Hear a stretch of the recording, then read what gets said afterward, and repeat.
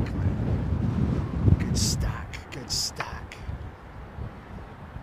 Look at that stack. Come on, man.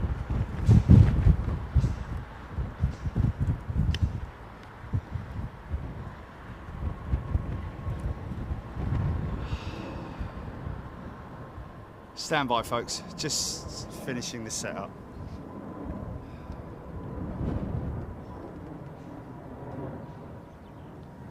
What's that?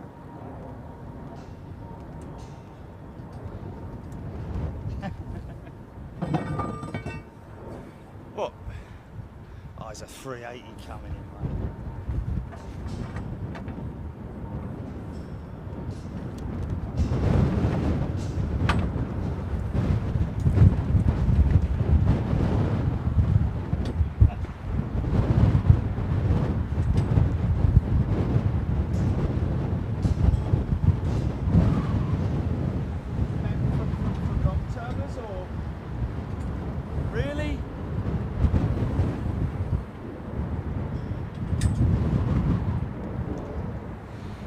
A lot of people. This is the first. Yeah, this is going to be the first time for a lot of people. Isn't it? Is Simo going? Is Simo running? Yeah. Oh, look at the Crabbalicious on this one. Oh, it's nice. It's no. At least I'm.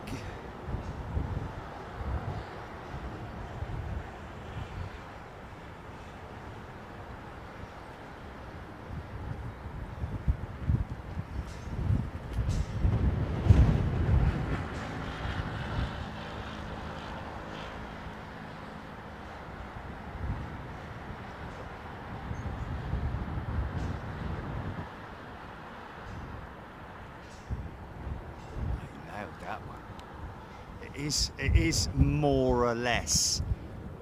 It is slightly northeasterly, is it? Slightly.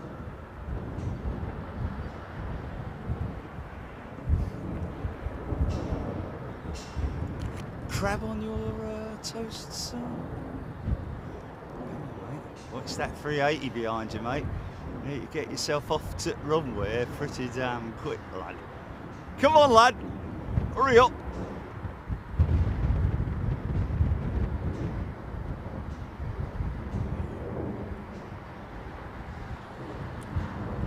Wow. He's still on the runway. He's coming off the runway now. He's turning off now. All Nippon, wasn't it? Wow, that was right at sort of minimums, man. Boom, straight in there. Roxy Simmons, thank you, gifting a channel membership. Thanks everybody for your patience. Apologies for the delay.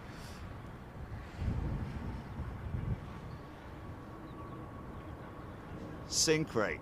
Wow, easy, mate, easy there. Nice, nice. There's the flare. Wow.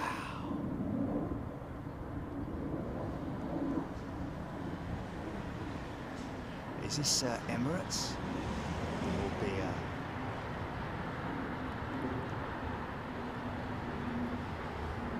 Roger. I arrived at EDI this morning from Heathrow. The two United 321 Neos that was at Toulouse last week were both at EDI on their ferry. Wow. One carried on to Bangor, I'm guessing that is, on delivery. The other 321 Neo will night stop. Thank you, Roger Slater. Wow, isn't that crazy? Both of them. And I'm pretty sure, like I said, that I was boarding at Heathrow behind a United pilot going to Toulouse. It can only be, can't it? What's this guy doing? We've got a report of debris or something. Reverse is still. EV.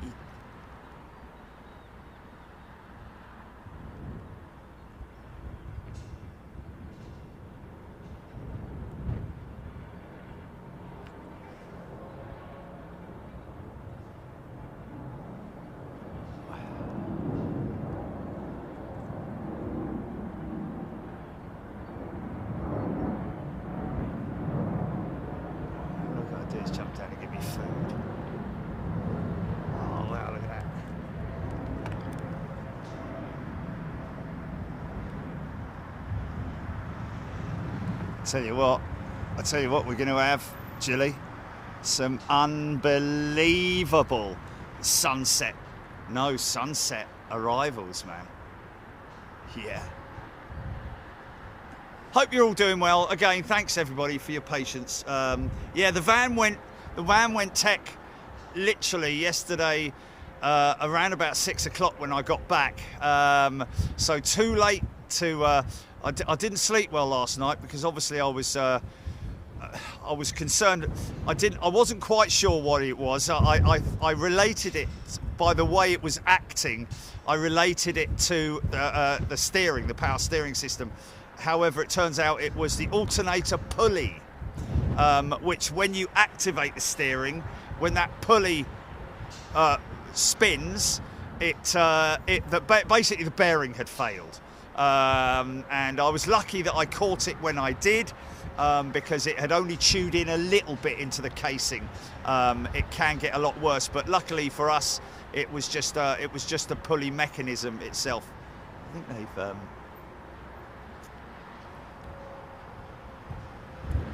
So yeah, 400 odd quid later.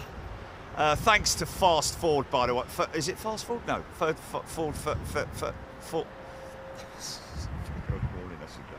Is it Fast Forward? Yeah. Trust Ford. There we go. And yeah, thanks to everybody there for doing it so quick, because we did kind of jump the queue a little bit. And thanks, Nick, mate. I know he's probably not watching because he's working. So thanks everybody at Trust Ford. Really appreciate your quick response.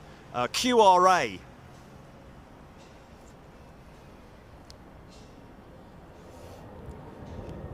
And whilst I am in Anchorage, did you say Anchorage? I did.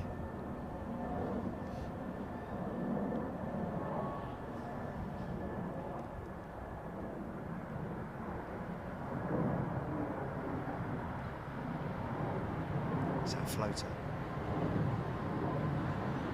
Yeah, can it leave it and get it? He knew it as soon as I pulled in. He was straight on it. He said, "I know exactly what that is, mate." It's not related to the steering, power steering, but it does when you activate the steering, the power unit, it basically vibrates, and that's what it was making all that noise. La-di-da-di-da.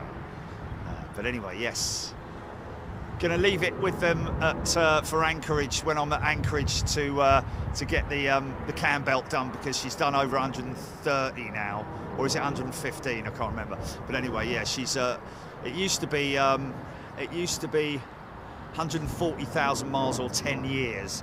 But Ford have reduced that down now to 100,000 or 6 years or something like that. Anyway, whatever.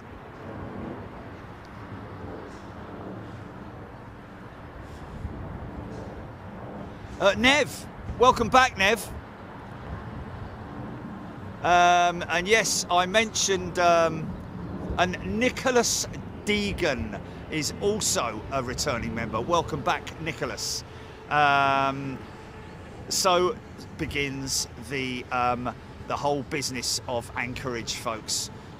Back by popular demand once again. Our first trip out to Anchorage for 2025, and it will be, if you want to make a note for your diary, it will be the 16th and 17th. But mainly, partly this 15th as well.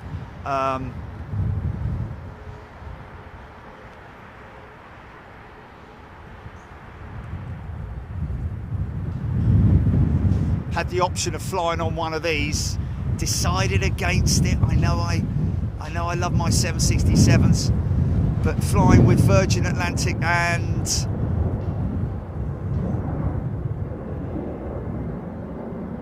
is it just Virgin? Is it Virgin there and back, or Virgin there and Virgin and Delta? Yeah.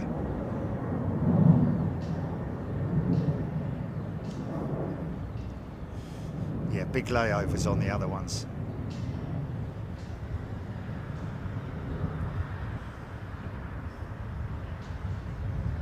It's about an hour and a half layover at Seattle on the way up there. And yeah, it's going to be interesting seeing if there are any reductions. I hear that the cost of freight has gone up year on year around about 5%. But we'll just have to see what transpires. But I don't think it's going to make any great effect, have any great effect on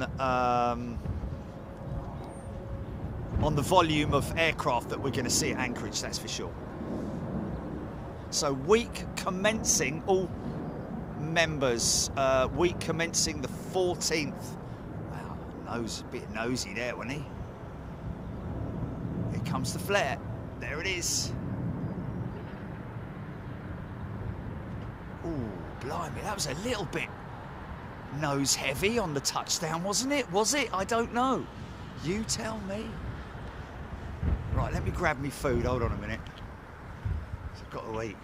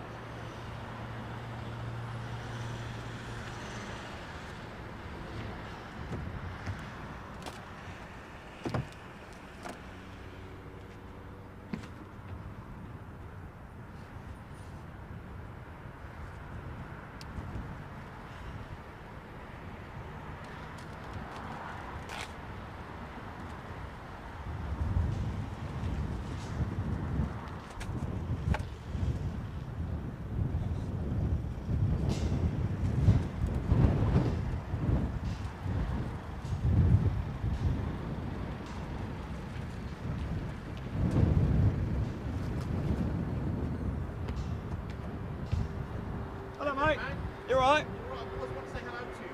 Hello. Hello. I'm watching you all the time on YouTube and that. Oh, are you? Big jet, yeah. Oh, good old boy. Big jet.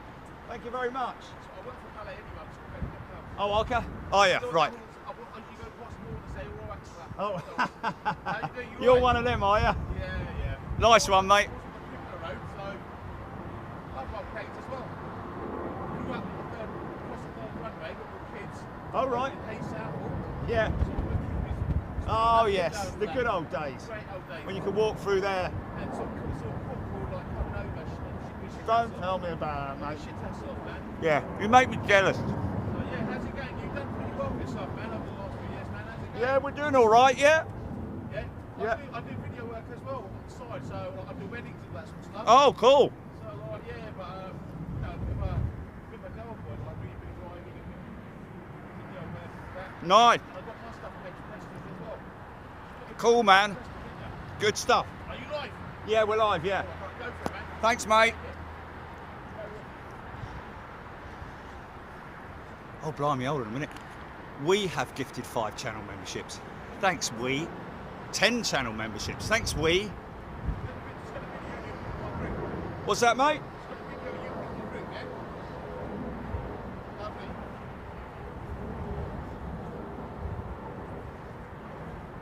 Okay. Right, here we go then. So that's 10 lucky people going to be joining us in Anchorage, folks. Week commencing the 14th is what you need to put in your diaries. And yeah, those of you who have experienced the Anchorage experience before, you know what it's all about.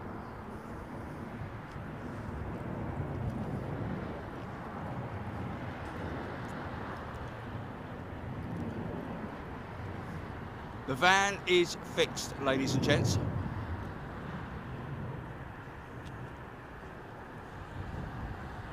Wow. I tell you what, they're going out very early on the Southern.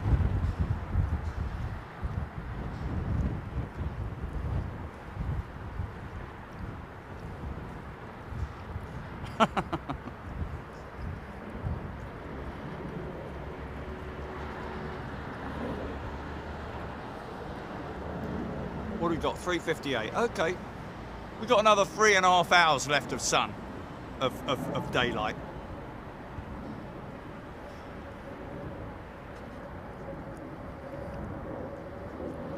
Nicholas Deegan again. So, thanks, Gary. Gary Lyon has very kindly gifted a channel membership, and so has Beverly George. Thanks, Beverly.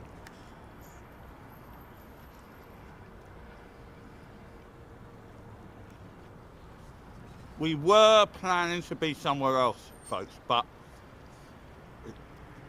it didn't quite work out.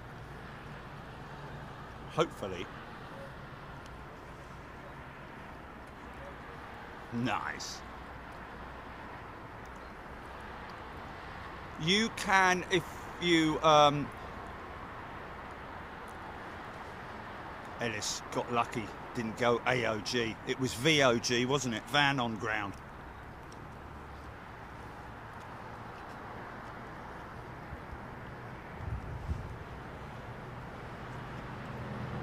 Craig Charles. Good afternoon.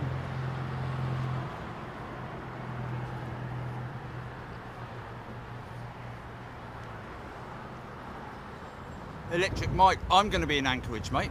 We are going to be in Anchorage, all you lot.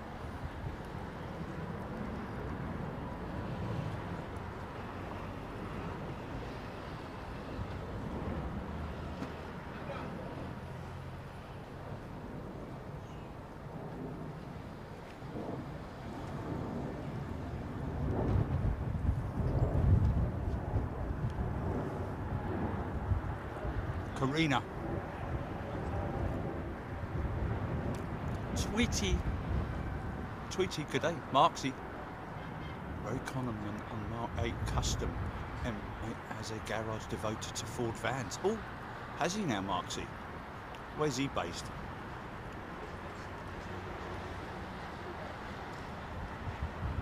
So I need to get the cam belt done.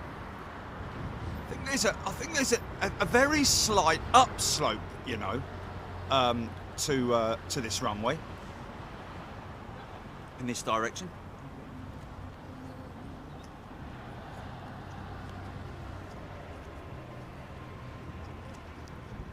Yeah, I've had a cam belt go on the on Hayward Heath High Street on a Ford Capri Mark 1, and it wasn't very pretty.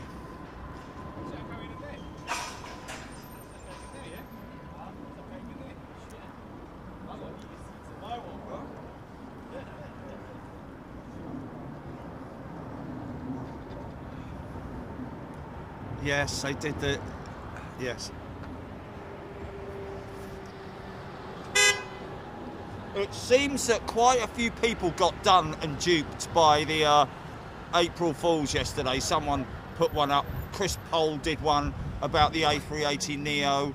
I think somebody else did one with Ryanair A380, you know, a budget airline and all that.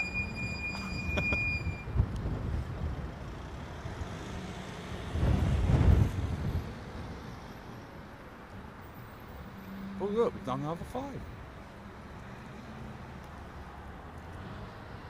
Oh no, that's just me miles behind on the comments, isn't it? Twicegate, clearing my calendar now so I can watch the best show on earth, Anchorage with Big Jet TV. Oh yeah. Oh yeah.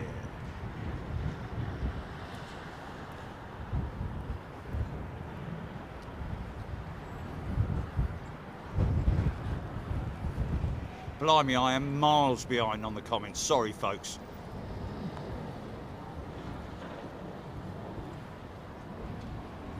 Jazz. April Fool about Concorde, yeah. Fair play to Flight Radar for doing that. That must have... How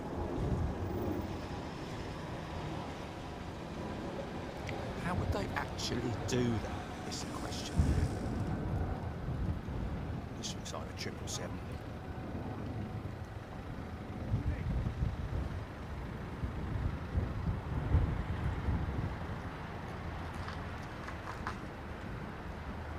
Concorde 444, there he is. Yeah. a lot of people who reminisce about those days coming up here, watching Concorde. Some people setting their watches by it.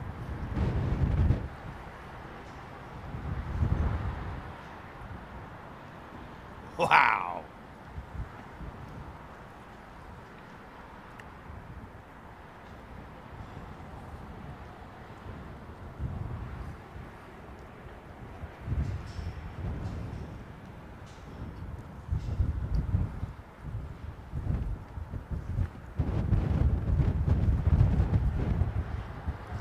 Brian Henry, yeah, Virgin to SeaTac, and then Delta A320neo, is it, or 321neo with Delta?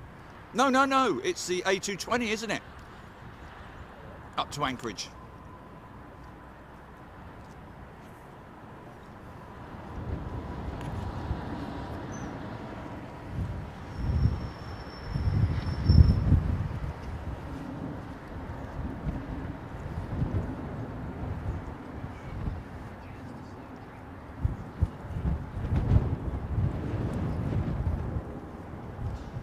Yeah. That is so true. I'm amazed that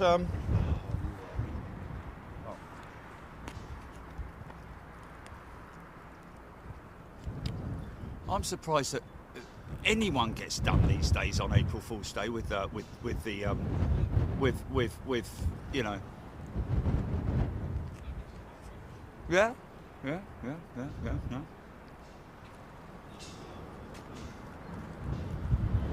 Margaret Burnett, absolutely. It was quite a surprise how many people were duped.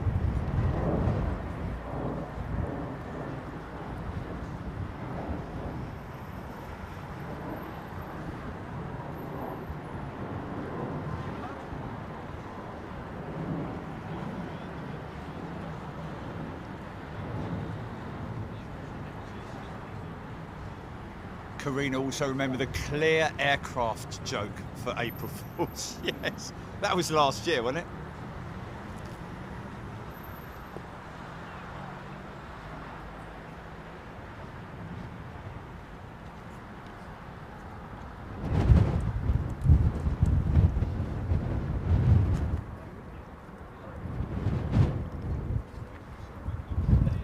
Feather duster. Mark JB saw Concorde flying over my house twice a week for years. Oh, he now hates himself for taking it for granted. Yes, mate. Oh, what you would give to see it again. And then on that final day when it fell silent, blimey, that's a bit easy there, son.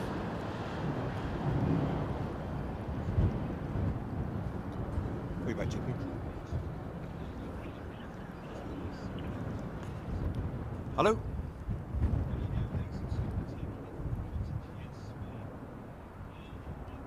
Ah, okay. Is that the monitors, is it? Okay, yes. Do you see the... can you try the neighbours? If you go round the corner to the right, yeah? Go back out onto the driveway and to the right, you see the neighbours. There's two doors. Can you try there, please?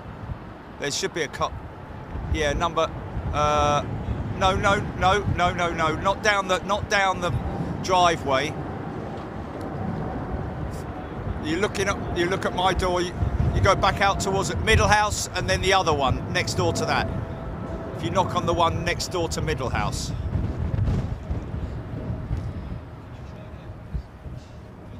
Yeah, that. What did you say? Yes, that's it. Yes, exactly. Thank you very much. I'll just wait to see if they're in. Otherwise.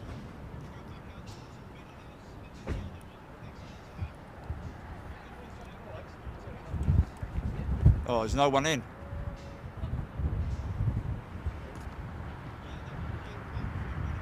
Okay. I'll tell you what. If that doesn't work, you see the shed? You see the shed? Yeah, can you leave them by the shed? Can you leave them by the shed with the tyres? Yeah.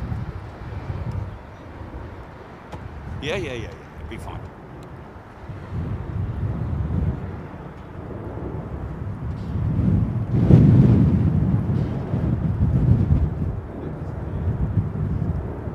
I think they're in the garden, mate. That's probably why they're not answering.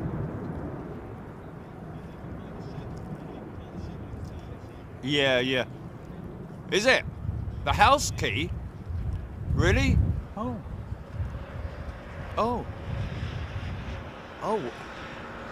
What, in the door? In the door? Oh, wow. Okay. Ring the doorbell? Did you try the doorbell?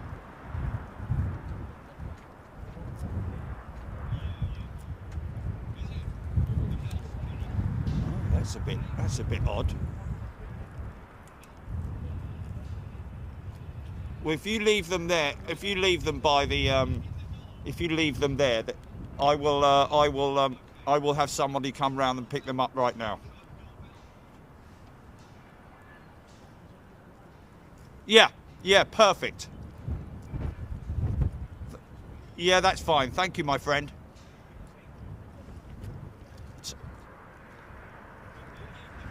Thank you. Take care. Bye-bye.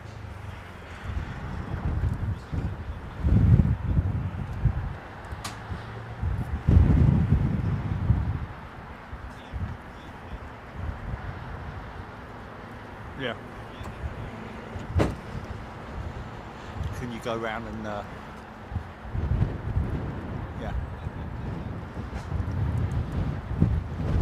yeah. He's knocked on their door, but they've left the keys in their door and there's no one answering. I think they're in the garden. Sorry, folks. And if Craig is listening, Craig from Builds, folks, I apologise for not joining in on his stream last night, but of course, as you're aware, it all went bosoms up, but recommended that we get another monitor because the particular one that we were using was only able to handle 30 hertz, whereas we need one that can handle. Yeah, but it was only managing 30 hertz, even though it said it was.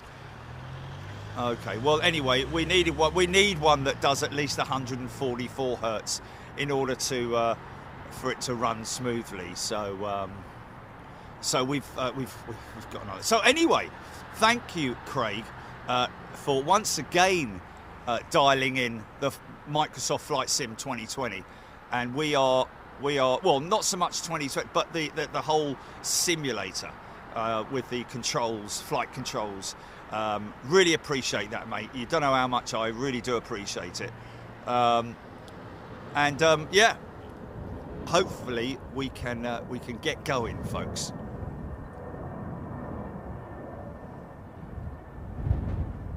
David Rodwell, absolutely. Very fortunate.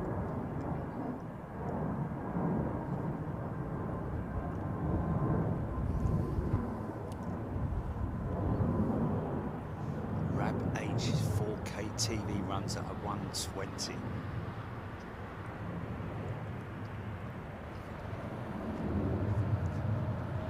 Sailor Mike, beautiful day there, freezing off his butt off there, 36 degrees.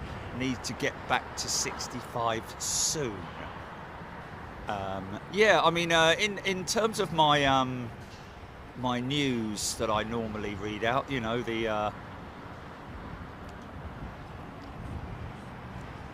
scrollers.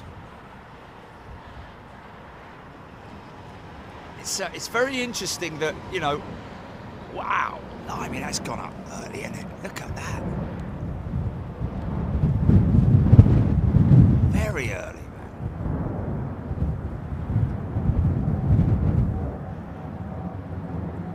Guessing that strong headwind just means that the aircraft basically becomes airborne a lot earlier, a lot sooner. What's that, GP?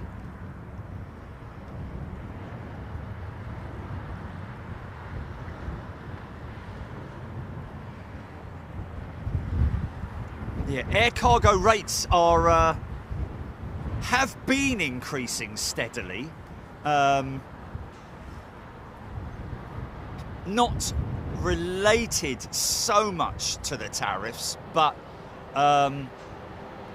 things are expected to change. We'll have to just wait and see how that all plays out, and whether or not we see what transpires with the movements at Anchorage. I can't think it's gonna. I don't think it's gonna make that much of a difference, to be honest with you. Not yet, anyway.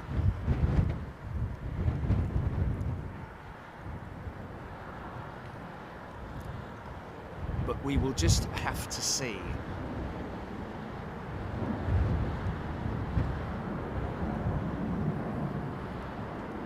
Overheat risk involving Rolls-Royce powered 757s. Quite an interesting article I read yesterday. Basically,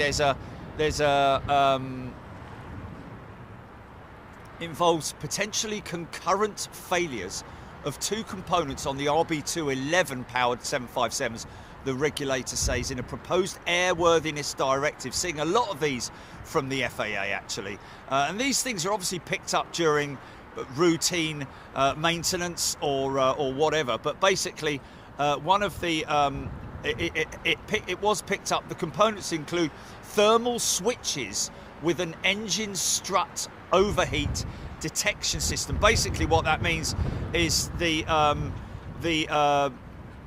engine strut has a detection system on it, an overheat detection system, which has picked up heat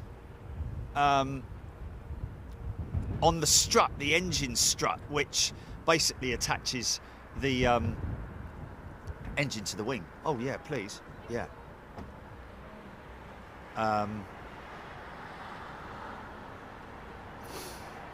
So yeah, those components include thermal switches within an engine strut overheat detection system and pre-coolers, which are used to cool hot engine air.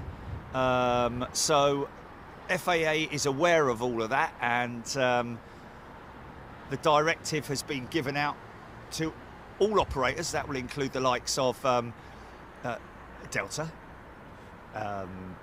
Iceland Air, United's still running 757s. They are, aren't they? I think United is still running 757s, but not on the long haul, as in, they're doing the inter what's it called, inter US routes. What do they call those? Well, no, yeah, but no, it's not domestic. It's like when they're going from coast to coast. They're called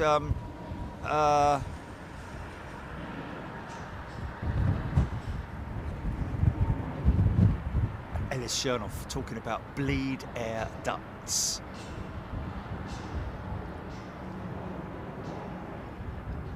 Okay, well, exactly what it says. The FAA is aware of 7 instances involving pre-coolers on RB211 powered 757s that failed due to a wear-out condition. The cores within the pre-coolers had cracked or ruptured, allowing hot engine air to leak and strike an engine strut, which is not a good thing. Yeah.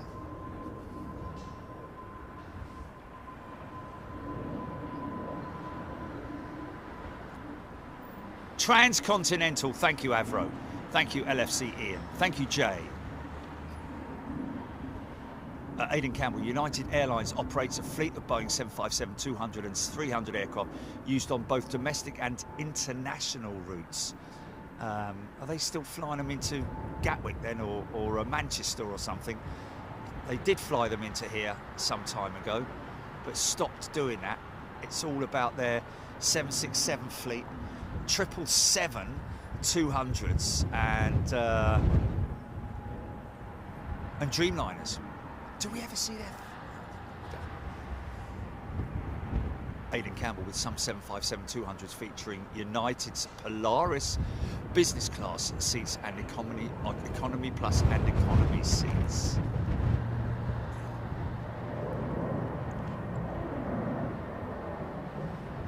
Ben B, good afternoon to you. Good afternoon, everybody. I hope you're doing well.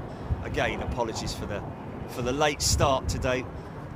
If you were watching Twitter, you would have seen, you know, the seems to be very little separation there, doesn't it? But it is, I think, an optical illusion. He's still at, you know, 200 feet, something like that. 350. Look at this. Michael Bodnar, he's got a 1/400th UPS 747-8 die-cast arriving today. Awesome.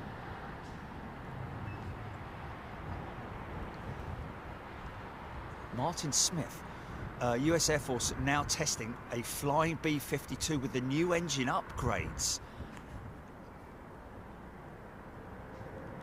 Interesting, I haven't seen any of that.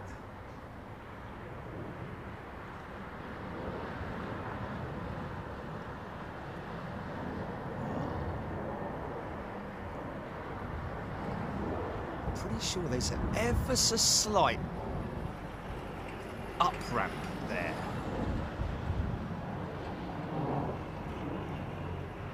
J-Mac, Steph Burr, Simon Bennett.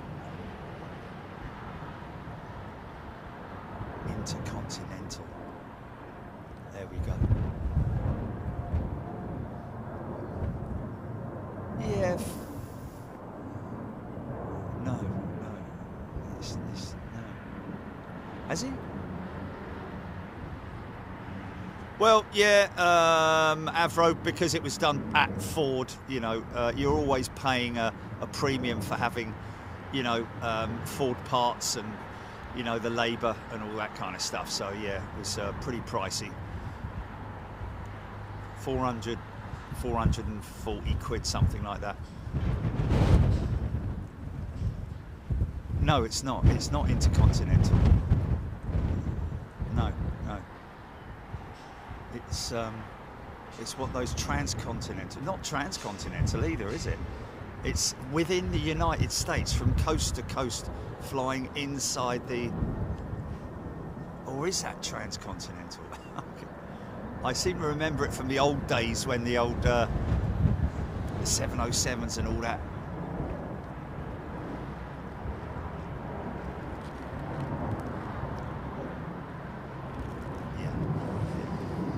Just makes domestic internal flights, yeah.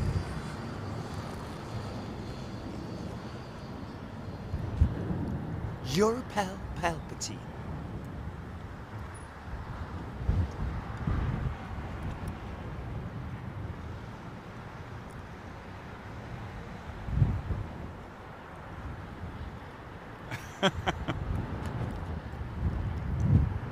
Very funny, Alex.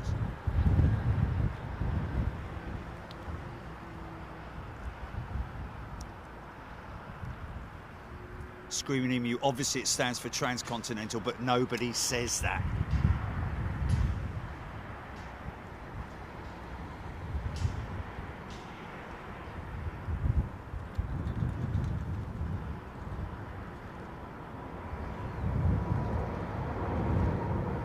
No.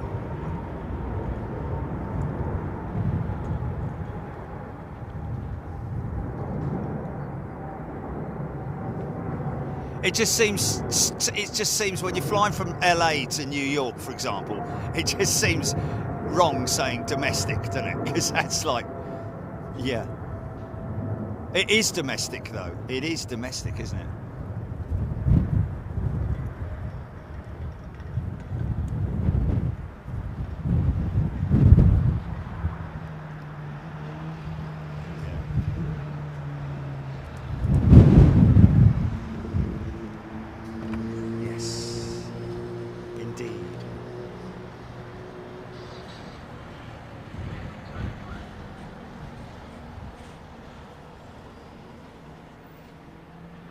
Georgie boy.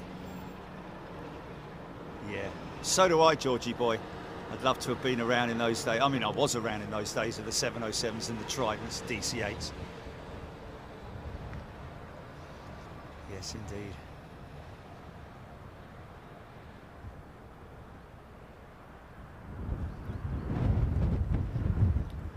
Screaming Emu, red eye implies an overnight transcon. Okay.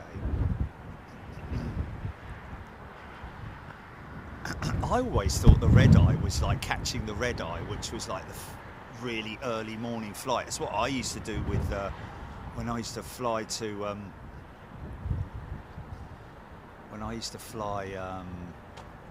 to the motocross races or the supercross, wherever I was going.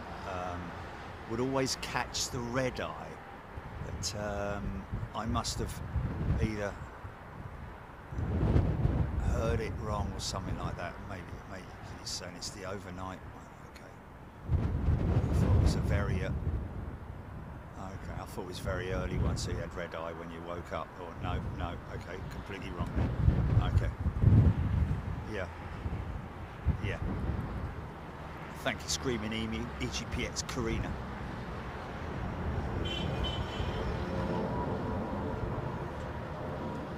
Well, Steph, yeah, that's absolutely what it is, probably the best thing to call it, even though it's a large continent, isn't it?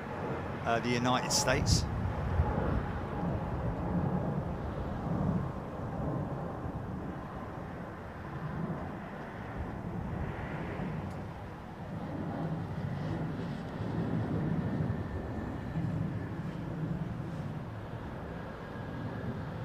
From New York to LA. Gary D, Boston to Honolulu. Connectorus. Are they windows over the letter R? Undersides.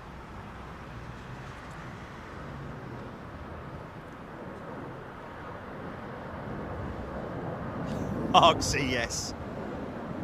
Ellis Chernoff. Most of our carriers have enhanced services on transcons.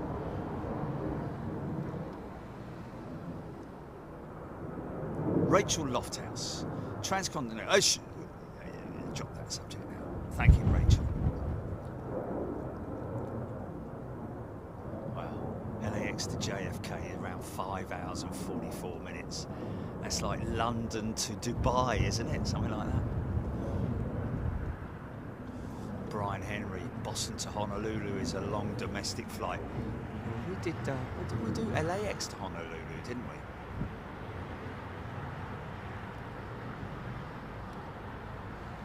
Roger Slater, longest domestic flight in the US is Boston to Honolulu, 12 hours. Wow. Well, it wasn't much better than that when we did LAX, was it? Was it?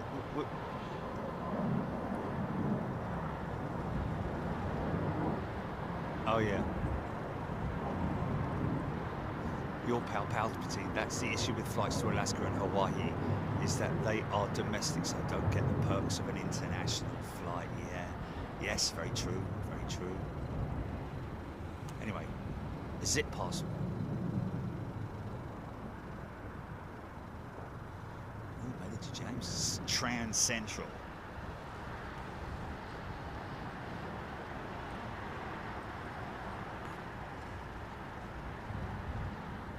I've got to say, I love the names that Boeing gave their jets back in the day. You know, especially with aircraft that were not like the Whisper jet. Didn't they call the 727 the Whisper jet? Far from it.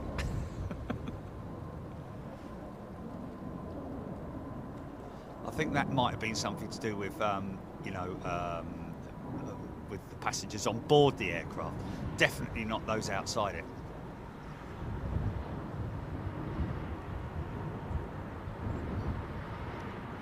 Andy 2, speaking as an old spotter. Oh, by the way, old spotters, hold that thought. Sorry. Yeah, anybody who wants to get their face or picture in a magazine, I've been contacted by the guys who are putting together a magazine called Passager. It's actually put together by an ex-Air France employee, is it? Watch the wings droop. Anyway, Anyway, they are putting together a magazine, a sort of like waiting room type magazine. You know, what do they call it? Why don't I just bring the bleeding email up and read it out?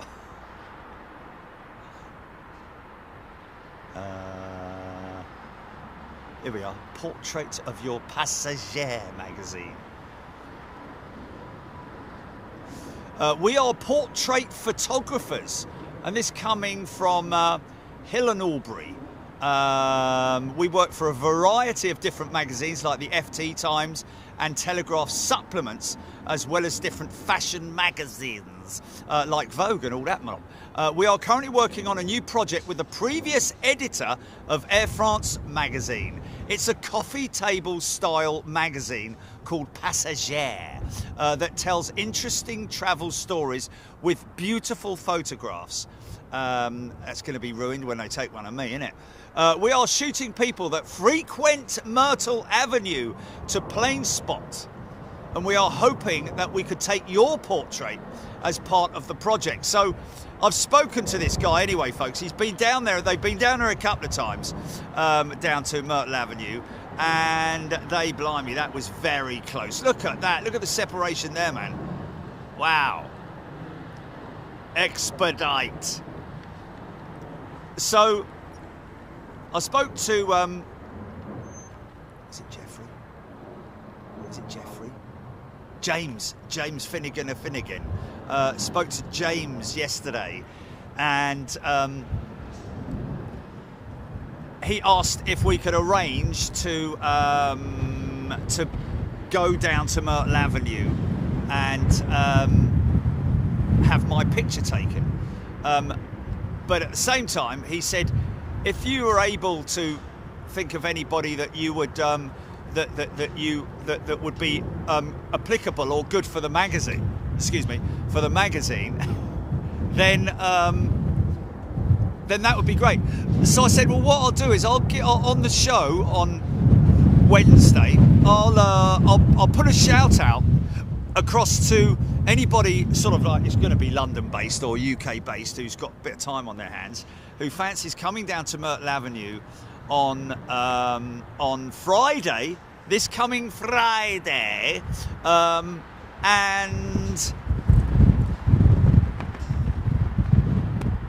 get your picture taken. So bring your camera, and don't do anything different. Don't put makeup on or you know, wear checkered trousers or anything silly like that. Easy, son, easy. You might like wearing checkered trousers, you never know. But anyway, yeah, come on down on Friday, folks. What I'm gonna do is I'm gonna do like a lunchtime stream on Friday, because he wants to take a picture of me on the van.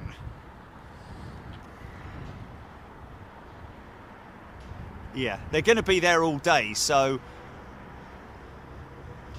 yeah.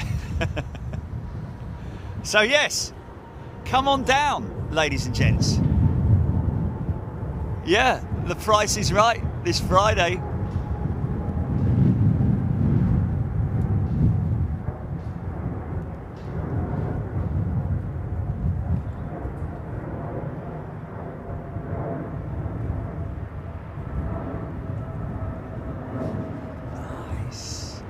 Nice audio.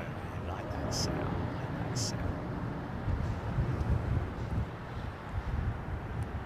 Simon Bennett, United 757-200 international flights. Edinburgh, of course, Edinburgh. When I was up there recently, I clocked one.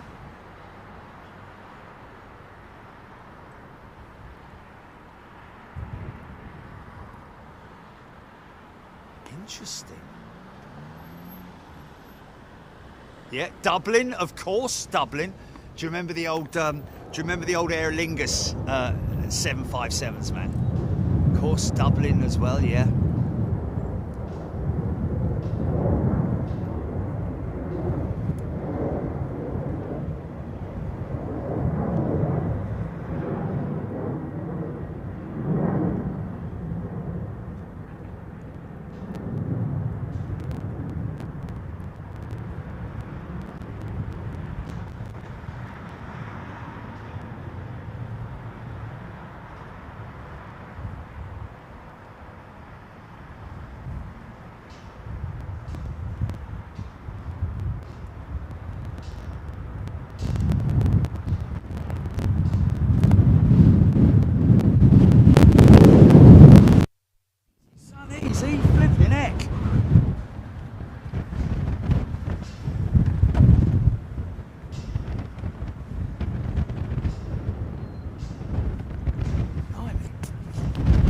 Sorry about that.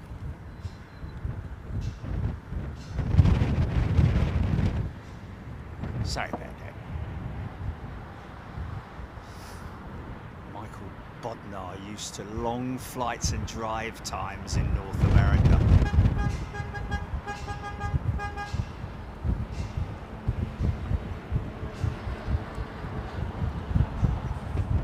Did he just crosswind correct? Screaming Emu. Which one was that, mate?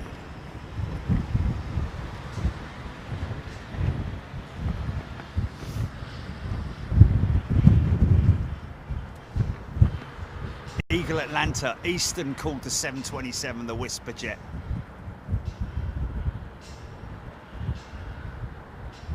Oh, Ellis Chernoff, yeah, it was the airline, not Boeing.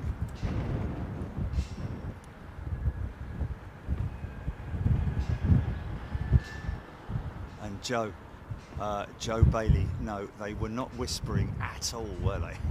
More like screaming, the screaming jet.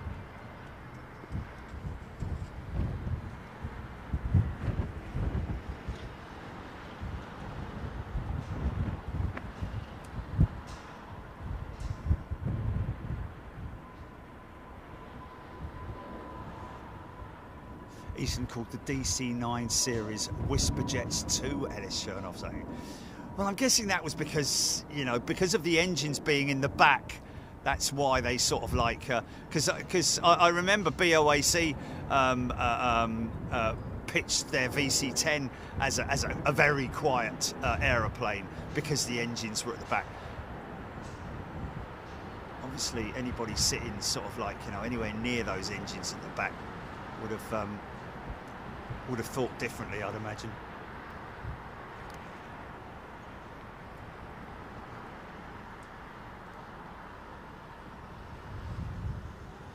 Deep hum I can hear.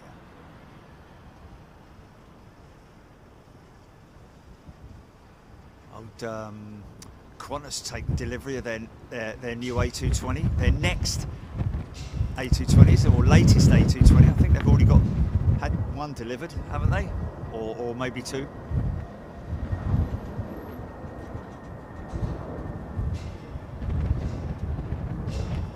Gerald, American flew the Astrojet, yes. We still see those in America, don't we? Screaming, he's looking at these landings, rating them, isn't he? And all the other pilots. Ellis. There we go. Ellis also confirming American called their 707s, 720s, the shorter version, and their 727s, the Astrojet. And what a fantastic livery that was, wasn't it? The American Astrojet livery. See that on a couple of, is it 737s or 320s? I think it's one of the 737s or 320s, one of the two. We see the Astrojet livery in America. Screaming Emu United was mainliners, Pan Am was Clippers, yeah.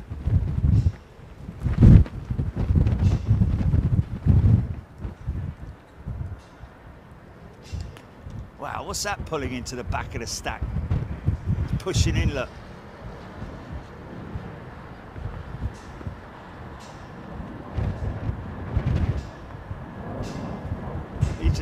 literally. Wow.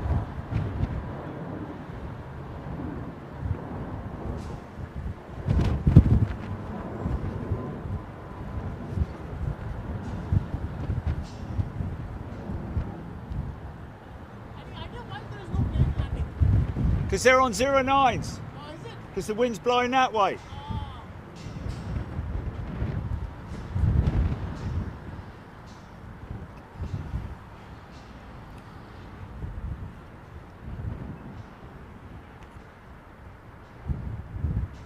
Aaron Thomas, odd day today. Lots of, no clouds, but lots of wind.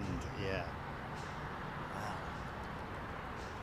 Doesn't have to be clouds for wind, that's for sure. All been blown away, haven't they?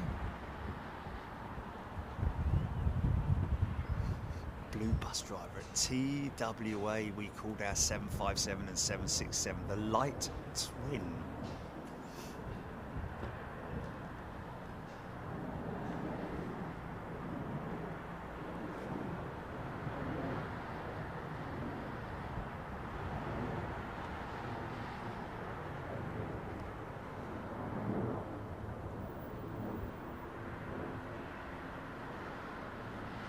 Nice. Paul James, why do I see so many 787s going out of Hawaii with the gear still down? Paul, probably something to do with the weather conditions, because it's very hot in Hawaii, obviously, and also it's a long taxi for a lot of those aircraft, isn't it? So that's probably why you're seeing them, because they've got hot brakes or potentially a failed. What's that? What's that right over the top of me? Oh, blimey! I thought I heard something. Yeah.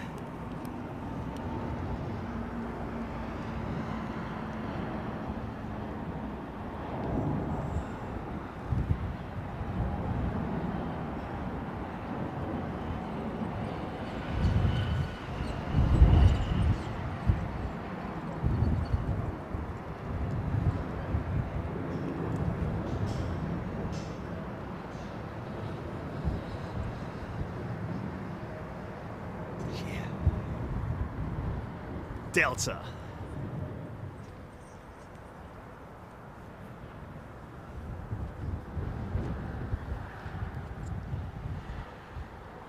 Yeah, Aiden. Yeah, so there's your possible reason for. Oh man, this is... what's going on there?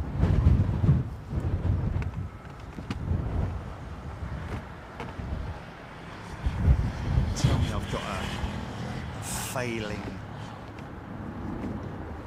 Tell me I've got a failing.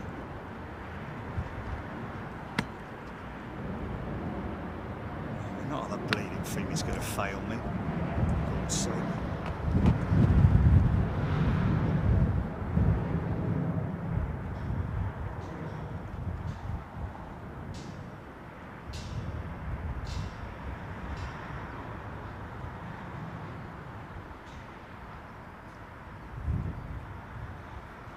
Have we got it wrong, or what's that?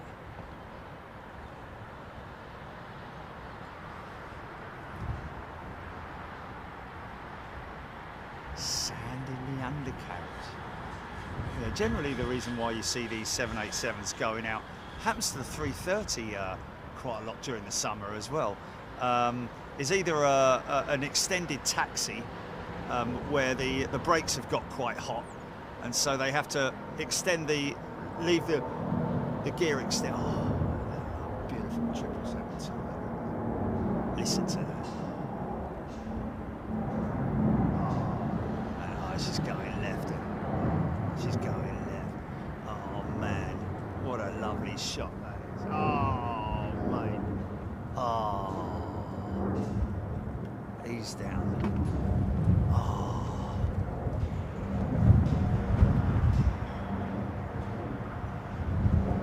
Beautiful bank shot just now then.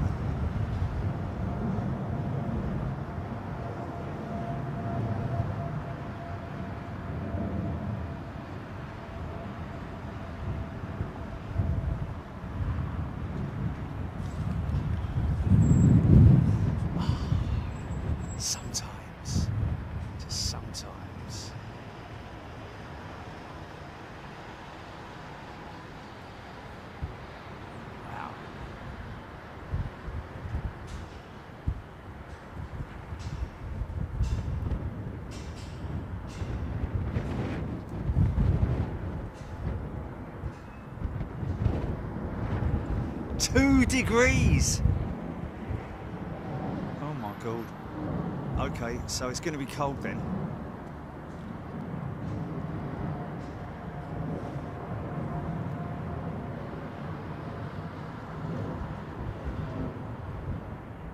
Miles high, 2 degrees in Anchorage right now. Low flying moose alert.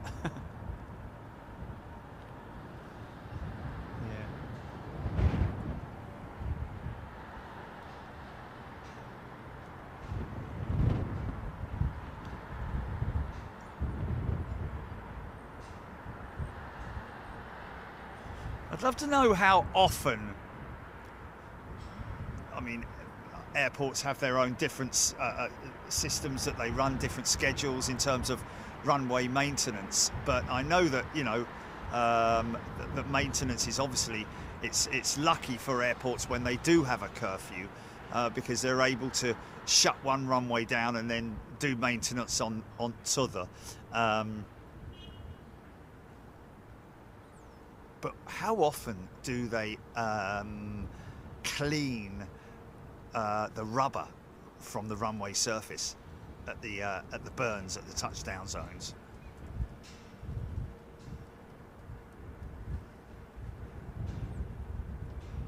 Oh my God,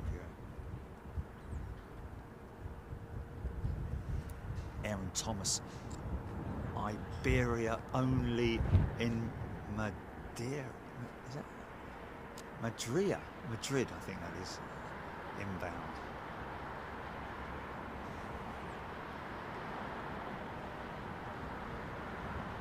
Screaming Amy, that guy figured out he had a rudder, yeah.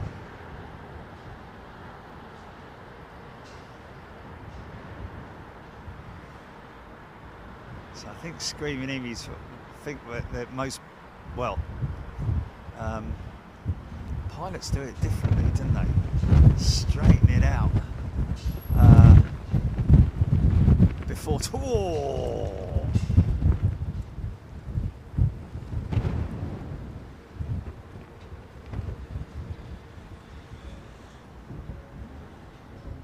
Oh, BBLLB, Blair, thank you, mate. Once a year for rubber, he would say. Okay, there you go then.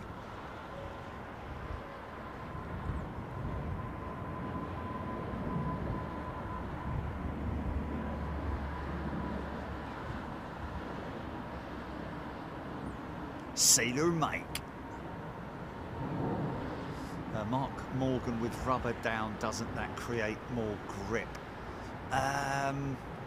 Well, I know what you're saying, but by the time these guys have touched down, they're running out of rubber because obviously the rubber is not all the way down the runway. But, you know, as the rubber builds up, it will, I would say that a layer of rubber would potentially cause the aircraft to be a little bit more unstable. Because it is rubbery, isn't it? So I guess they let it get to a certain. I mean, I've seen it down this end when I've been departing. I remember seeing it at this end on a summer flight last year, and the rubber looked so thick on the runway, man. It's crazy.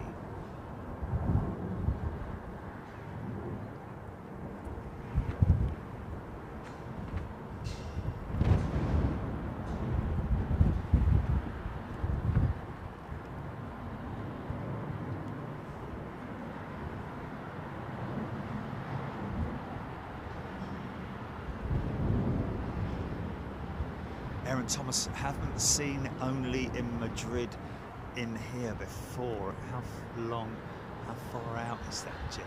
Look at the max, man. Look at the max. How low she is to the ground.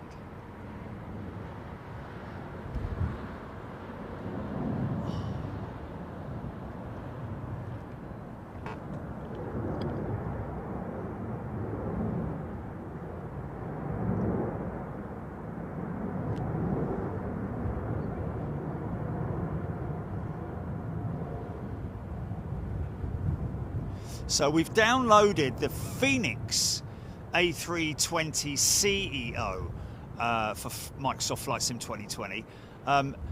that's the one that I've been taking my lessons on, basically, on YouTube. There's a lot of, obviously, tutorials out there on YouTube, and there's this one guy who's, I think he's with EasyJet, I think, but he's pretty good at what he does in terms of, you know, I mean, there is really only one sort of, you know, cold and dark start, mapping your, like inputting your flight plan, importing it into the MCDU, is it? MCDU? MCD?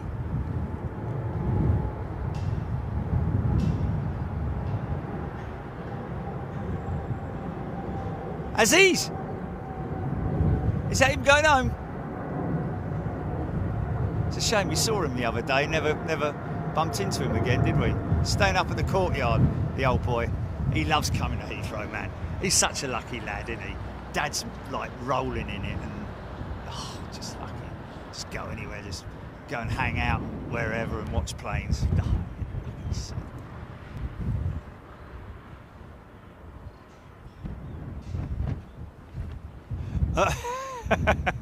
Yeah, but yeah, I guess. I do. Yes, yes, yes, yes. There's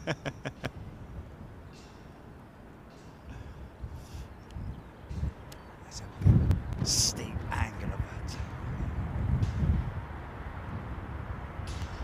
So anyway, yeah, going to be using the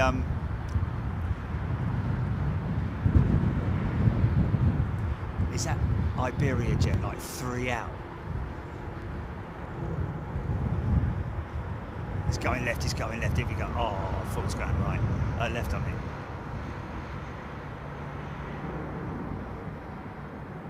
Wow. Wow. Kick that right, mate.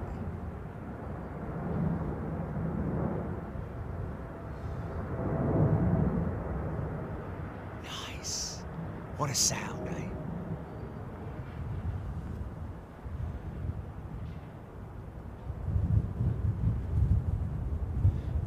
James Horvath. Well, that's the thing. You see, you don't really want grip on a runway. I mean, you do. The runway surface is not sort of like, you know, obviously a racetrack, you know, a drag racing strip. Obviously, they lay rubber down for grip, don't they? Formula One cars, once they're off the, you know, in their grid box, they'll generally tend to lay rubber down for grip off the line. But these things are landing; they're not accelerating; they're landing and decelerating. So by the time the rubber, they've laid down the rubber, so to speak, that's gone, and they're decelerating. So you want as much of the runway surface to maximise your grip. I think that if you had that level of rubber all the way along the runway, it would tend to be more, especially in wet conditions, it would tend to be more slippery, would it not? And therefore, possibly a little bit of aquaplaning. This looks like free. That Delta 4 to JFK, Aaron Thomas. Peter Room, g'day mate, will be on the Finnair 350 Friday to Hong Kong. Ah, Jilly, what time are you flying out, Roomy? Because we're going to be doing a show on Friday lunchtime. So what time's he flying out? We might get him after all.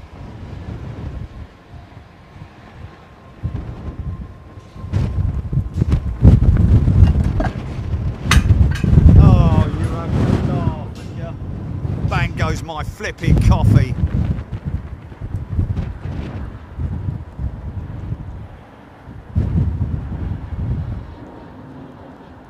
It's even out, it's got a sodding great big dent in it. Fortunately, coffee flasks these days aren't like the old ones. Remember, you just tap them and they like all the... Oh, he's flying from Amsterdam. Oh, okay. We definitely won't get him then. Have a good one, mate. Yeah, Aidan Campbell, concrete runways for commercial airports are about 45 centimetres thick. And that's not including the base layer as well. 450 mil.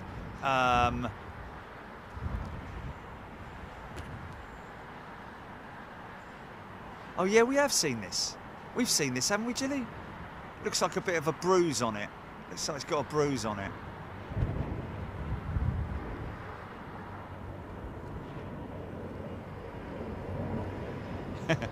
Ellis, I've already looked at installing a coffee machine in the van. It just takes up too much power. You need separate batteries for it. Believe it or not, it drains a hell of a lot of power. Wouldn't be able to run it off the van battery. You'd have to run it. You'd have to run separate I looked into it and it was just a ball ache. You know, it was just a. Sorry, I shouldn't say that. It was a hassle. Sorry about that. Hold on a minute. Let me go and see if I can recover the coffee.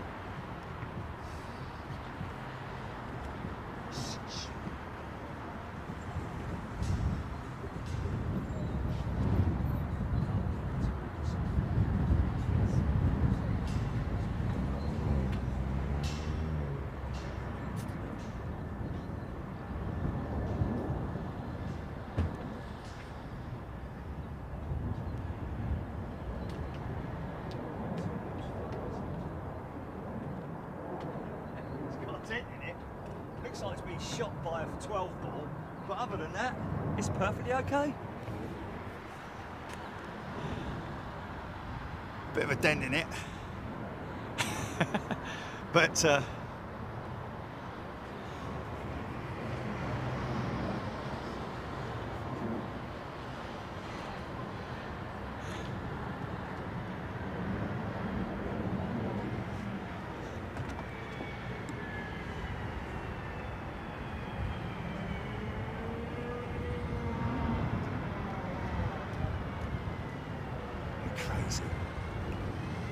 crazy that the horizontal stabilizer from tip to tip is the same width as a bleeding A319 wing, or why do you think they're all the same size, aren't they?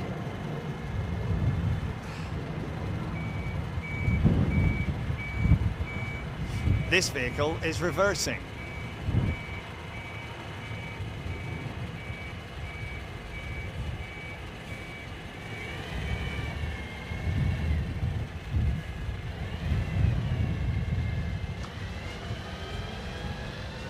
So yeah, Friday night we can have another go at the sim, can't we, Gilly?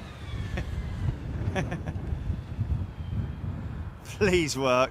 I'm going to check it first before though.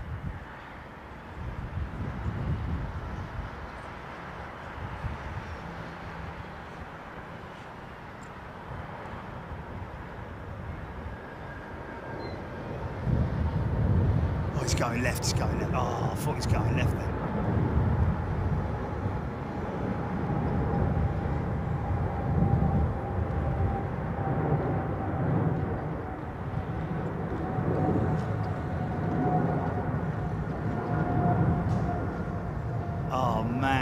Are you hearing that like I'm hearing it? I hope so.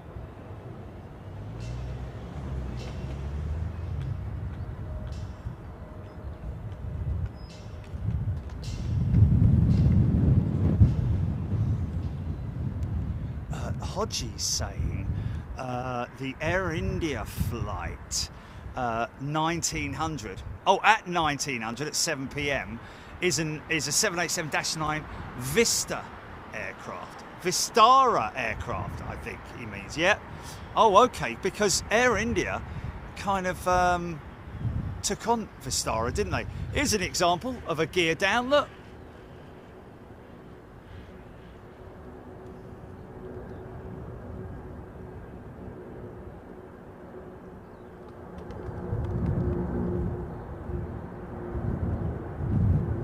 Turkish.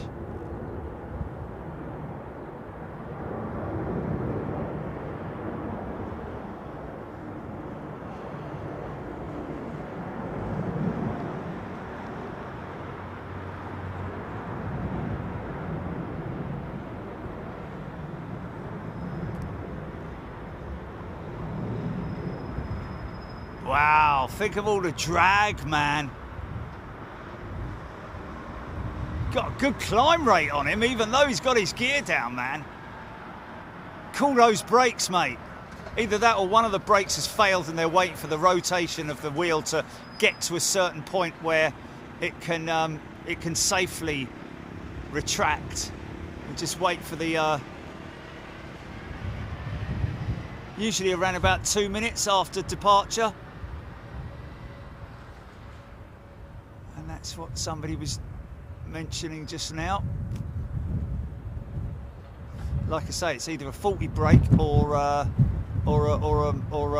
just hot brakes. Mind you, a lot of those 330s do have brake fans on them, don't they?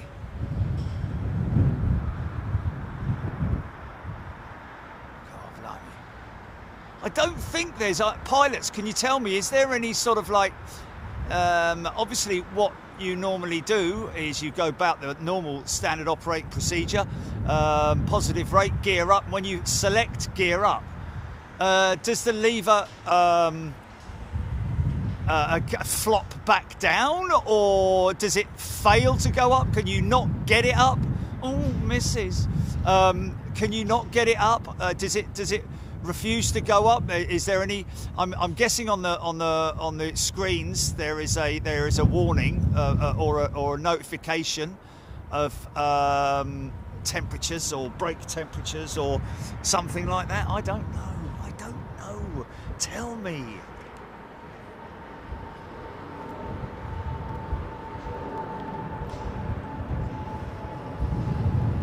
Sailor Mike on a 330 jet, don't see that often. Well, you do, Sailor Mike. We do here at Heathrow. You know, 787s and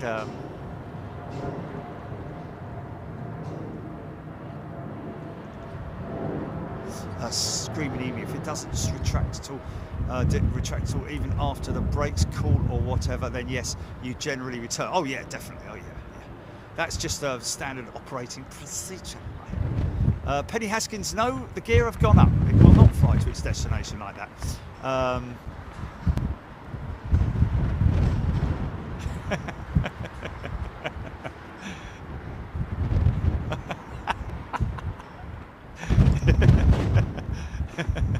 Well, you know,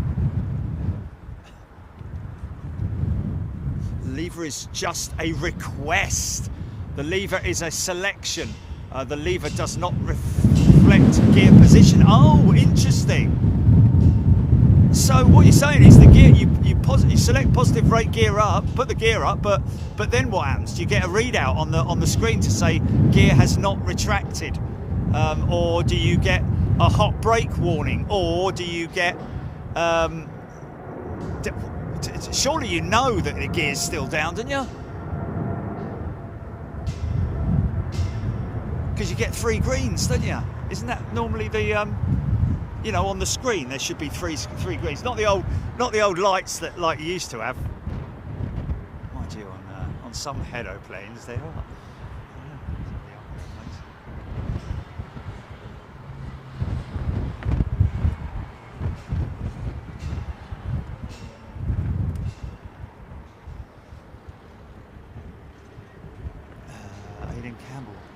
Wife says thank you again for catching her departure live. There we go. You'll get a landing gear disagree message if the gear and lever aren't in sync, though, typically. Screaming Emu saying, there we go. Thank you, Screaming Emu. Yeah, and a big shout out to the lady who, very random this, folks. It does happen from time to time. But a lady, when I was at the checkout in Sainsbury's, and this lady, excuse me, I hope you don't mind. Could I have your autograph? Really? I'm always a little bit taken back when someone asks for an autograph because I don't know what to write.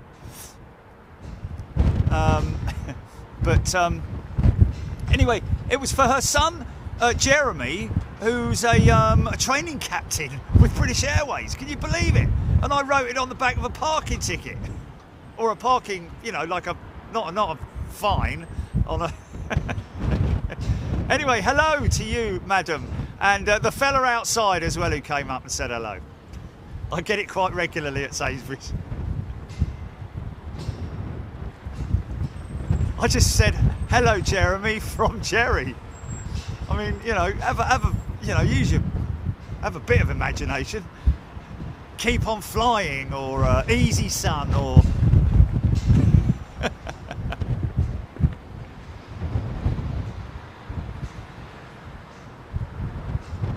screaming in, you also have gear indicators up, down, and in transit they'll turn amber if there's a fault. There we go then.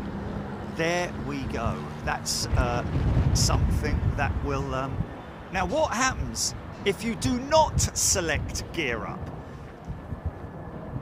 after a certain time? Does the aircraft... I mean, you possibly feel it labouring a bit. Remember that Air India flight that flew all the way from A to B with its bleeding gear down? Do you remember that last year or something, whenever it was? God bless you.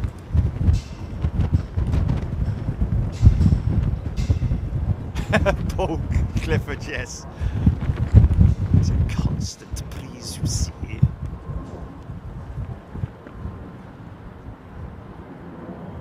Oh, Marksy, no, I do go to Tesco as well. Jilly got me on as going to Tesco. Yeah. Blimey, that wind's a bit tasty, mate. Tell ya.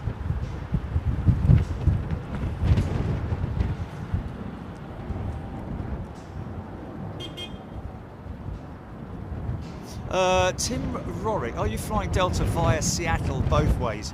Yes, not Virgin outbound, Delta return. And Delta 220 up to Anchorage, and then 737 on the return leg with those massive seats.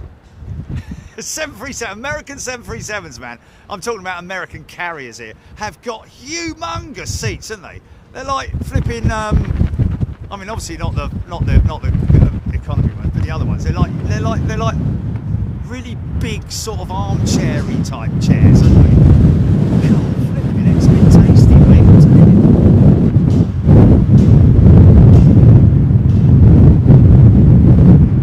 So join me Friday night, folks, for another attempt.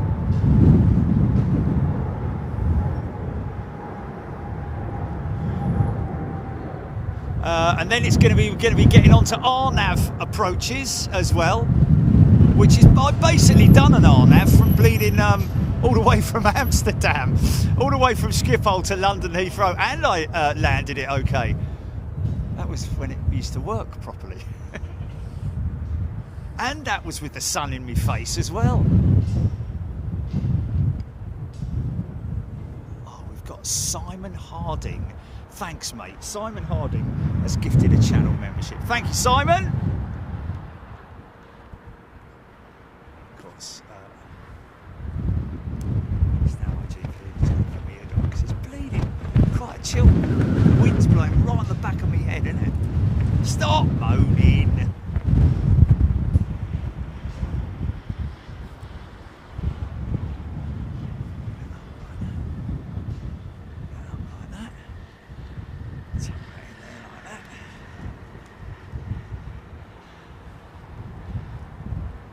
Triple in the older livery, arriving in 5 minutes. Thank you, Sailor Mike. Joanna B, I am going back to Madeira because I need to prove it both to myself and to you lot as well that I do have some skills. However, my oh, that's another thing I wanted to put out to you lot about anyone who operates Microsoft, or has operated, or still has a copy of Microsoft Flight Sim 1.0 or whatever it was.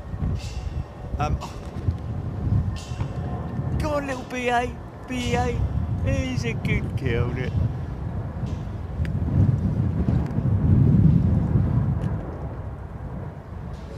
BEA.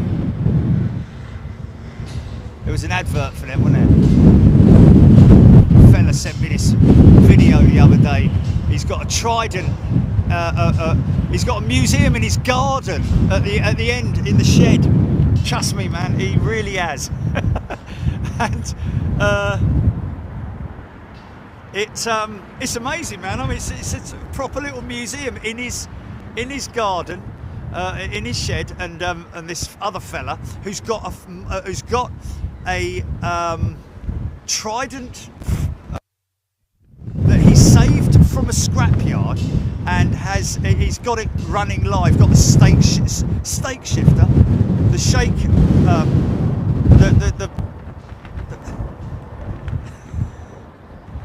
the stick shaker, sorry.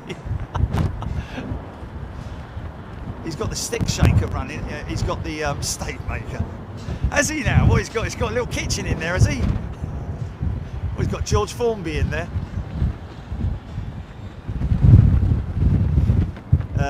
Yeah, so it's at a museum, and it would be quite cool to go down there one day on maybe one of our extra shows, just to have a little look at it. Got the systems running on it, no screens, but you know, it is the cockpit, and it gives you guys a great insight into those people who aren't aware of aviation in the past, in terms of analog instruments, or steam gauges as some people call them. But I certainly remember it because it's back in the time when my dad flew. But it is a fascinating insight into, and also a lot of you who watch air crash investigation. I'll say this very quickly so that people don't understand.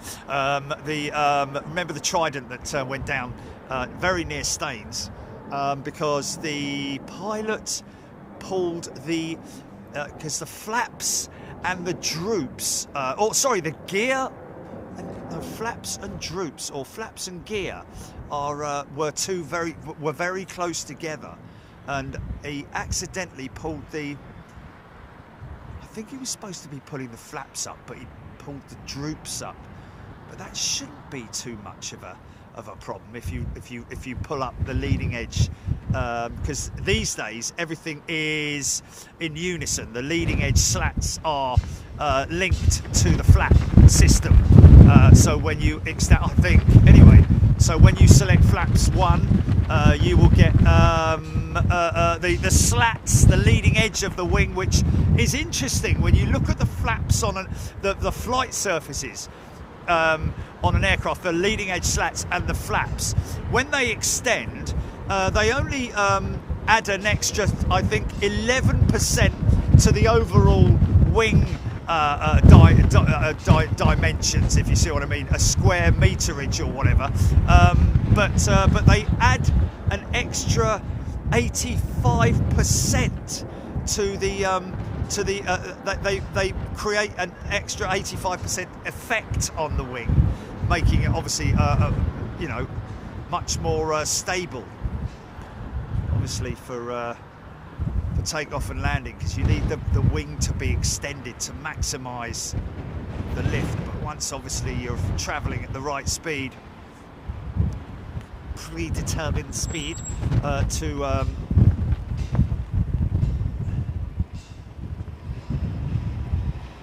retract the flaps.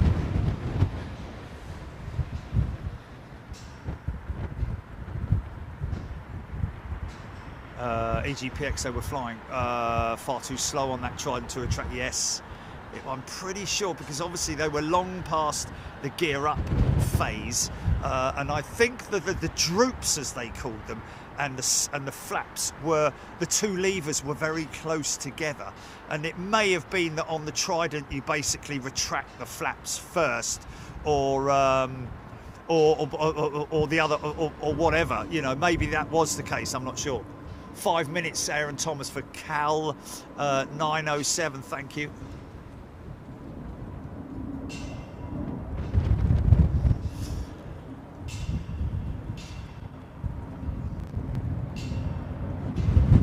I might go and isolate that chain, you know. I don't know, this looks like a 737. It is a 737. Always very noticeable. Tall tail. Unique look about the 737, definitely head on, so different than, especially this Max, a Max, isn't it? Look at the size of the engines on her, man. I heard that apparently Boeing are got another bleeding problem with wing production. something in the wing production department of Boeing with the 737 MAX has slowed things down again for them. People just cannot catch a break, can they?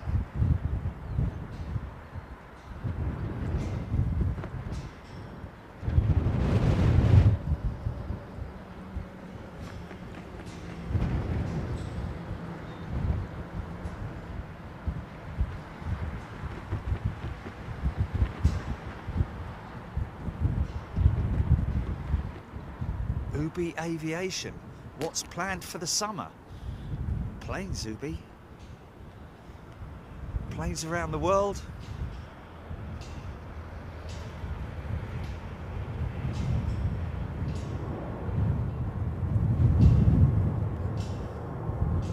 Nigel Armstrong.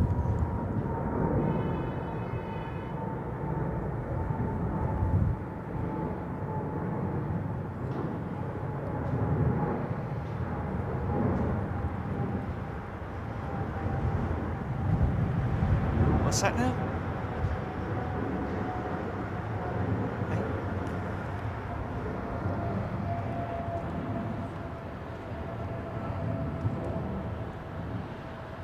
Wow, it's going to be pretty blooming harsh when the flipping sun sets, I tell you, mate. I need a flipping welder's mask at the moment.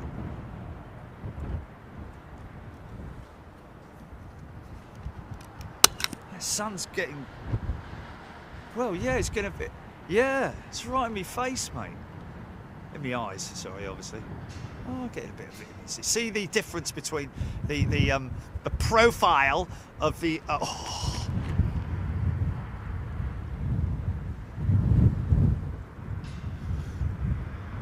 she's low.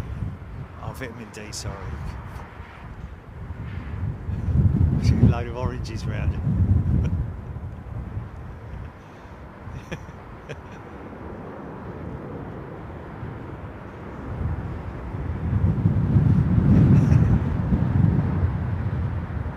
Bit of a funky shot there, man.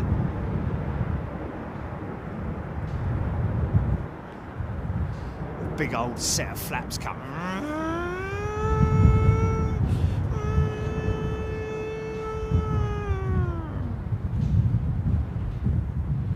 It's quite bumpy up there, isn't it? See the ailerons. See the ailerons on the wings, folks. Split ailerons. Look at that, correcting the aircraft's trajectory, and look at that, look, see that? Controlling the roll of the wing. Wow, how cool is that, man? Yeah, look at them. It's great to watch, man, when you're on the aircraft as well. If you get the chance, sit behind the wing and watch those. They are fixed when they use them actually for ground spoilers, but they're split like that in order to spread the load, basically, over the wing, because you know, it's such a huge wing. That's obviously the design of it. The 350's got the twin split, the split twin aileron, hasn't it? Hayabusa Nutter has gifted a channel membership. Thank you, Hayabusa Nutter.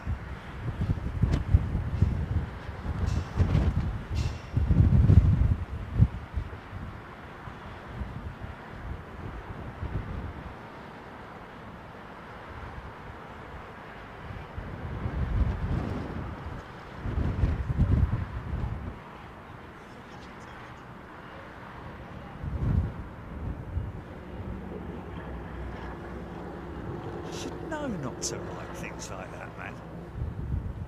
Got about 5 accounts anyway.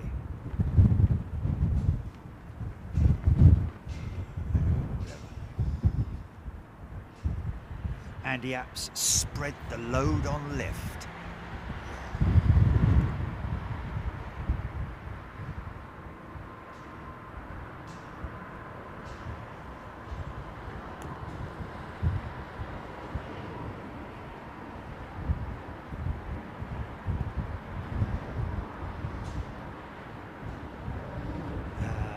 Daniel Pearson, yeah.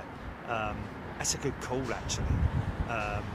Well, Lakenheath, yeah, that's an interesting one, isn't it? Are we possibly looking at potentially the, you know, because old Mr. Trump did say he's withdrawing all his troops, didn't he, from Europe, from the European,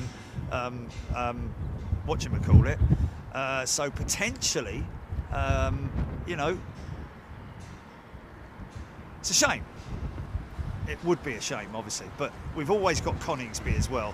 Got to do a Coningsby in the summer, haven't we, man? Now I know that we got lots of young lads watching it as well, loving the fighter jets, seeing our boys at work and girls. But Lakenheath is always a good one, man. People forget that we were lucky enough to be called and invited and film live airside at Lakenheath with the Mad Hatters, wasn't it? It's the Mad Hatters or the Top Hat? No, it's the Top Hatters.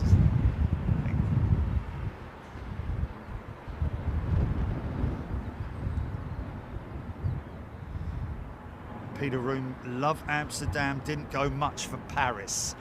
Yeah, Paris is, I'll be honest with you, Paris is a little bit like London in as much that, you know, there is, you know, you've got to stay away from certain, well, not stay away, but, you know, parts of London are just, you know, if you want to see the you know, the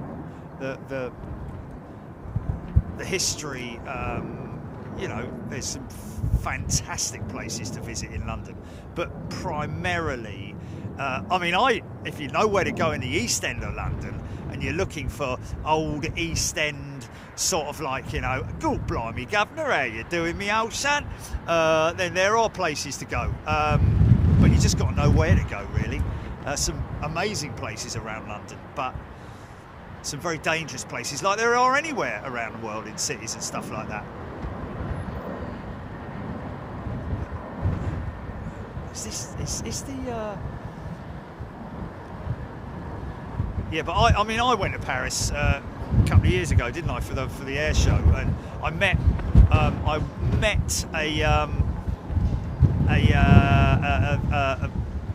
my contact from Joe, wasn't it, at Embraer in Paris, to get the passes.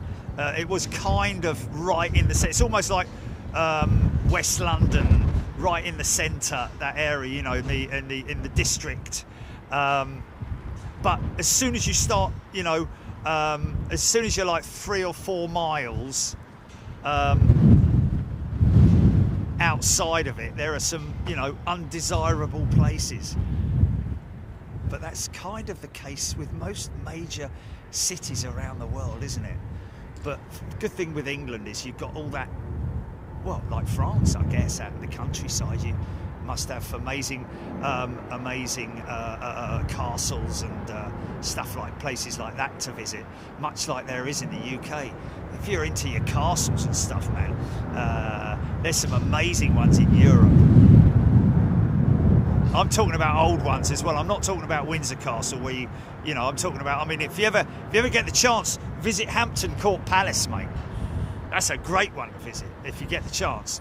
All about Henry VIII and all that sort of stuff. But the fireplaces are like the size of your room, you know. You can get 2 cows in it. But yeah, amazing. And when you look on that at that history, anyway, whatever.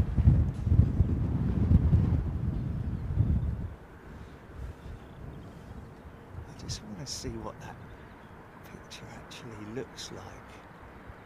I'll tell you what I'll do. It's just the glare in my eyes at the moment is making it so I can't actually see the monitor properly. I remember when I started Big Jet TV, remember I had that monitor cover, didn't I? I had that monitor cover. Maybe try that again, but the only thing is that I do move my monitor from time to time. I need a slip-on, slip-off one. That's what I need. I shall make one. I'm sure someone can 3D print me one, can't they? Like a cover that slides on and off the monitor. and then I can slide it off for a cruiser, and then slide it back on again, and also it'll protect it from the water as well, won't it? Blimey, look at that for separation. Flipping heck. It's a bit close for comfort, isn't it? Wow. That would really usually cause a go around. Well, he's not off the runway yet, not fully anyway. Mind you, it is a bit not the usual.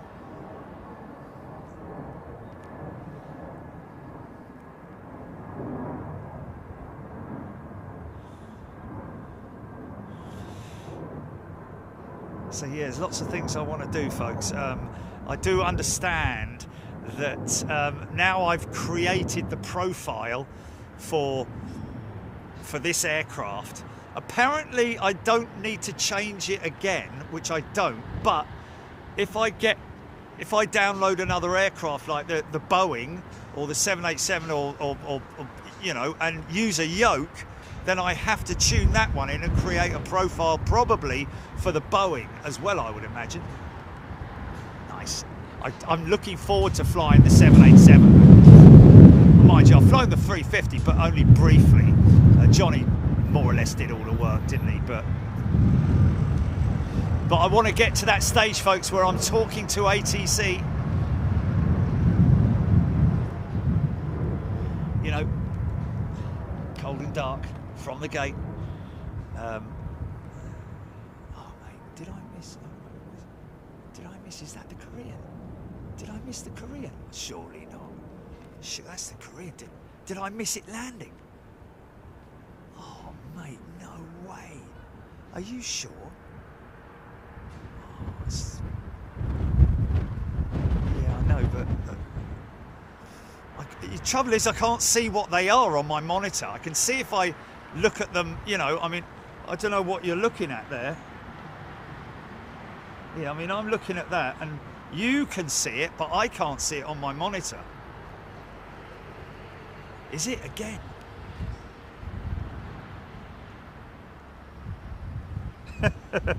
Alex Hilton, bet ATC can't wait. My first call out to ATC. Oh my God, it's going to be very, very nerve-wracking, I tell you. Like going on stage or something like that, innit? I'm going to get it wrong, and I'm going to get it wrong. I know I'm way off it, man. Yeah.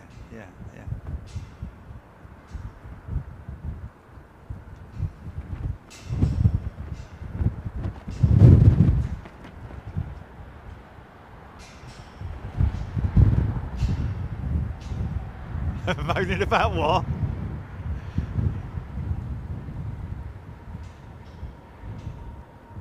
Right, yes. You get a lot of funky shots here.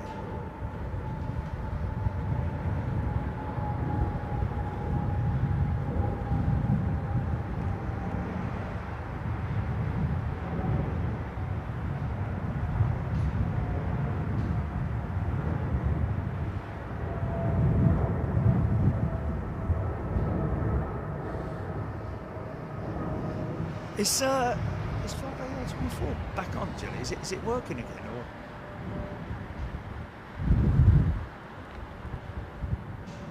Oh, plane spotter Jordan. Volcano active. Yes. Yeah, look forward to seeing you too, mate. The volcano is active. Oh dear. Yeah, but blimey, mate, we don't need that flipping thing going up, do we? When we're there. Not just for me, but also for the fact that there'll be no blooming aeroplanes flying. Imagine that. That would completely scupper the world's cargo market movement.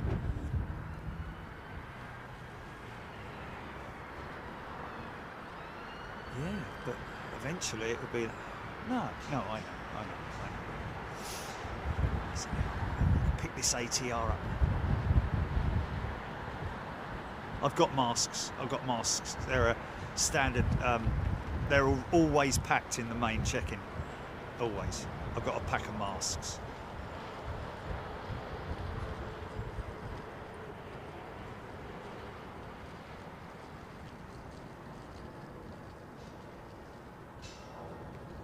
And we've rented a truck as well. Because it came in handy last time, if you remember that. You've never seen a decamp so quick and with somebody carrying an entire set of sticks and the equipment in one go into the back of a van. But mind you, that moose didn't give me any grief, did he? He was oh, this. Ooh, Margiane, really? Okay, more. Tell us more. Don't. Where did you hear that? Where did you? Come on! Don't tease us with this DC8 news.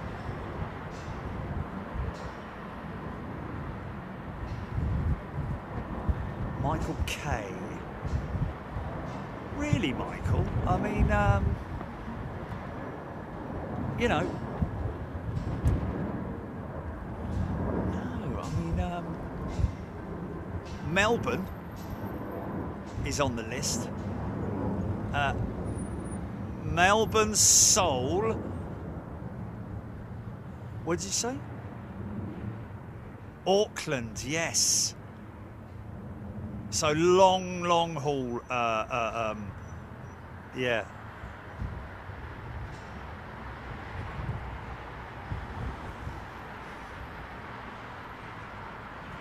Yeah, Singapore and Hong Kong is a potential option. Yeah. But in terms of going back, you know, I want to do Atlanta, but I want to contact. Oh, listen to this.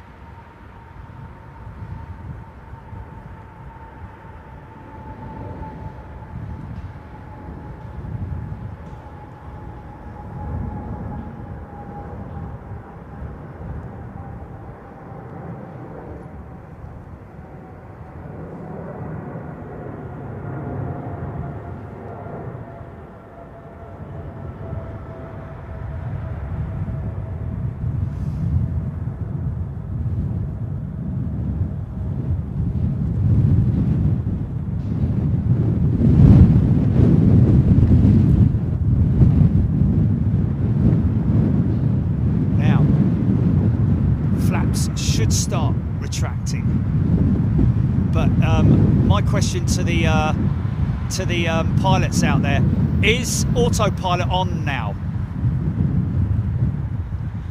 About, you know, minute and a half after the departure. At what point?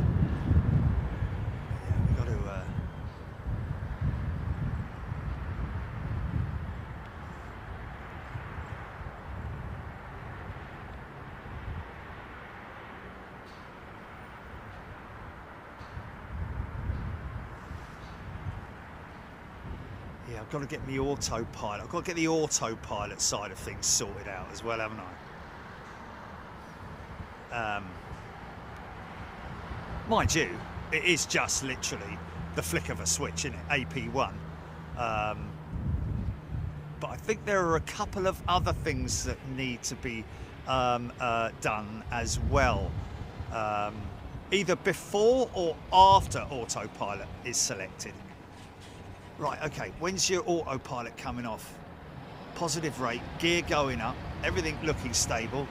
Flying it with his side stick, or her side stick right now.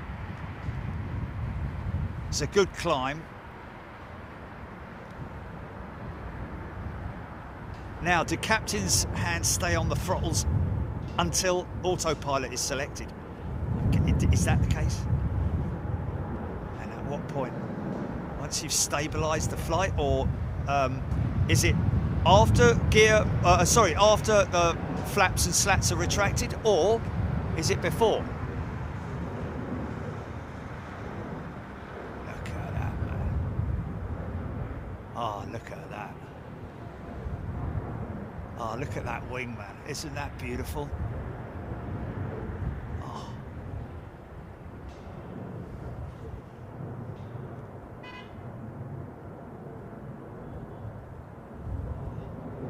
Those flaps are going up, aren't they?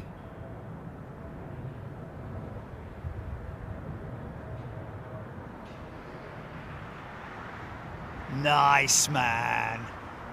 Nice. Oh.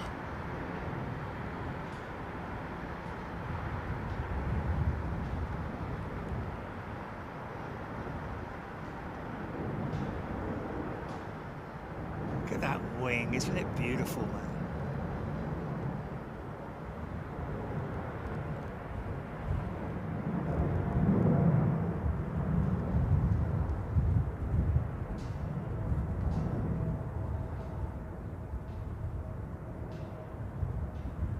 See the flaps still extended there. Now, usually about 60 seconds. There they are, they're going up already, look at that. See the leading edge slats are still extended.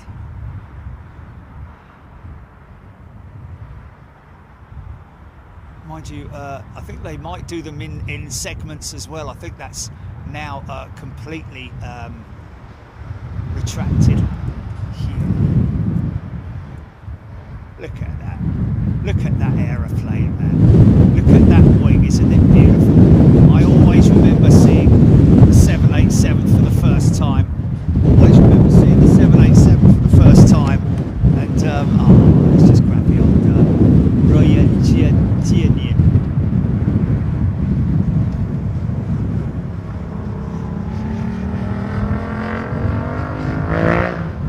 He's got the full kit.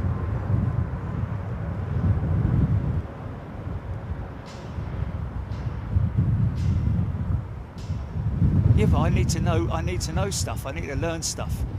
I'm just asking very basic sort of like, you know, wow, they're really throwing them in, man.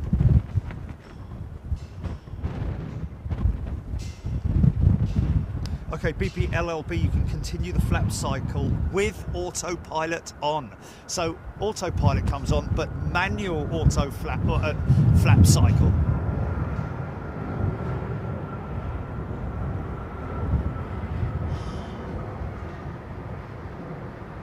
There you see, when the engines drop like that, that's when I'm imagining that is that autopilot selecting that throttle setting once that it's come on, you know. Peter Wilson, thank you. Susan Gerard, flying to Vancouver. Oh, you'll love Canada, man. Canadian people are lovely. Very friendly. Hospitable. Good old Canadian hospitality. I found that. Just make sure you tie down your tidbits.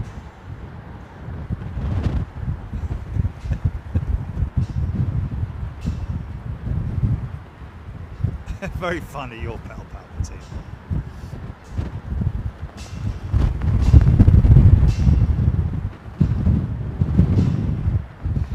Sherry, hell yeah, loving it when the sun shines on the aircraft. Well, it's quite heavily sunshiny, isn't it?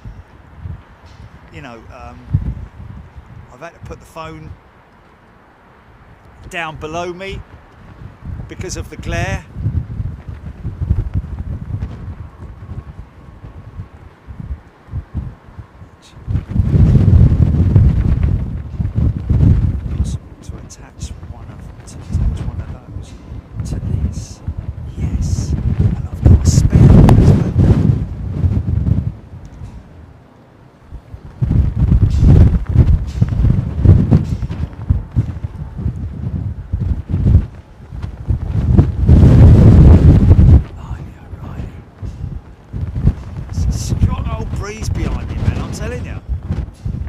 It's gusting right now, but look at the sock, mate, if I can see it.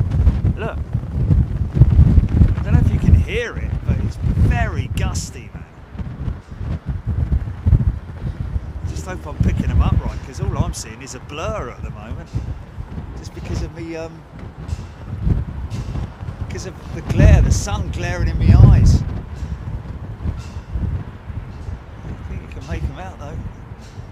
Nice. Wow. Kite weather this is.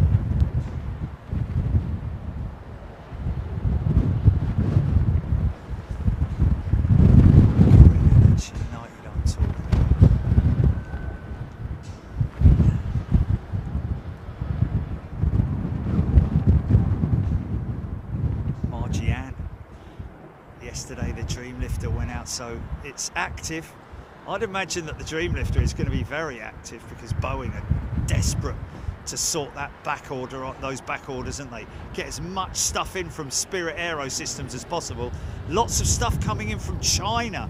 There's my other question about, you know, this tariff business and whether or not I know, you know, I mean, Mr. Trump has put it on vehicles, hasn't he? But he hasn't mentioned the aviation industry, has he?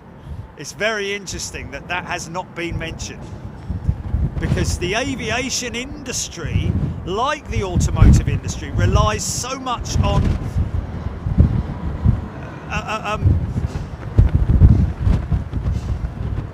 they're so reliant on each other.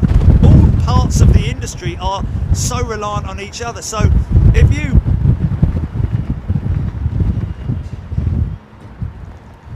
you mess up one part of it, then the rest of it will follow suit in terms of being affected. But anyway, we'll see what happens. We'll just have to see what happens. But hopefully, yeah, Dreamlifter will be active in Anchorage. I can hardly see these things, mate. I can hardly see them.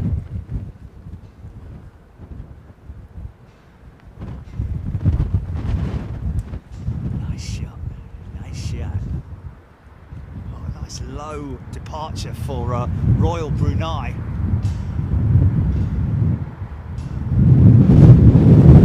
Scallops.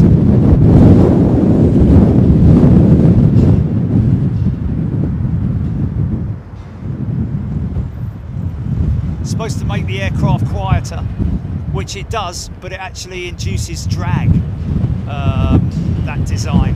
I don't know why Boeing stop doing it, but obviously the aircraft is that efficient that they can live with that small amount of efficiency loss. Blooming heck! It's blown a hoolie, man, Chile.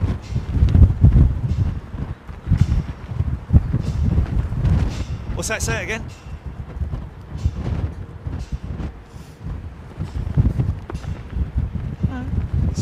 It is. Well, I mean, if it.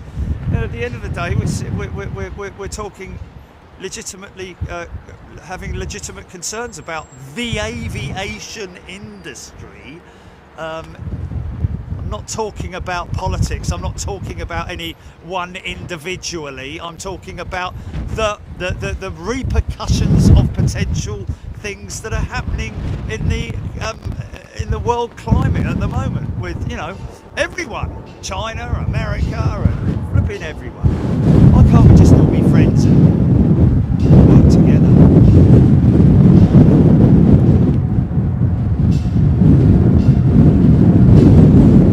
Blimey, it's a proper flipping headwind, man. I'm telling you, that's strong.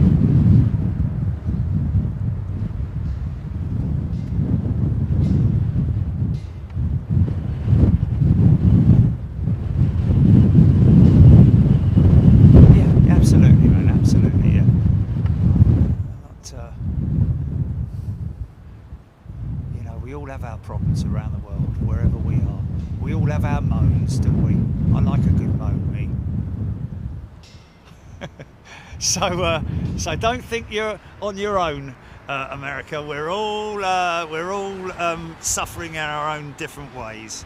But like I say, the great thing is that we, as a family, us lot, we are a multinational, international group of who are very friendly and think the same way. You know what I mean? We're lucky we're able to do that. I think that's why it is so popular, is the fact that we've got such an eclectic mix of lovely people.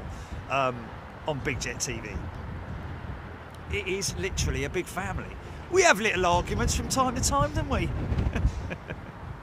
You know, over Sunday lunch afterwards. You know, Granddad sleeping in the, watching a John Wayne movie.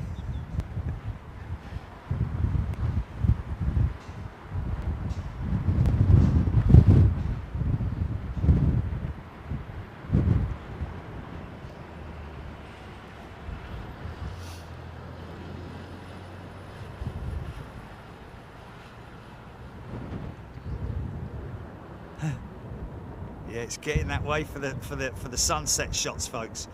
Kind of getting there now. Look, here we go.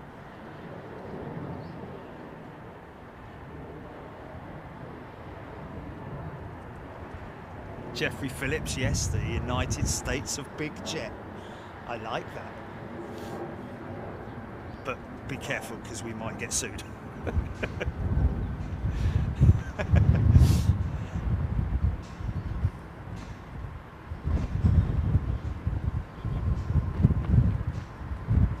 But that's a good one, I like that.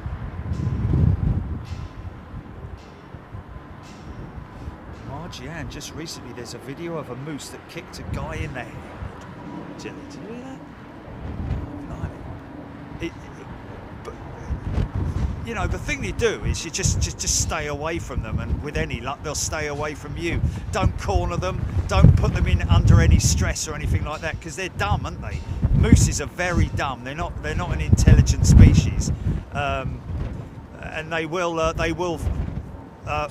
fight or flight in it or something like that. You know, they will go ape on you if they feel threatened, especially with young'uns. Fortunately, are they calves? Are mooses calves, or baby mooses calves? The Gulf of Big Jet, yes. Yes. Actually, what we should do, Jilly, we should just do a T-shirt, yeah. French coast, English coast, the English channel, call it the Big Jet channel or something like that. You know, just say we're renaming it, I don't know, whatever. Be quite funny. No, it's not funny anymore, I've just thought about it again. Not at all, no. It would have to be the Gulf of, wouldn't it? Anyway, whatever.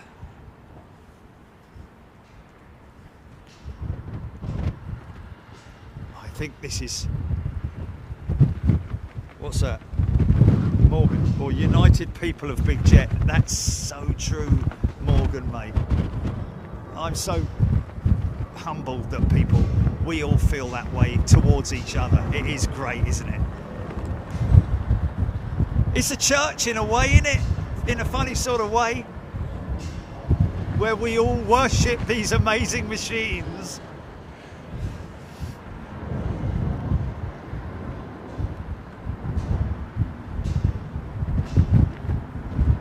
Lee Aubrey, new member. He's got 1,000 retro aircraft. Well, you know what you need to do, Lee, is do what I did with that picture, with all those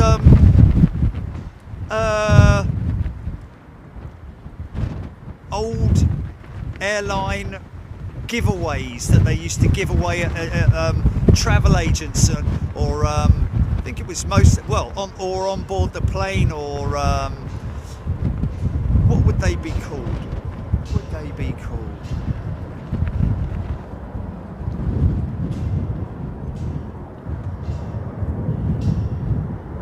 Yeah, put them in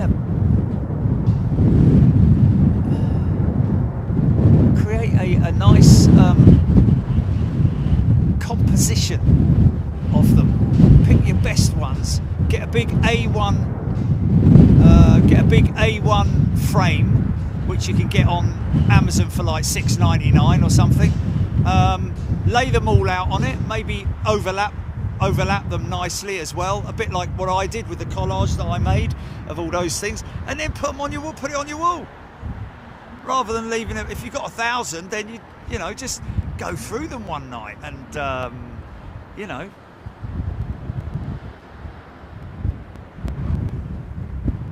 Joanna V.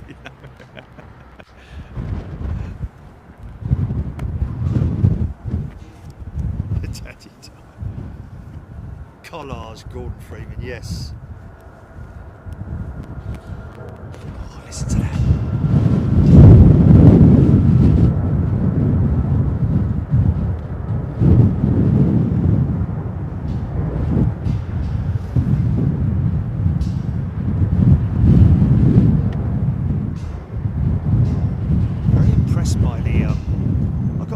I'm very impressed by this road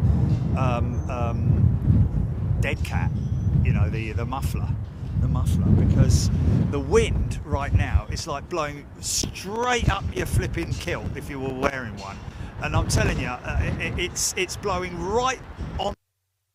Okay, and the mic cover is actually exposed to it. It's actually not round the other way. It should be that way. Is there no wind?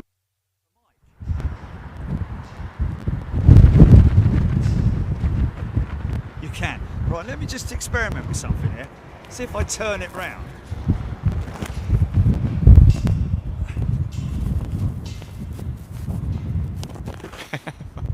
Make the paddock great again. Oh, that's a point. I've got to phone Simon, haven't I? Let me send it.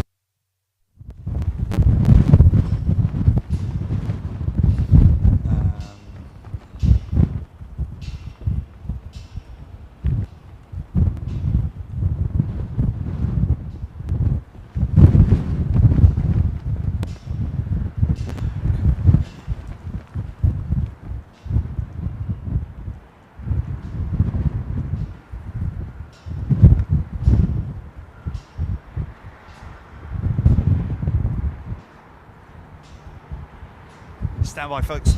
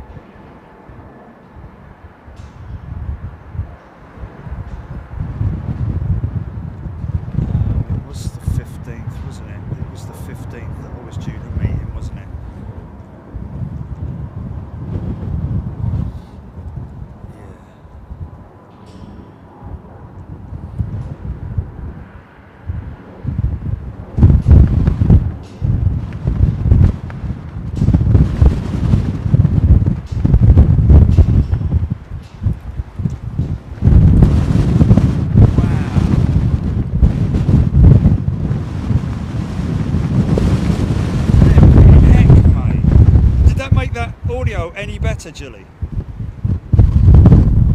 Oh, okay.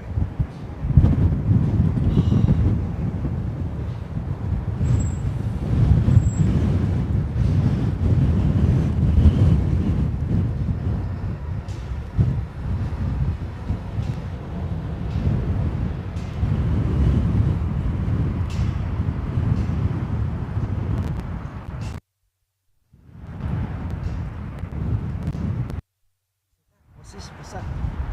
Daniel P. Don't know about other aircraft, but 350 slats but not flaps will automatically retract once a certain speed is reached without the flap lever being moved. Flaps are done manually. Okay. Don't know about other aircraft, but on 350 slats but not flaps will automatically retract once a certain speed is reached without the flap. Okay. Lever being moved. Flaps will, okay, I've got you. So you're still doing the flaps manually yourself, because it's one of those sort of like natural things, isn't it? Obviously the flap lever's not going to move it itself. It's all part of it. But what is interesting was that Air India flight a couple of years ago, where they flew the entire flight with the gear down, didn't they? Did we ever get to the bottom of that? I mean, if you're flying for an excessive amount of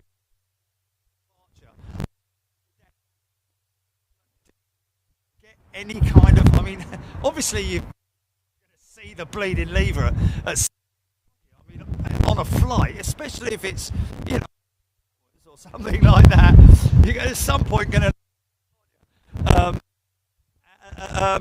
or was there a failure of the system like Screaming Emu said the lever is just a request. It's not a mechanical.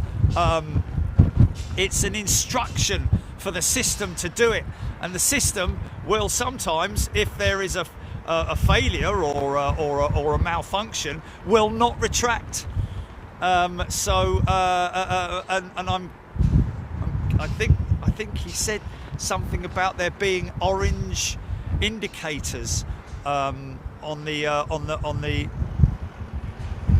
screens to indicate that the gear are still extended.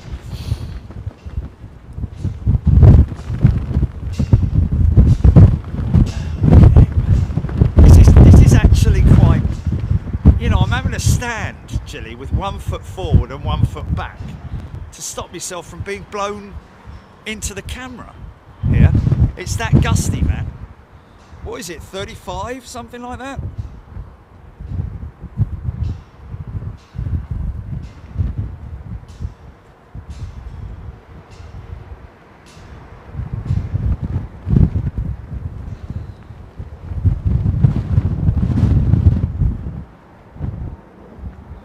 You're right, Kathy. My coffee flask is absolutely fine, thank you.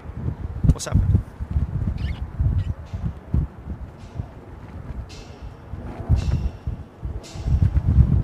Really? What, since I moved it?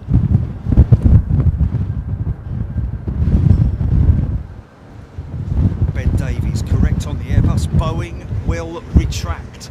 Flaps will retract at a certain speed, Ben? Is that what you're saying on the Boeing?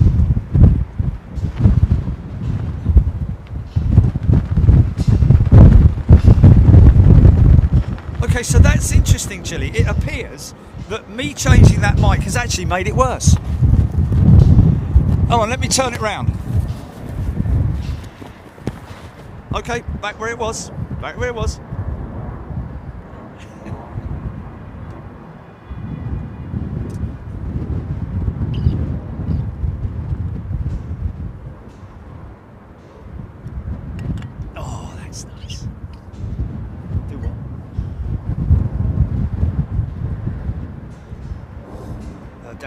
Auto throttle is engaged automatically once thrust is set on an Airbus.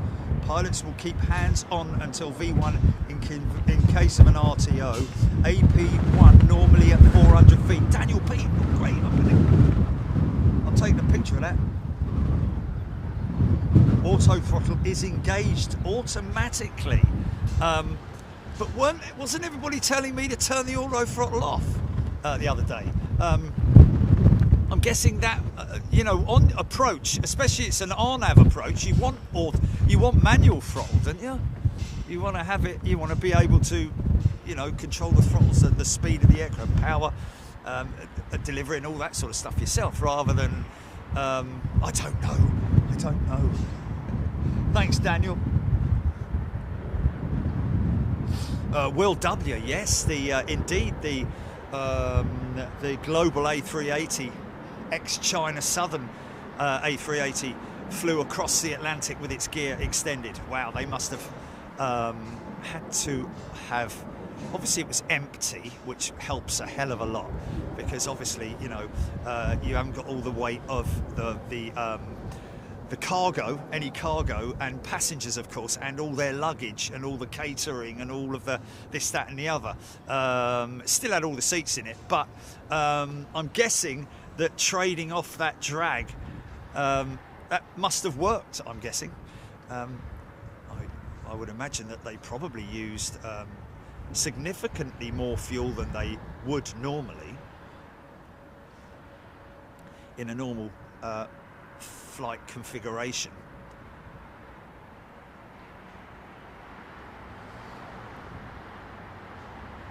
.380 tank, Ethan. Good afternoon to you. Oh, Ethan, thanks for letting him. Thanks for letting Dad watch Big Jet TV during dinner. Fantastic. Eat all your greens, mate. Eat all your greens. And if you don't want those roast potatoes, I'll have them. Penny Haskins, did it slow up the plane? Well, it would do, yes. It will cause drag. An aircraft, if you think of an aircraft without its undercarriage down, it's like an aerodynamic object, obviously apart from the wings, which are kind of draggy, but generally the wing design, the way the aircraft is designed, is for aerodynamics. So obviously the landing gear is only used for movements on the ground, so it only needs to be down when it's on the ground, obviously on approach, probably depending on what the pilots want to call. Sometimes they might use the gear to slow them down on approach as well, if they're on a little bit of, not overspeed, but if they're a little bit too fast, they can use the gear as I think Emu called it free drag, was it, something like that, or free brakes or something. Oh, Lee Aubrey worked at Hertz Rent-A-Car for 20 years, watched Concorde hundreds of times. Oh my goodness me. You lucky thing, Aubrey. Lee, sorry. Oh, so lucky. I am jealous of those people who had that opportunity. I was living much further south, so I didn't travel up here that often, only sort of like for Christmas with my auntie who lived out Twickenham way. And the other one who lived, always remember the jumbos coming out when I was in the garden, and you'd hear them, they'd be really loud, man. The old Pratt & Whitney 747 100s and 200s, just so growly, man. 707s as well it would have been at that time. DC-10s, TriStars, VC-10s.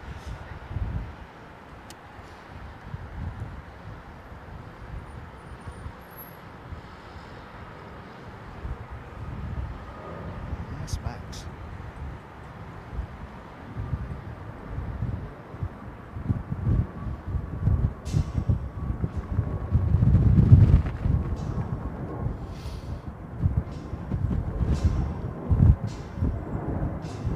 Yeah, so folks, if there's anybody who wants to appear in a magazine, like a coffee table magazine, it's there's a couple of photographers that are going to be down at should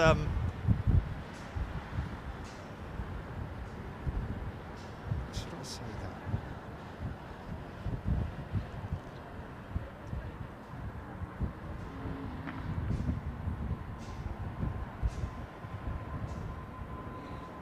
I read it out earlier.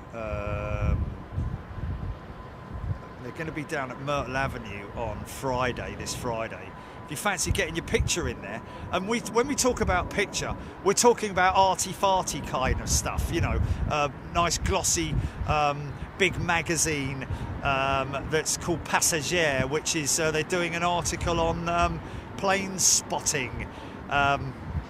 I am featuring in it. I have told them that I'm not a plane spotter, although I am an aviationist. I mean, there are different breeds of people, aren't there? There are the reg hunters, the original, the guys and girls that we must give respect to, because, you know, they're still there getting their registrations. There's a lot of people who watch Big Jet TV as well who are reg hunters, you know, or like to see aircraft that are that's why we travel the world, folks, because it's just so eclectic in terms of what we see.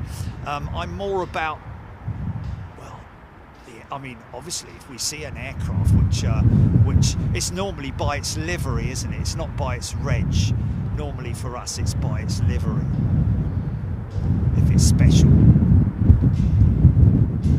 That's why we travel the world, to see so much different stuff. I mean, I remember I was mentioning the other day that out in Miami when I was driving around with Ellis, and we turned around the corner, and I was like, oh, hold on a minute, I think we might be able to get over. That was a great drive round.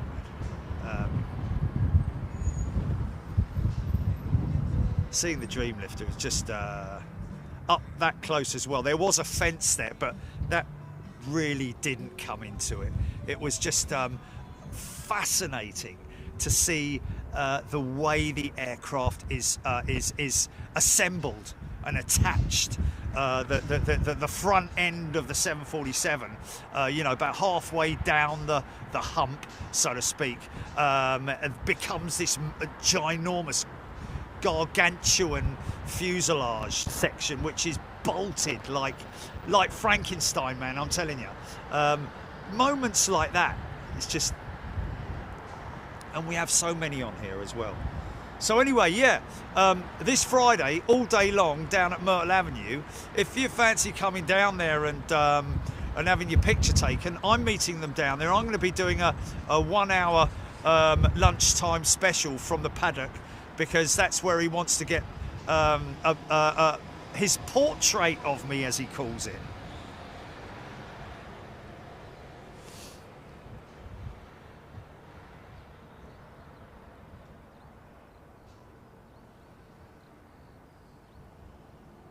And he's looking for other people.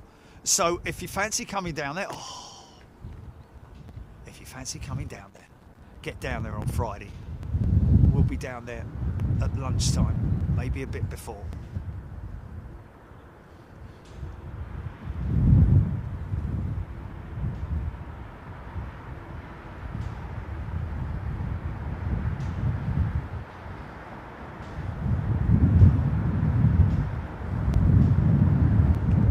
Watch the ailerons, watch the ailerons.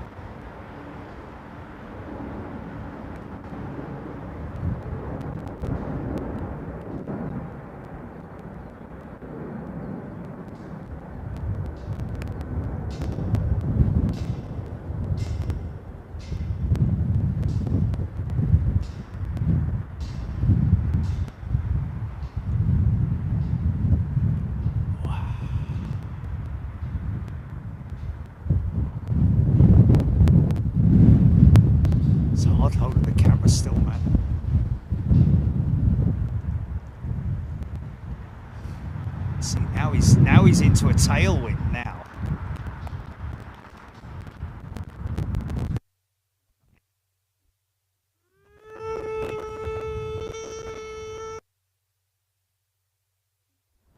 No, not really. Still got a bit more speed to get up, and he needs a little bit more airspeed. Go on, son.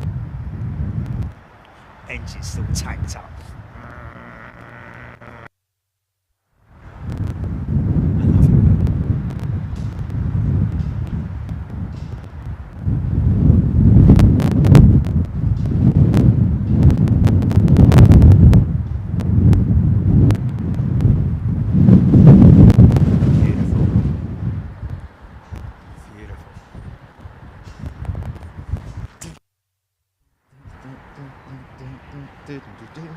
Ryan Lynch. Welcome to you, Ryan. He's a brand new member on Big Jet TV. We are going to Anchorage, ladies and gentlemen. Week commencing the 14th. That's all you need to know for now.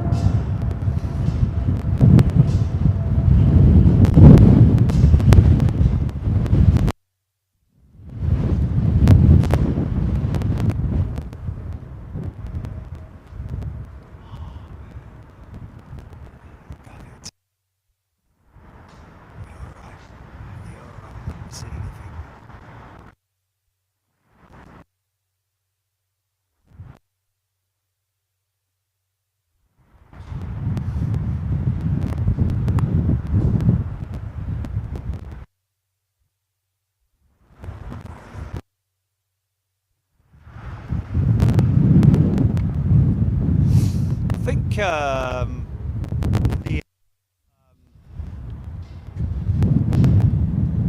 ATC departure message is something like climb and maintain 3,000 feet. That is when you acknowledge your next waypoint after that. So climb and maintain 3,000 feet. Climb and maintain 3,000 feet. That is heading I'm getting. At the moment they're climbing, aren't they? Still climbing, obviously, but will they? And that is on a specific departure, which is known as a SID. Standard instrument departure is what these guys are on.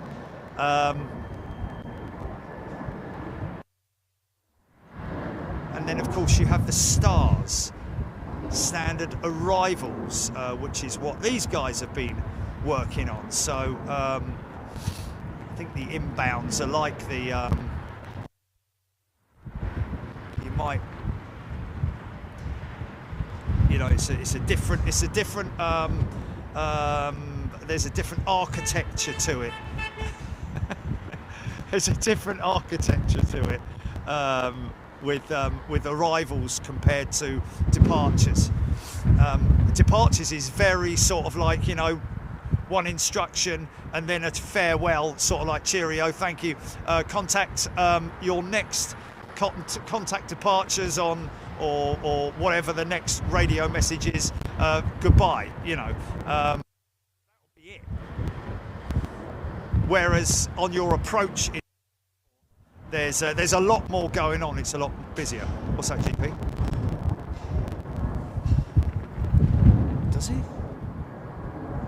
Dipping in and out. Cutting out. Okay, right. Well, let me. Okay, well.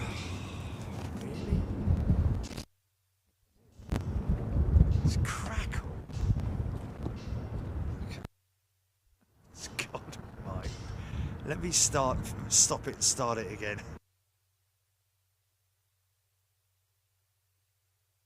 You know, yeah, I just got to open it, Jilly. Yeah, I thought I'd do that, you know, without telling anyone. Okay, it's come back, it's gone off and then come back on to tell me what it's like. See if it makes. Okay. Goes scratchy and drops out. Okay, is it doing? Tell me if it does it again on this one, then I'll switch the mic. Oh, really? Okay. Well, tell me when it. Keep listening in.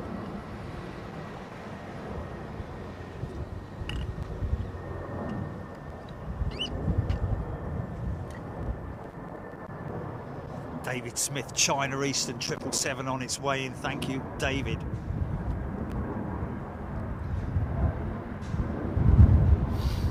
So people are saying that's better, Chilly.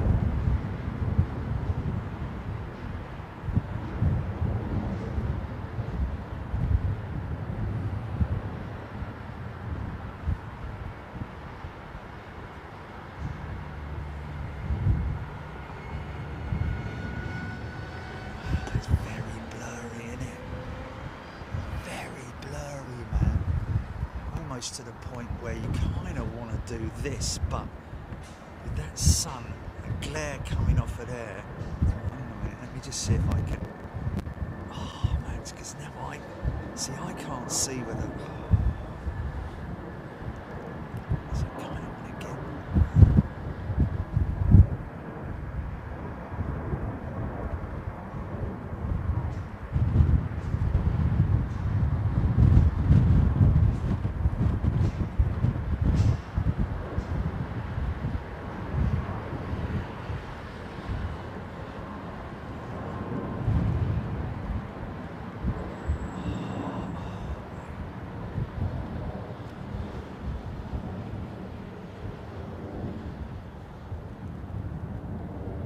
Can't see them.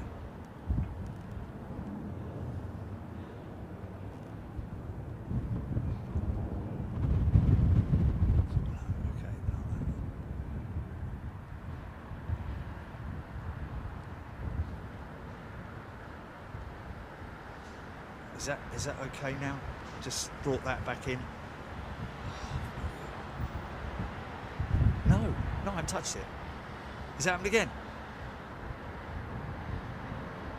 Did it happen again? Oh. No, I'm doing the manual focus, Jilly. I'm trying to get the focus right on it.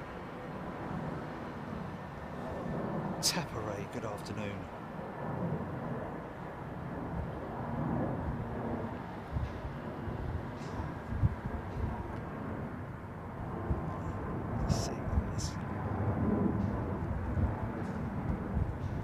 Yeah, it's not bad, is it? Is that okay?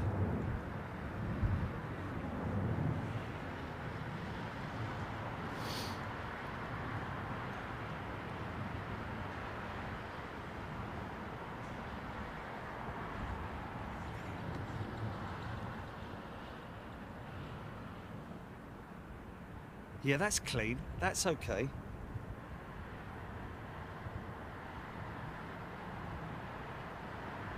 April, 8th of April, Jilly, 8th of April.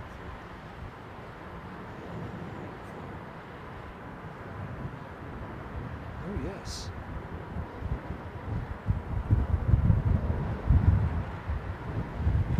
Yeah, perfect.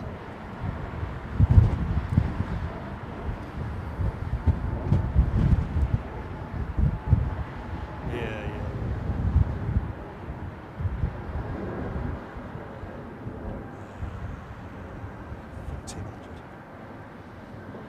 1400.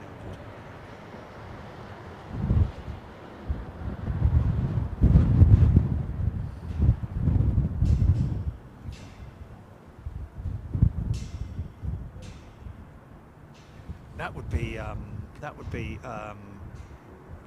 amazing news, wouldn't it, Jilly? That would probably be the best news that anyone's ever heard.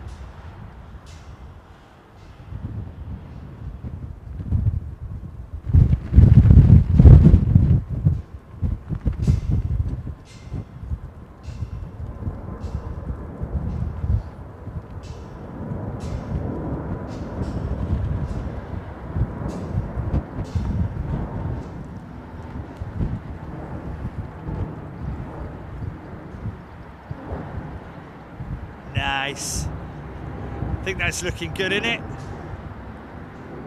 Is that looking good, folks? Are we more in focus now? Let's have a look at that. Yeah, that's looking decent. Oh yeah. It's a bit hazy. It's a bit like a sepia photograph, isn't it? But it's beautiful.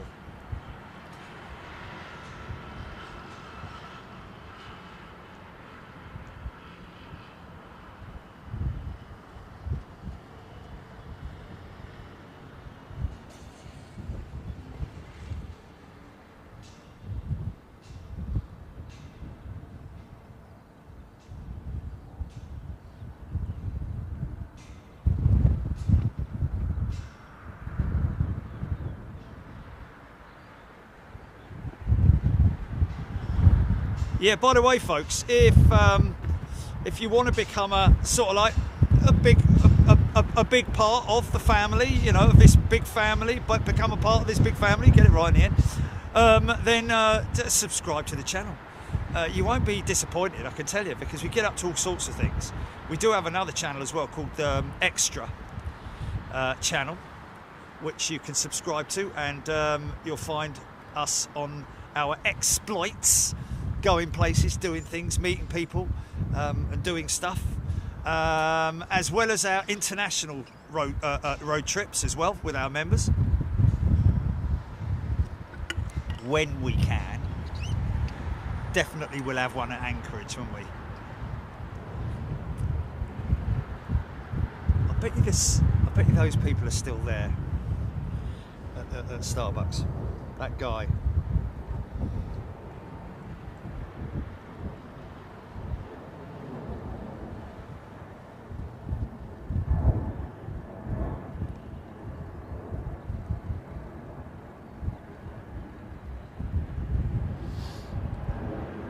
Blimey.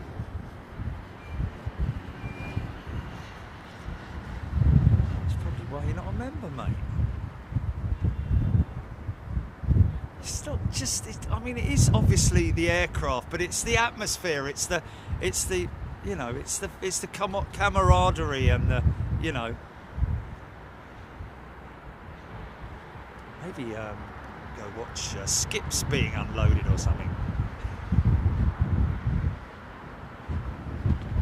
Skip man.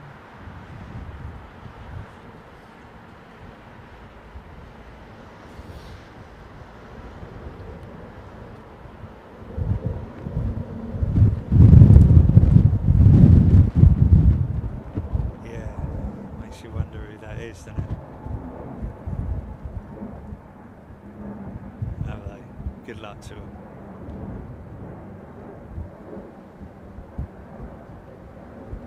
DC6s, DC9s, MD80s.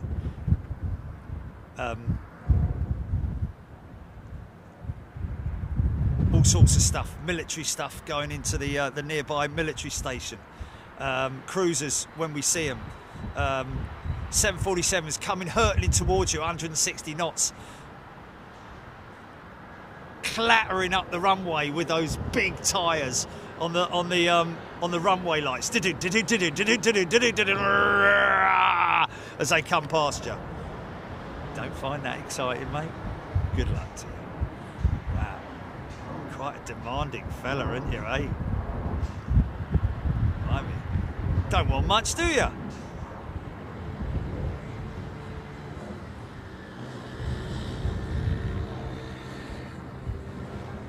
Tail draggers, DC3s.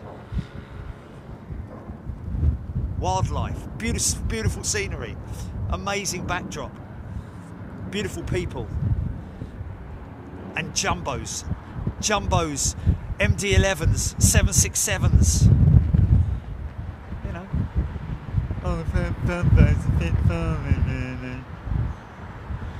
Mate, get a life, fella. Come on. Get a life, son. Yeah. Andy. Yeah, re-engined DC3, and they also have a radial engine DC3, an original at Anchorage. Saw both last time, I seem to remember. We have seen both.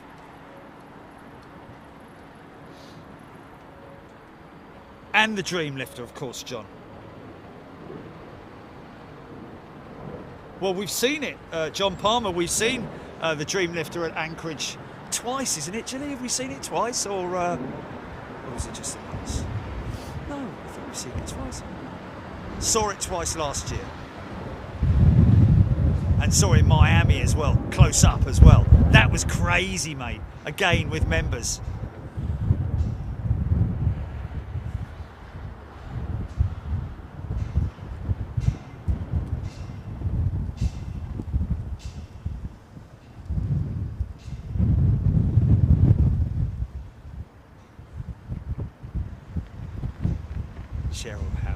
Snow Angels. Can't go down that bit anymore, can we? It's got a big fence around it. Or they've brought the fence further up the hill, so that's out of bounds now. That particular. There's also plans, by the way, folks, for. So we better slap. You know. make hay while the sun shines, literally, because apparently I hear there is a new parking area for parking stands planned where the Moose Hill is, where I film from. So how long that's going to be available for, we don't know. So like I say, we just got to take advantage of it while it's there. Great thing is that we also have a good relationship with Anchorage and Ted Stevens, the airport themselves. So you know, worst case scenario, we'll get out there a couple of times and just head up onto the roof. But we just have to do that Freeview. That's the only thing. You know, it would always be member only chat, if you know what I mean. Of course, we do have subscriber chat on, but I speak to my members because their chat is highlighted in green, folks. Some of you might be familiar with that layout, that system. Some of you may not, but basically the green, is that only for me that I can see that, Jilly, or is that for other people? How do they see it on their devices? Okay, they see members green. Okay. Look at the sun glinting through those engine cowls, man. Isn't that fantastic? Yeah, look at that. Those big old engines, man.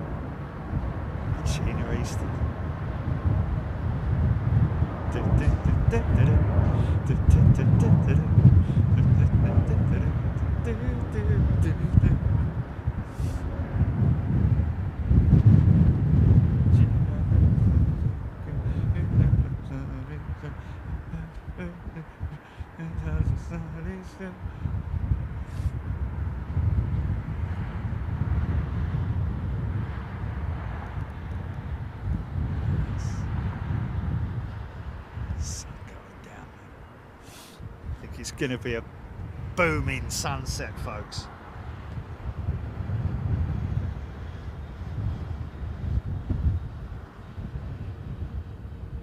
Aaron Thomas saw the Dreamlifter 3 times, he's saying. Jilly? John Palmer, very special. Andy too. Yes, last time I was there, I suffered with the cold wind, didn't I, Jilly? Yes. It was frosty on my nose, yes. Yeah, that wasn't pleasant, that wasn't. Yeah, had to go and buy things. Oh, is that when I bought the that silly scarf? No, okay.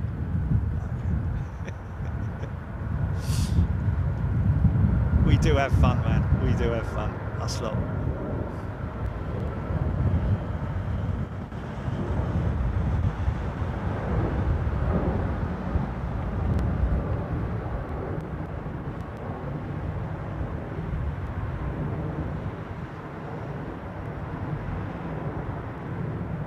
In the shop.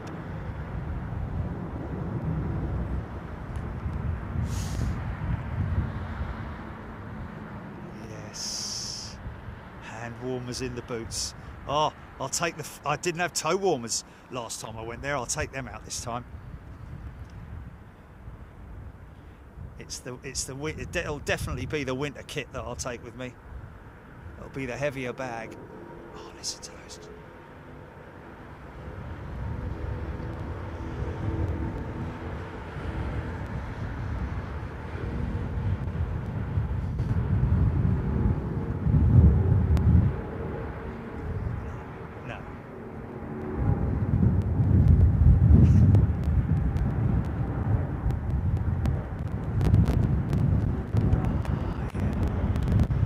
Look at that.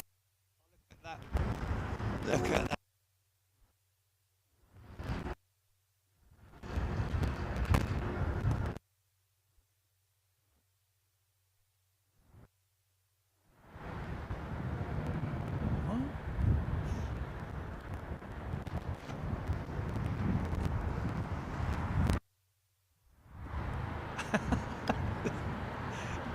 Someone in Marks and Spencer's. Oh, no, don't want that. Come on. Thank you. Don't worry, folks. Doing what again?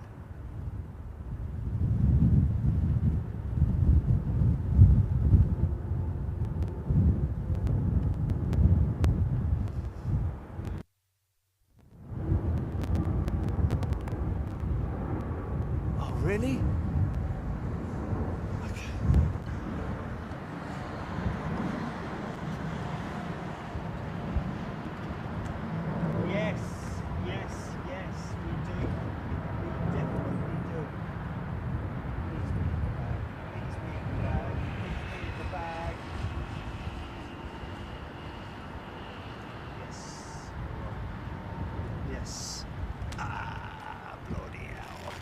Me knees are old, me knies are bent, me nose is old and drizzled. Right, okay, hold on a minute. Let's change these mics out and see if it makes any difference.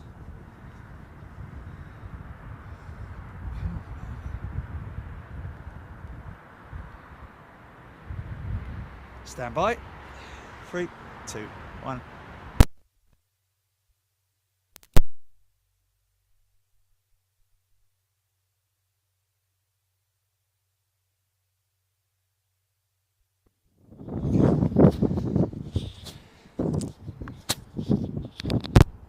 Stand by.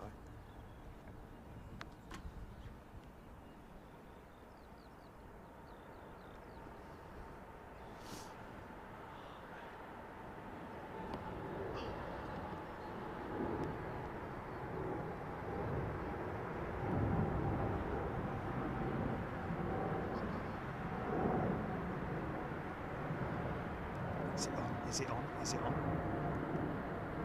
Okay. Check quality.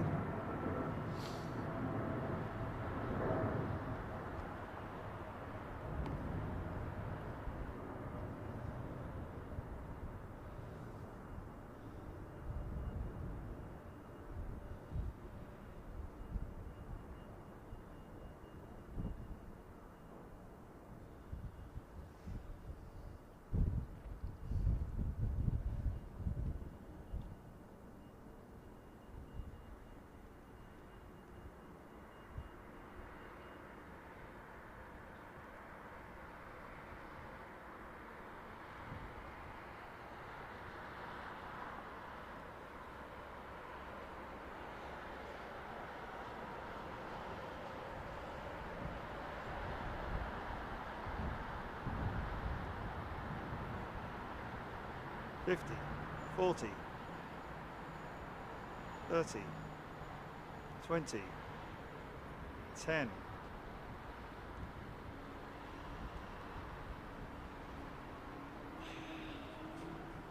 Looks like that nose wheel blows out, doesn't it? It's crazy, mate. Look at this thing hurtling towards us.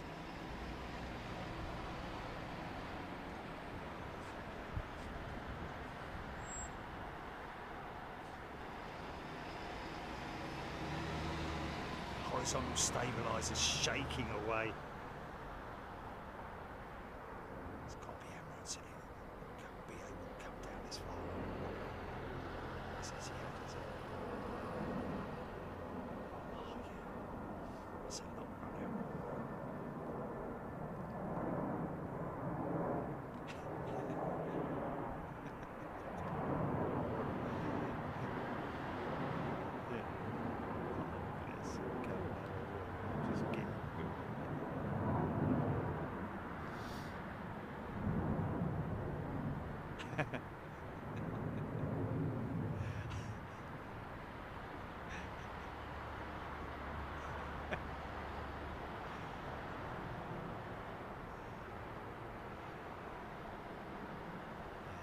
Yes. You did, yes.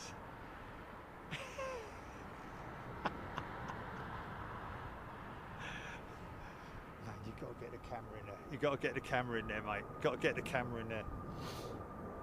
An amazing sight. Aileen G saying, "Oh, easy there, mate."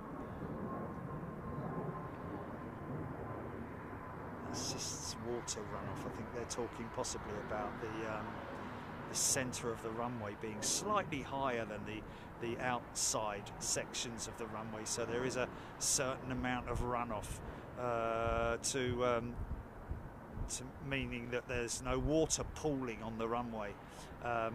Get everything off the runway, and also minimise the amount of ice as well, because obviously, you know, some of these runways, most runways, are grooved. So as to maximise runoff, but also minimise ice build-up.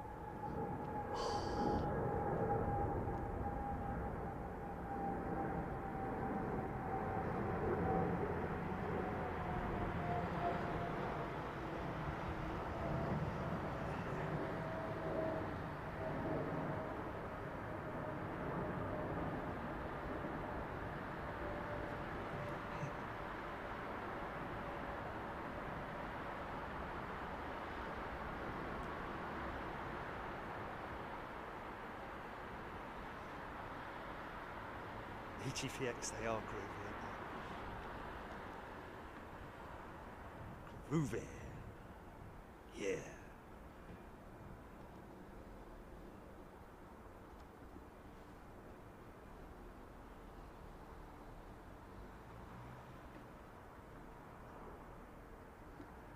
Oh, I can hear that. Etihad jet.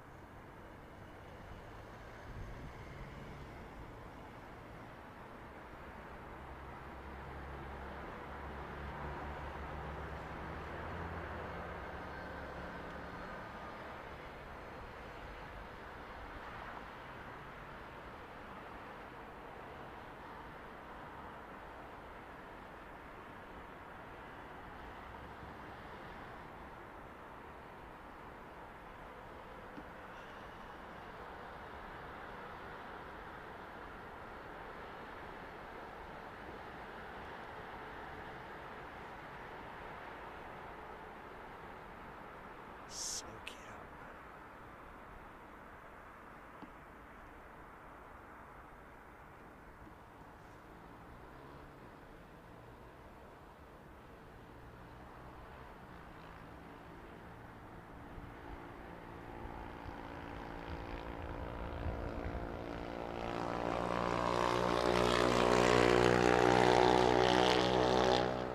I think Etihad could do with doing what Emirates did.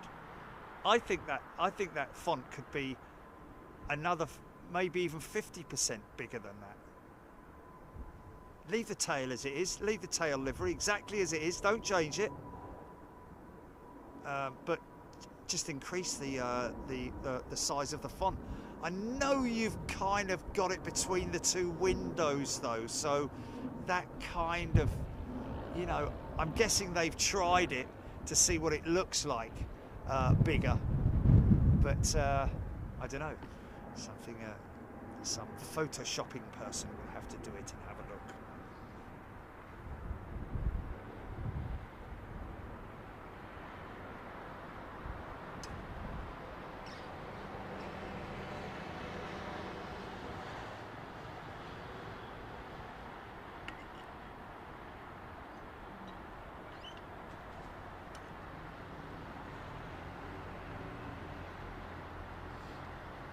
Alex Hilton, Jerry, apparently they are erecting a stage at Myrtle Avenue and a load of safety barriers.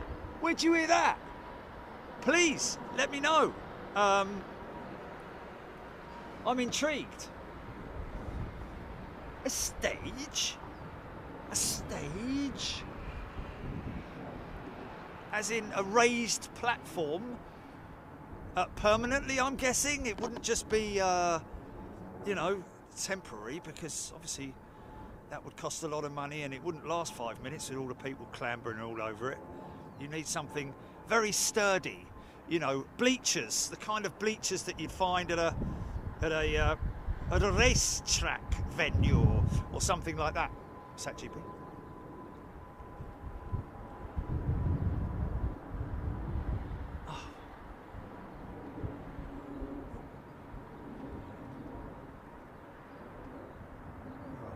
Friday. don't understand. I mean, do you joke on a Friday? Would you? Eh?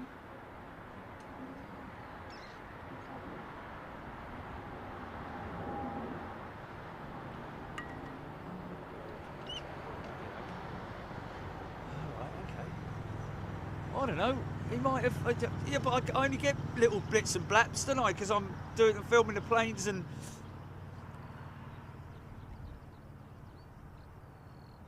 Okay, well, you know, maybe it is, but you know, he may have maybe just recently announced.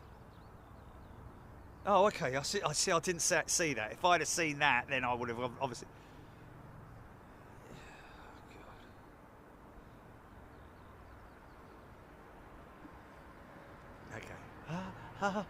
Yeah.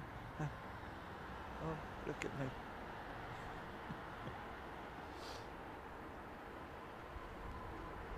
Oh well, okay. So they definitely do need their firmwares updated, then, don't they? Those mics.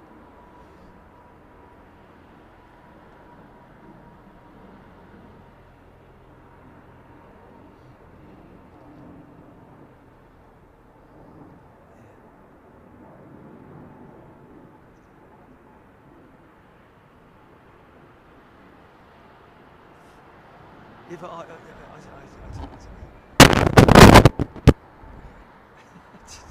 just don't. No, it's just fun. You know. What do you say? What do you say?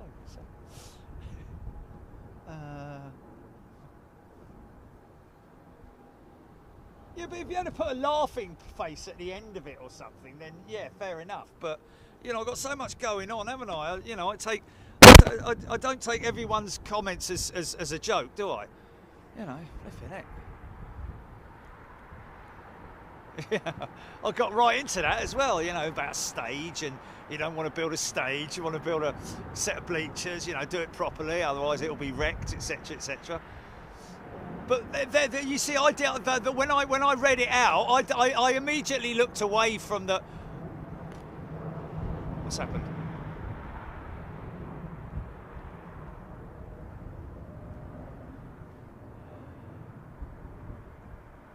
Oh, really?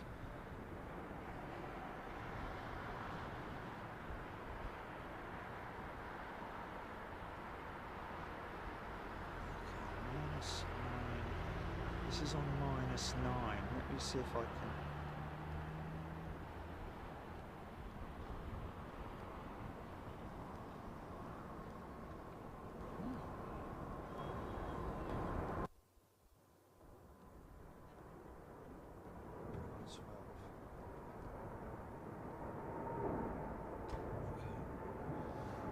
I switched it from to 12. So. Cathay Pacific trip.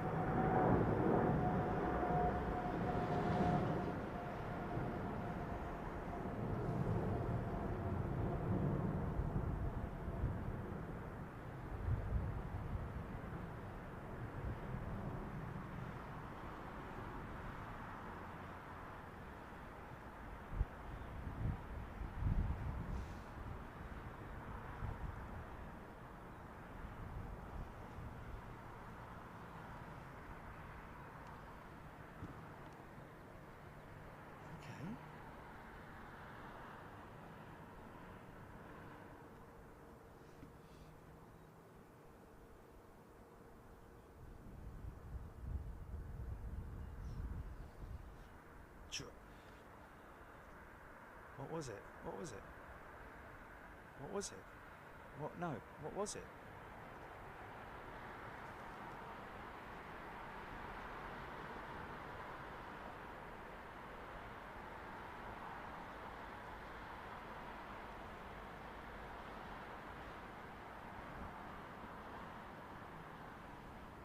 I didn't hear it. I didn't hear it. I didn't hear it. No. What was it?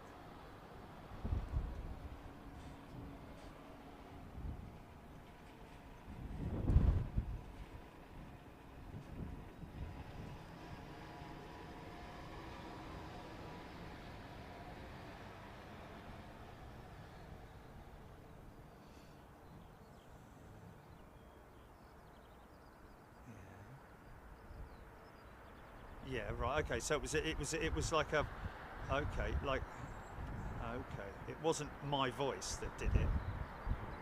Okay, that's interesting. Well, I can't think what that could be then.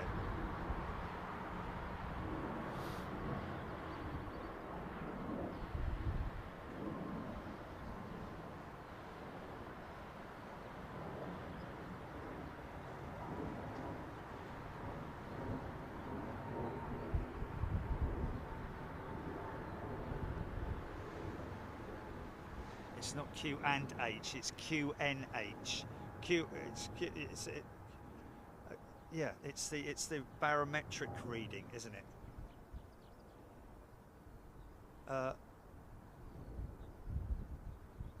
Yeah, it's the barometric reading. Mind you, it is Q and H, but it is Q. Yeah, yeah, adjusted to sea level, because obviously you always have to have your Q and H set correctly, because otherwise you end up at the wrong altitude, because you're, you know, it's about the sea level.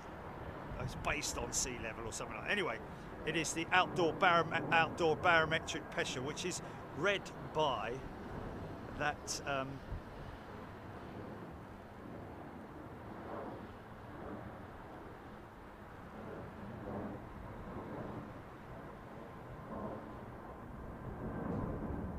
the static ports, or static port, depending on aircraft type, I'm guessing. Split scimitar, only one reverser. Was it now? Which one was that split scimitar? Was that 330? Because Tapre is saying that was Rwand Air from Kigali. Was it? Is that one there? Was only one of the reversers operating? Oh, okay. Thanks, split scimitar. Well noticed.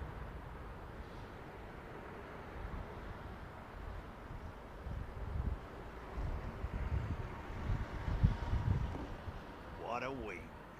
Yeah, right, what a wing. It's got a natural curve upwards, hasn't it? But it's just much more exaggerated when it's given full lift. This is Oman Air, isn't it?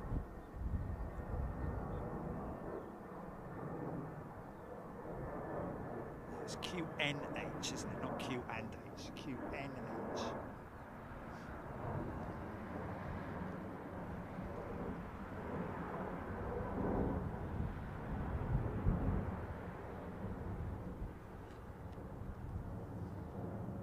Cool.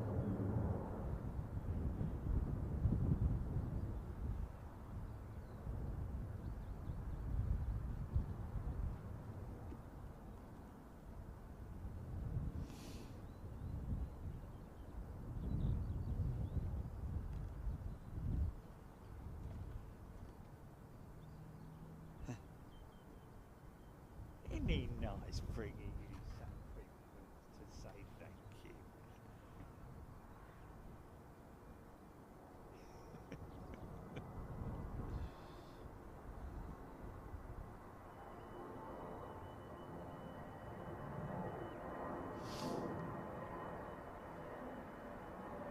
He's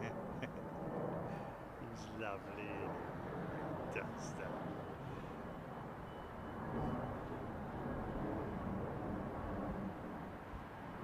What we've got to do is get the camera and set it up in the hallway to show him, you know, bringing it and sitting down there with it and meowing. Christine Barnes, there was a mirage. There was a mirage.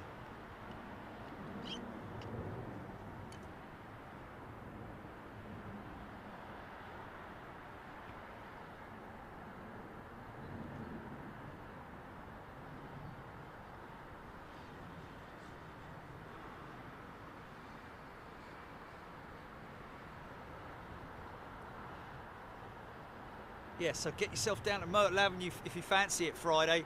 Getting yourself in a big glossy magazine. It's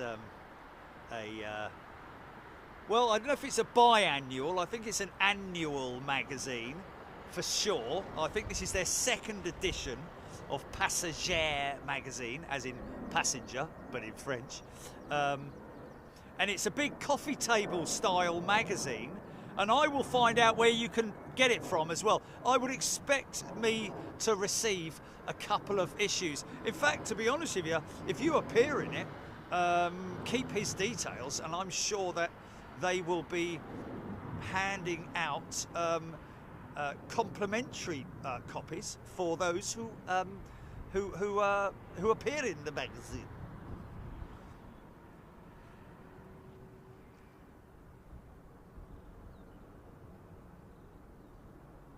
So get yourself down there on Friday if you fancy it, folks. We're doing a show. Bless you. We're doing a show on Friday lunchtime, just a sort of like a lunchtime show for everybody, and also so that he can get my my profile picture. Not profile picture, was it? What was it? What do you call it? Yeah, no, we did call it something.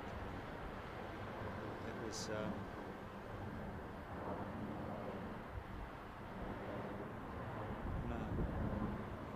A portrait shot. So I'm going to be down there with a bowl of fruit and a little wooden chair with a not paintbrush. I'm the one who's having his portrait done. So I've got to have a bowl of fruit.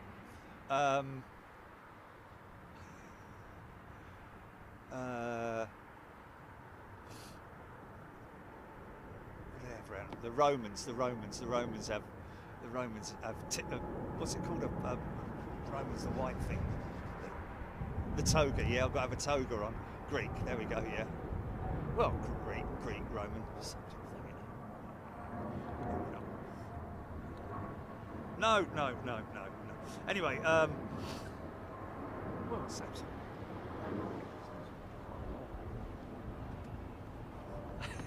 No? Okay. Greece and Rome. Yeah, but I know, but very close together.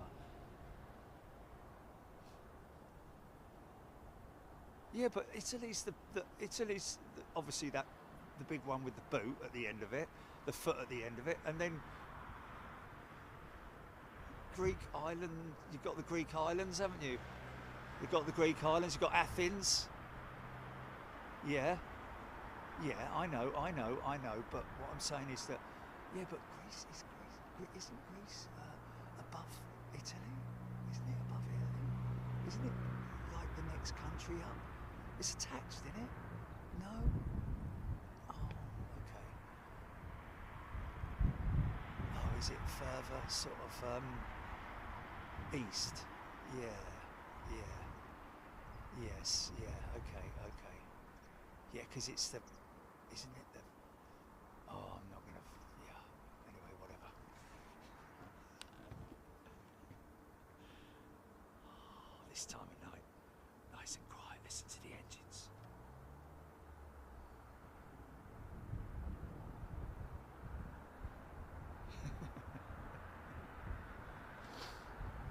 John Francis, good afternoon to you.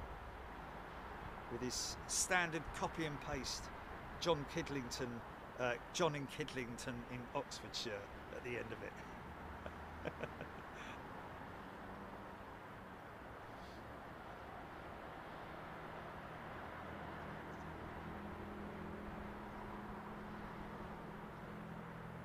Yeah, they wouldn't sell any if they did a naked one.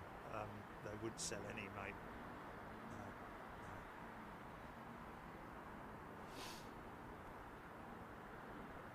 But yeah, it'd be interesting to see what comes out of that, to be honest with you. It's a shame we didn't get a copy of the Financial Times supplement, isn't it?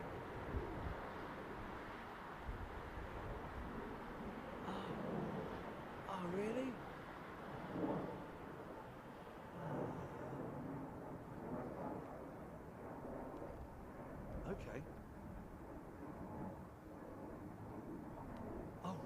you serious? What, you buy the Sunday package for 20 quid and they can't guarantee that the oh, it's not worth doing then, is it? You've got a copy of it anyway, haven't you, Jelly? You've got a copy of the whole thing. Right.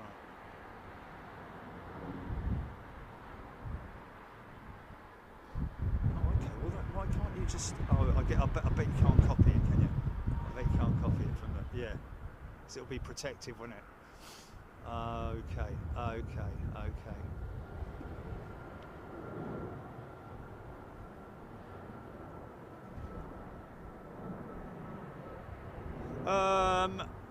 Joke aside, John, they are looking to do the shoots in the around about this time on Friday, folks. So you kind of need to be around if you fancy getting in it. Yeah, I love it when my watch tells me time to stand. You're almost there, mate. I've been standing for 3 hours, or however long it is. So it shows that it's not that intelligent, me watch, then, is it?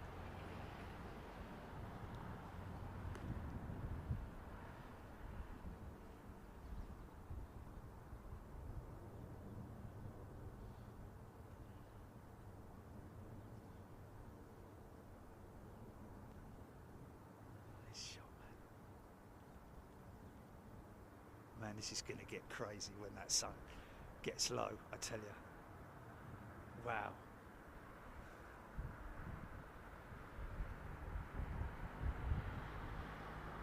You know what I really need right now? I need a visor hanging down from my baseball hat, Jelly. I need a visor, mate. How beautiful is that shot there, man?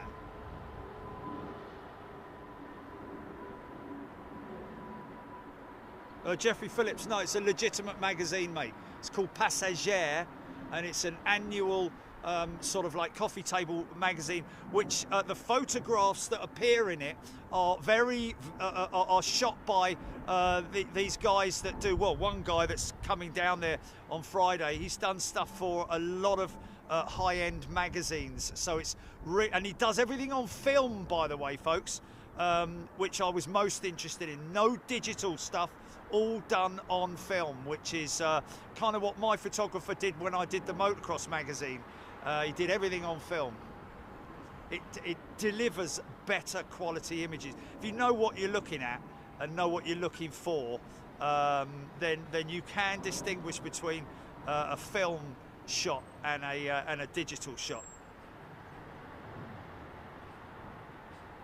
Bit like analog and digital, isn't it, really? GG, amazing sky, just tuned in. Good day to you, GG. Well, we managed to get a show together. We had a bit of a problem with the van today, but it was fixed. Thank you, Trust Ford. Appreciate that. Getting it done so quick. Thanks to Nick, the technician, as well. He's the guy that worked on it. Nice. So sick.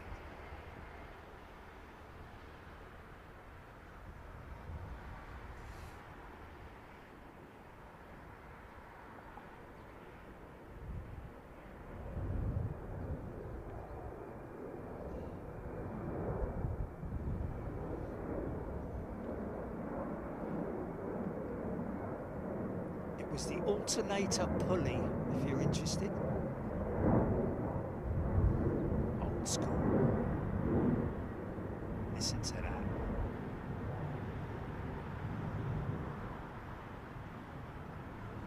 Bloody hell, it's 7 o'clock, mate. It's 7 o'clock. Isn't it funny how it's all of a sudden goes crazy long days, isn't it? You know? Like this time a month ago, it was pitch dark, wasn't it? I don't know, whatever. I say it every year. No, I say same old conversation every year. Yeah.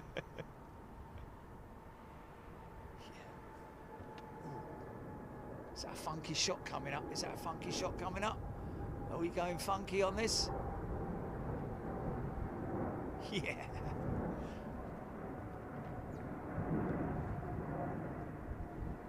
Oh. Look at this wing. Look at this wing. Oh yeah, look at that, man. Oh yeah.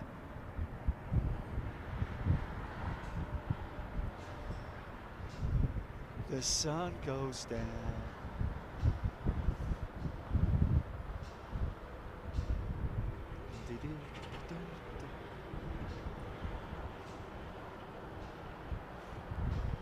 Looks like a United jet.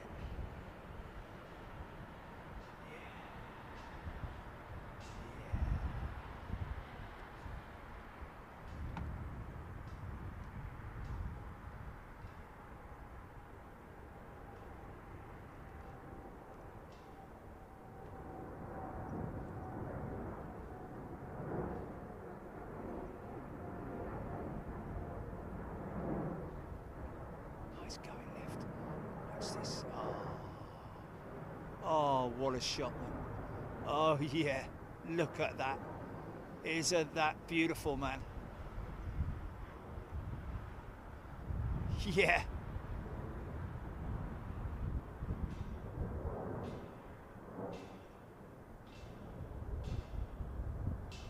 Beautiful, man. Beautiful.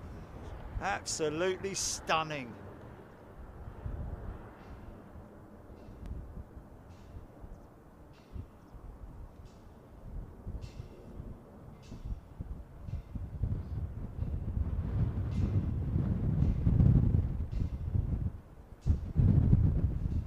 Anchorage, week commencing 14th, ladies and gentlemen.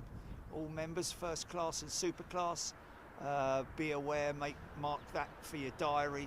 Of course, premium members will be able to see it a week later after the live, but if you want to be there for the live action, you can if you want.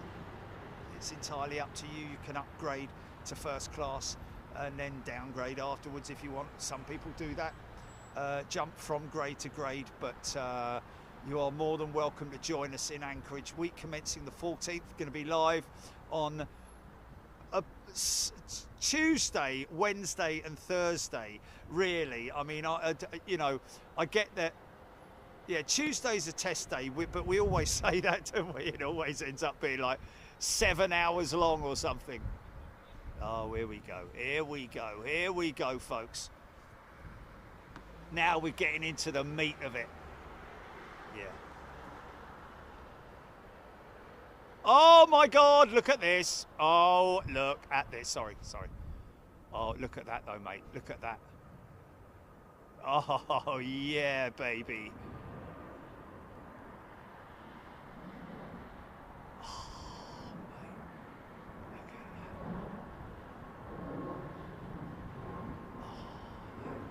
that. Fully established 10 miles. We're going to go flaps 2, possibly 3 now. Gear coming down. Here it comes. Here's your free braking. Oh, yeah, man. Here, there it is, how odd it looks with the outboard gear, the wing gear open, and then down come the belly gear. And there is your completed 35 tons of undercarriage, folks. Wow, how cool is that, man?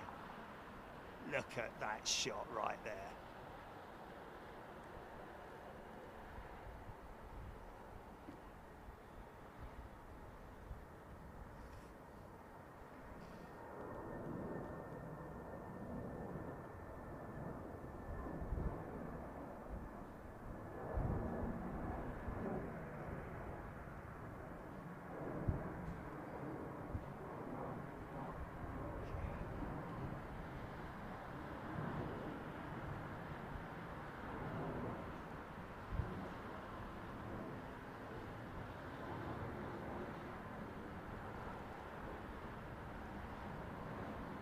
See the separation they've given the 380.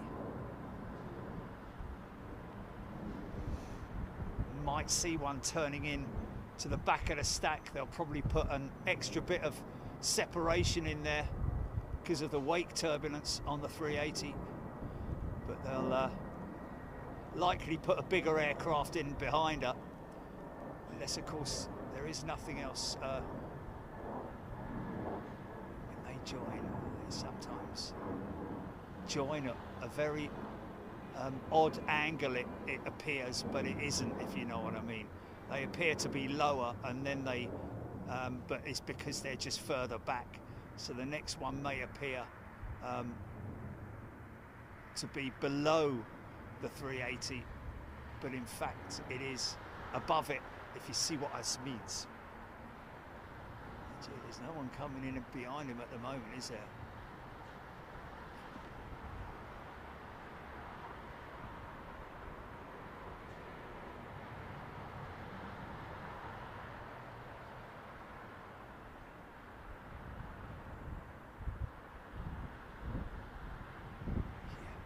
I think this is going to be pretty spectacular, man.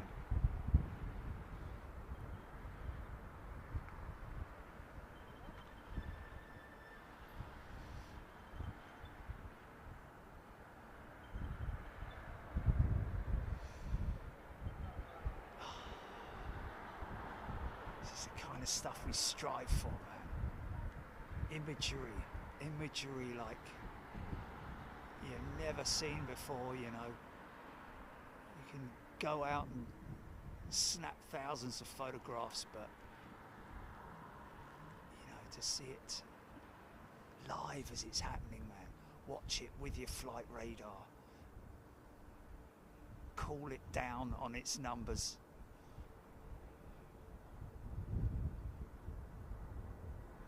Robert Brune has upgraded his membership to first class. Robert.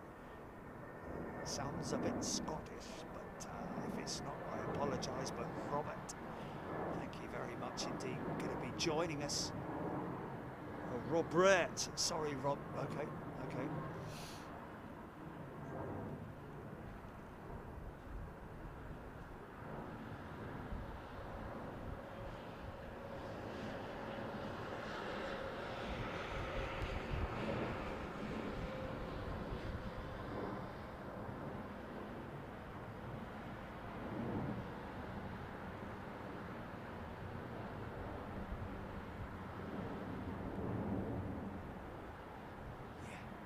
Kicked that rudder on the ground, didn't they? Who is this, Jilly? Who is this? Okay, watch the horizontal stabilisers. Look at the tail shaking, folks. Wow. Power. Yeah, just about there where I am now. Just about here. Maybe a little bit further. Hold on a minute. Let it get into crisp focus. Yeah, let her get into crisp focus. Sun glinting off a fuselage.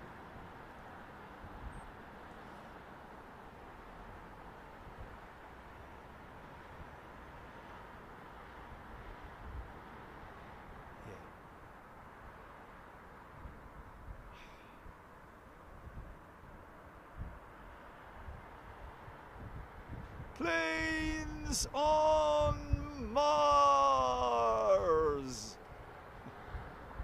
Great.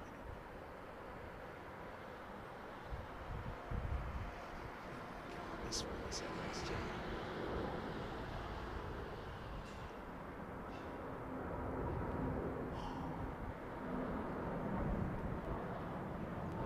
Big old boy, isn't he? Look. Proper bruiser, that thing, mate. It's harder than an A380, I'm telling you, the 777. Much harder. Proper bully boy, innit?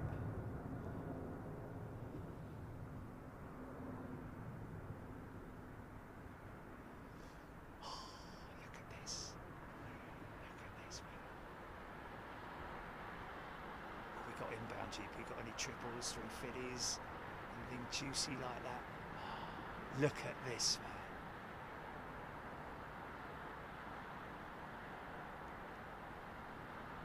I think this is what we should do tomorrow, Julie, mate. I think this is what we should do tomorrow. Oh, no, Friday, sorry. On Friday. instead of doing the lunchtime one, we'll do the evening one, man. Oh, but mind you, oh yeah, oh yeah. Okay, all right, yeah. I know.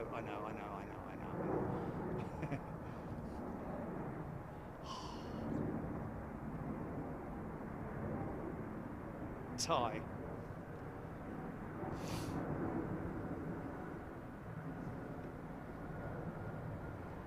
Oh, Chile, that might be that could be a potential thumbnail as well.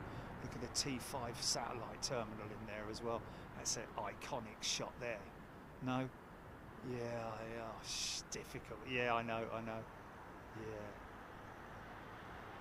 Eva Air triple inbound. Oh, nice. Stevie B, he's come back. Stevie B, welcome back to first class, mate.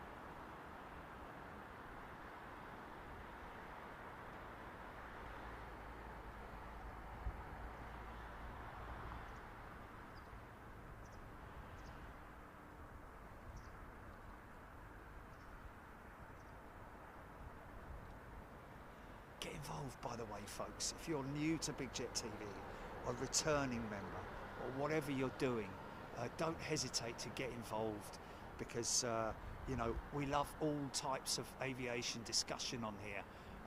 If you've got any questions, then, you know, ask away. Oh, look at this one coming in, joining the back of the stack here, look. Oh, here we go, look. No.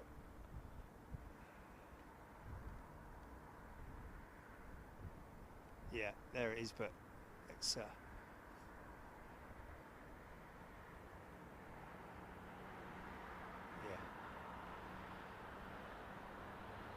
Wow.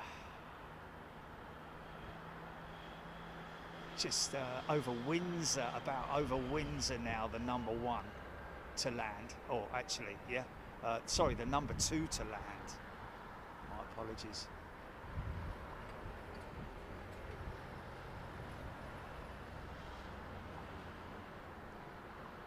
The 777. See what I mean about it looking like it's below, and then it suddenly appears to be right at the back of the stack. There we go, look.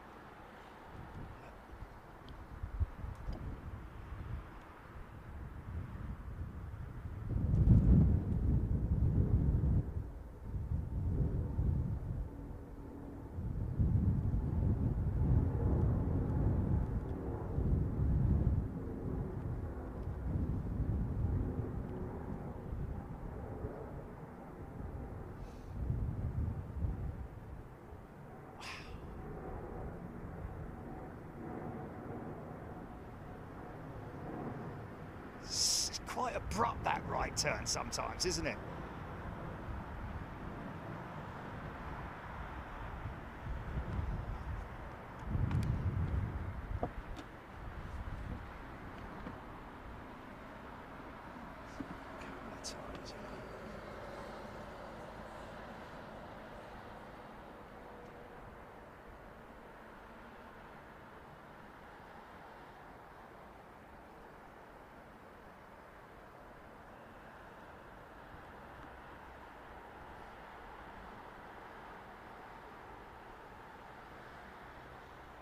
EGPX 777 number 4 to land. And that is the 4 in the stack there. Yeah, it's all that is all autopilot. All those aircraft on autopilot, folks, until around about, well, this guy's now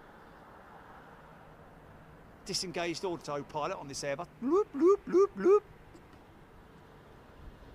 Crazy how it's like, you know, I counted 1 minute and 30 seconds, I think it was, before touchdown the other day.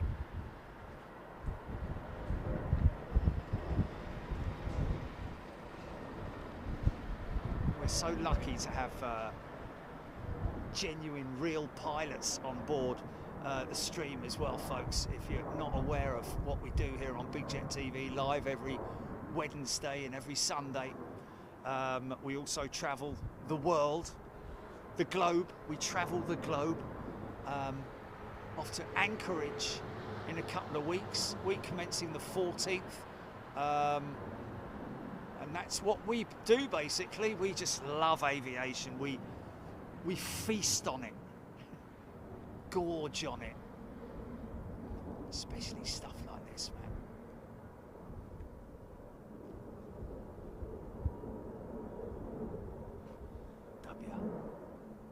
The one in the middle's in the back here. It is sometimes it is quite deceptive when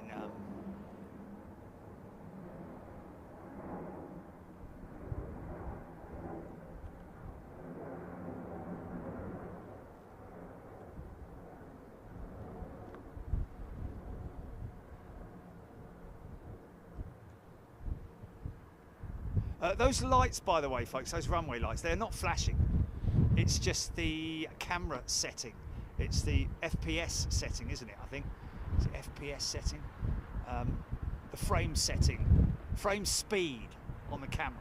It's a bit like when you used to watch the old John Wayne movies and the wagon wheels would always look like they're standing still. Get off your horse.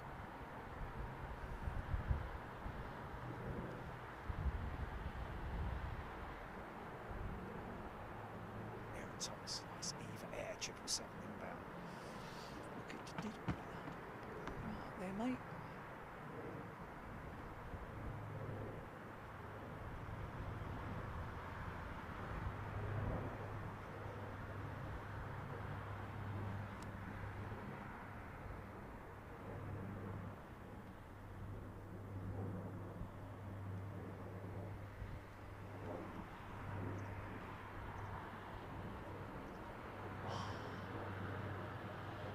The sun bursting off them. Oh my goodness me.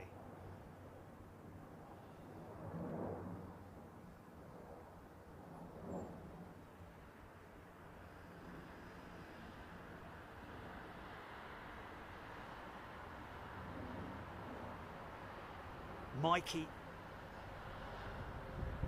Good to see you too, Mikey.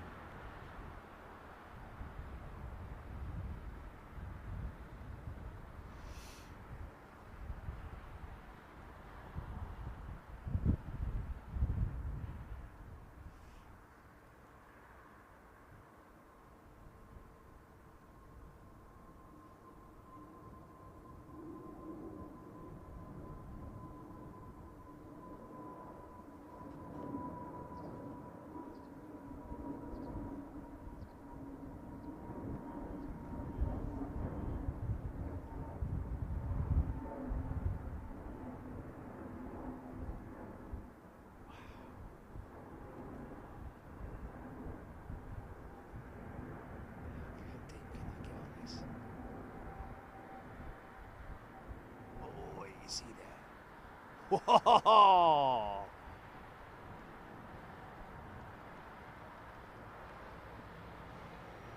Went quite deep on the flare there. I just want to check something, folks. Stand by.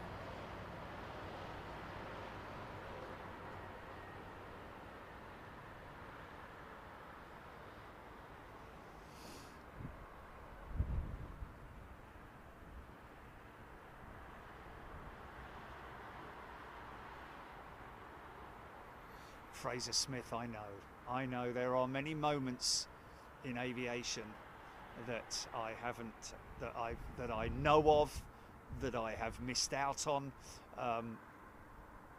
like Kai Tak. That would have been just, you know, like you say, imagine being on top of one of the hotels or even on top of the office block or something, just, oh my goodness me. So that's the Singapore jet. So the Eva jet, I've got to be careful not to look into the sun, mate. Don't look into the sun.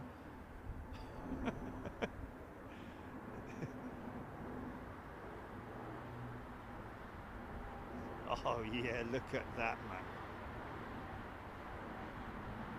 Robert Brune, favourite time of the day, photography hour, yes.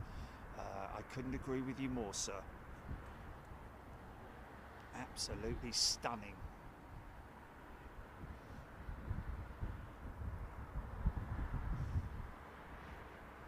if you're a photographer, or if you just love plane spotting, or if you just love aviation, want to get yourself down to Myrtle Avenue on Friday, folks.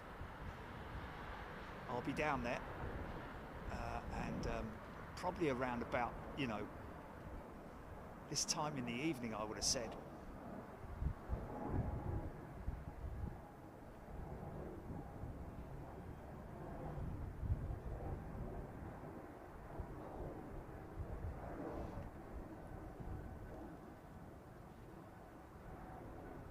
Stunning.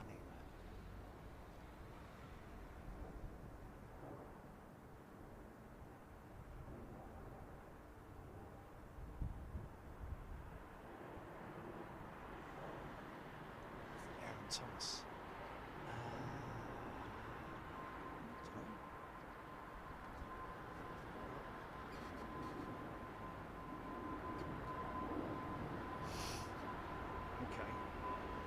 Okay, Thai, Eva, Singapore, we've got Shenzhen. Yeah. Oh, look at that, man. Oh. Wow.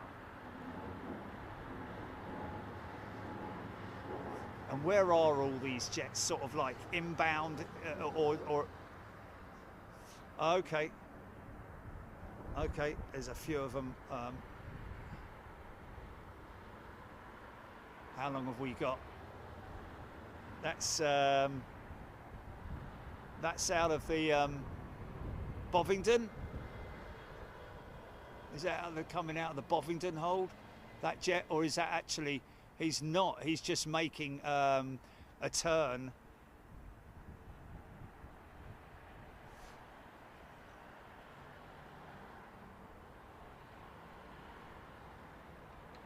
(180). And then he'll line up on 09, straighten up.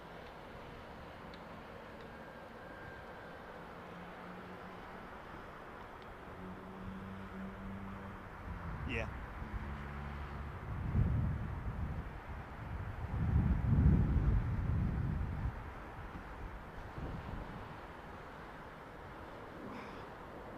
Look at this sight. Look at this sight.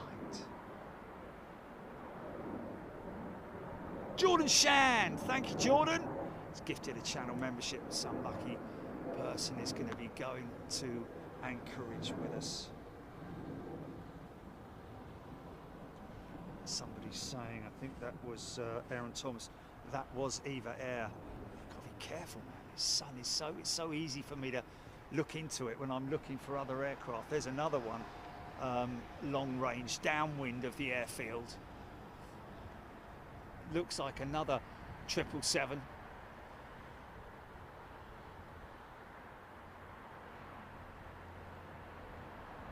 Just seeing the angle that they're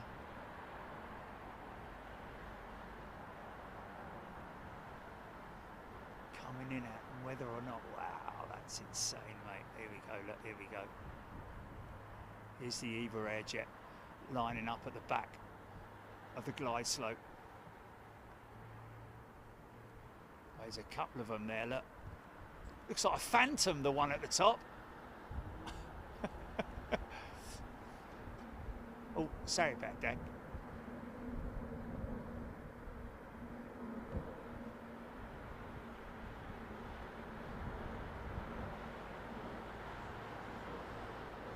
Beverly George, 6 minutes out, the Thai 777.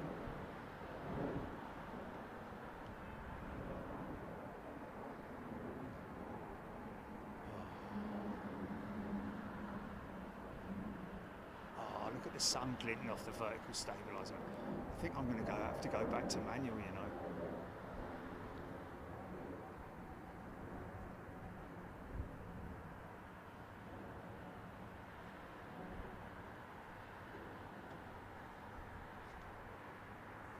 It's a shame it doesn't leave it on the last setting, and I have to go back in there and redo it all again.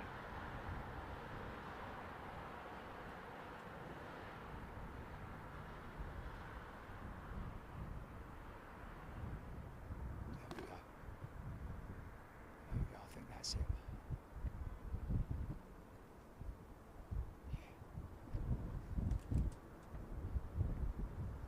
sorry, folks. Look how low he is.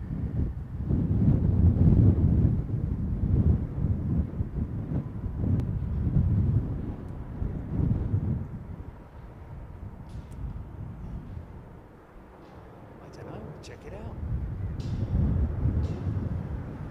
I'd love to.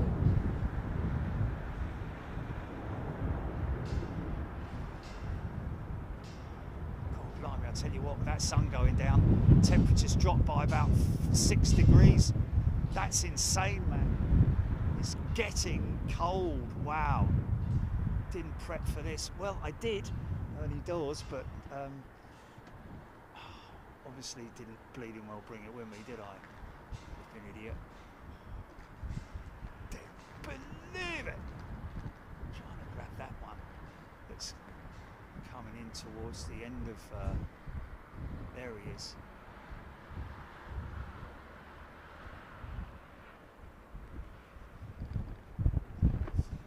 A long run in to the back of the stack.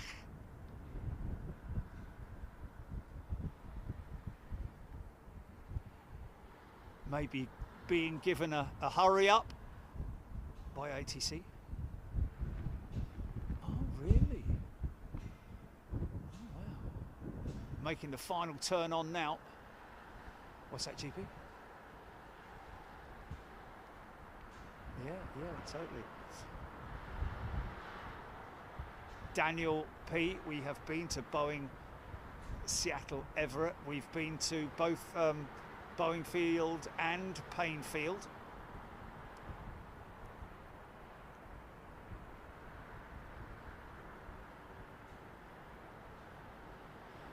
Can I suggest to anybody who maybe is new to Big Jet TV or unaware of where we've been, just have a look on our library, folks, and if you scroll down,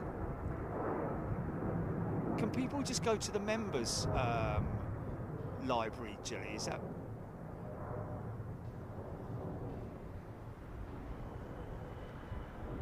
Okay, but and non-members can look at that, can they? But they just can't open it.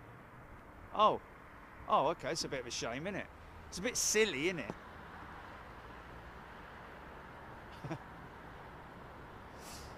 Yeah.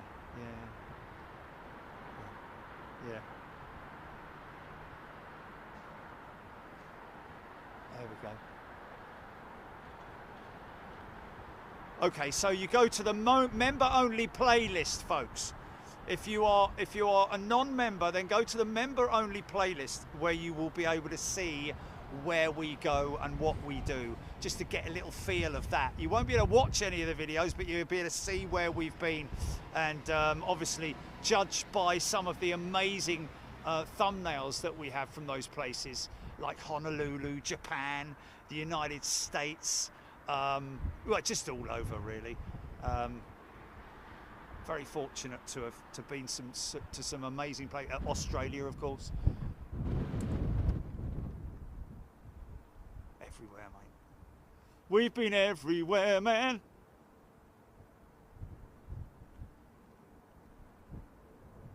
Yeah, click one link and see where we've been and how many times. That's it. Yes.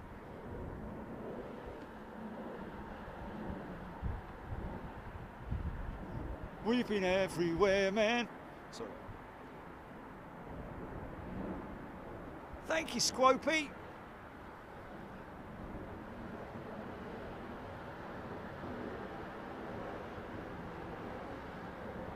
Wow, this is our 8th visit to Anchorage, folks.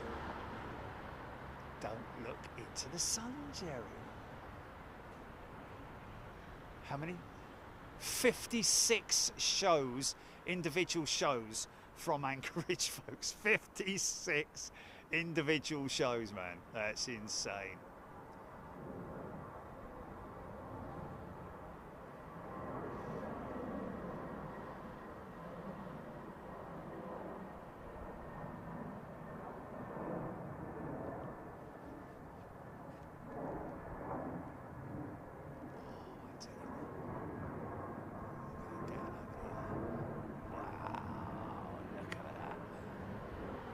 It's insane.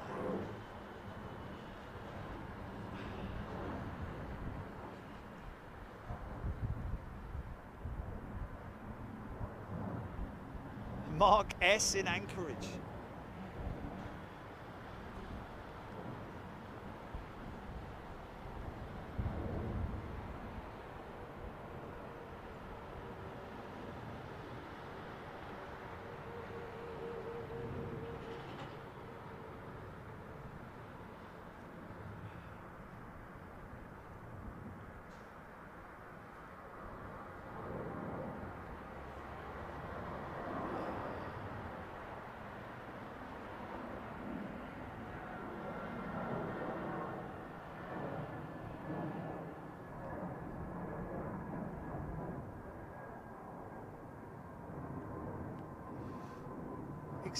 Exactly, mate. You've got to appreciate that. So many, yeah. Aaron Thomas, you need to do Brussels again. Well, we don't. Because there's not a massive amount going on in Brussels, unless there's some kind of like a forum event or something with global leaders. But even then, it's, yeah.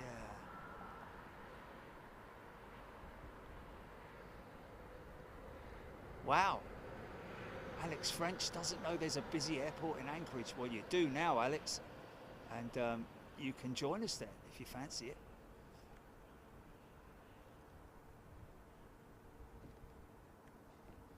No, that was way into it, wasn't it? That was only a couple of years ago, the Condor flight, wasn't it? I haven't seen a 767 land yet, have we? Who wants to see the sun dip below? You want to see your star, ladies and gentlemen? Do you want to see your star dip below the horizon? Shots, man. Oh, we've got some birds in the shot as well, man. Look at that. Yeah. Oh, they're going to fly below on that sun. Go on, go on. Yeah, there they go, look. Hey! Okay, we're going to say bye-bye, sun. Everybody wave bye-bye. Thank you for your heat. And for everything that you do. Good night. Good night. There he goes. That's crazy, isn't it, man?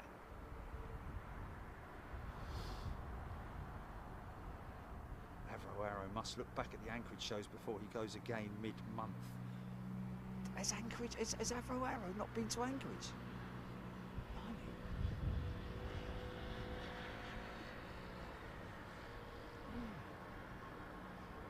No, on the show. He says I'll have a look back at Anchorage then. Oh, okay.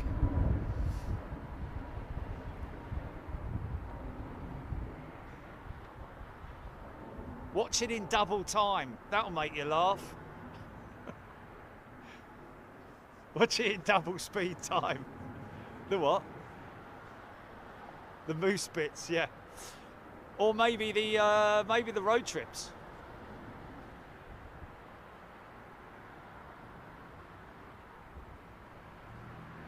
Aaron Thomas. For nights.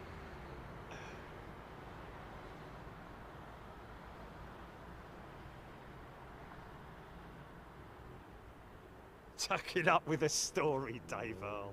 You guys.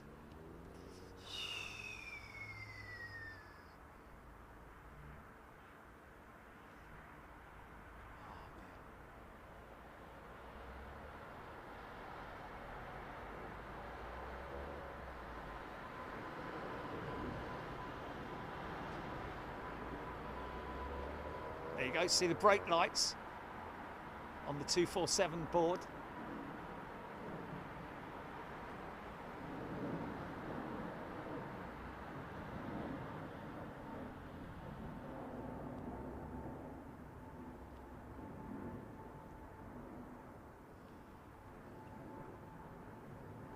Looks like a 767 just coming in now.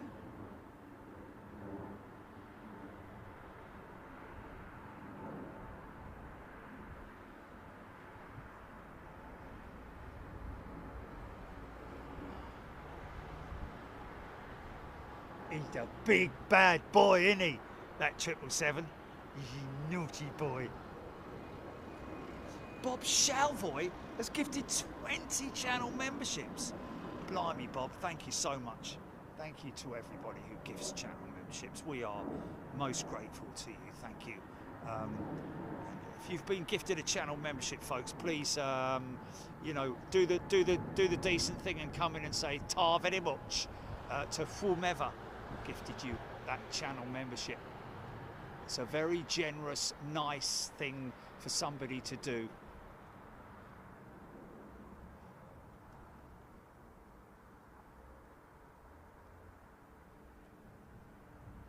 Where's that? Oh.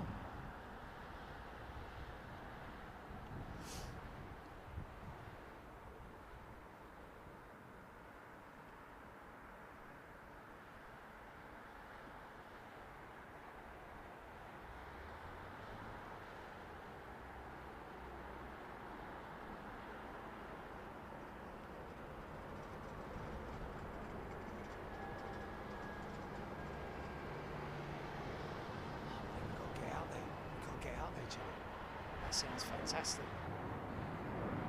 Calm down, calm down.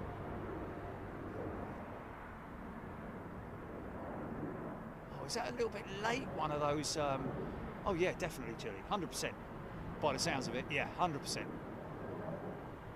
Yeah, this is a Hainan, is it? Or Shangxing, or Qingzhong, or Swenzvin, or Shenzhen. There we go.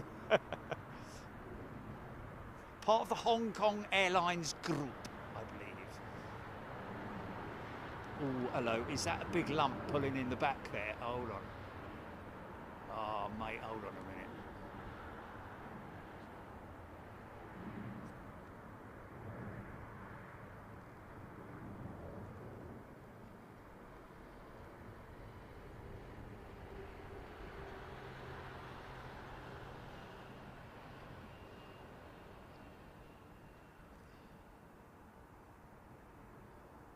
Does it? Wow, cool. Sorry, folks.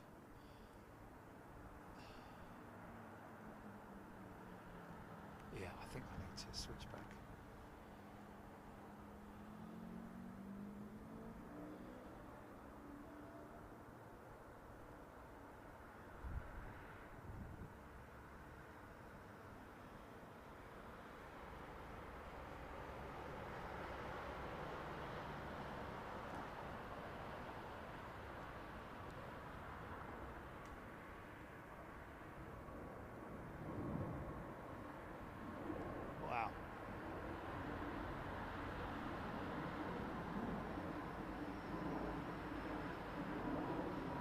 Is it?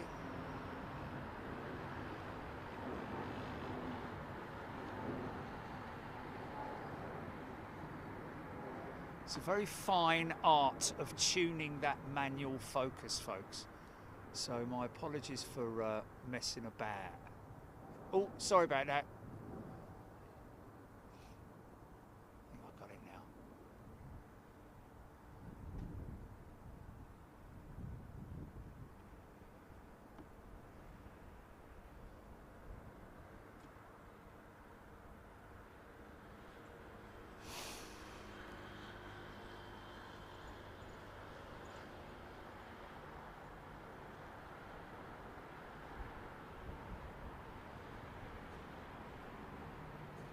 Definitely not to be confused with China.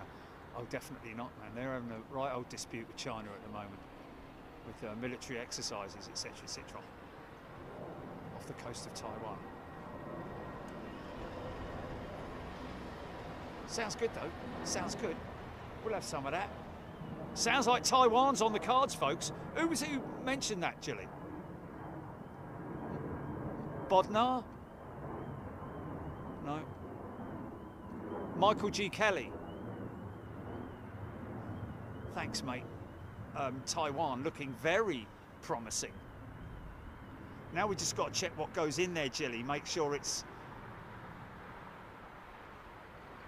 Oh, it's freight, is it? Is it mainly freight? It's Eva Air as well, of course.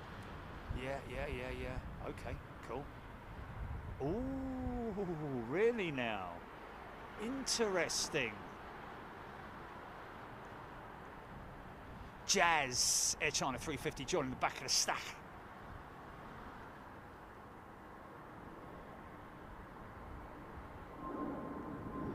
This is not your favourite time of the flight, is it, folks? This is the worst time. Love flying, don't get me wrong, all of that kind of stuff, but when you get here, you do not want to be sitting there for half an hour, wait for the gate to clear, or for the gate to become available. I think it might be where that, I think it's him. He's just pushed, I think. And I think. Okay, yeah, cool. Okay. Oh, blimey. It's getting a bit tasty up here, I tell you, man. It's a bit cold.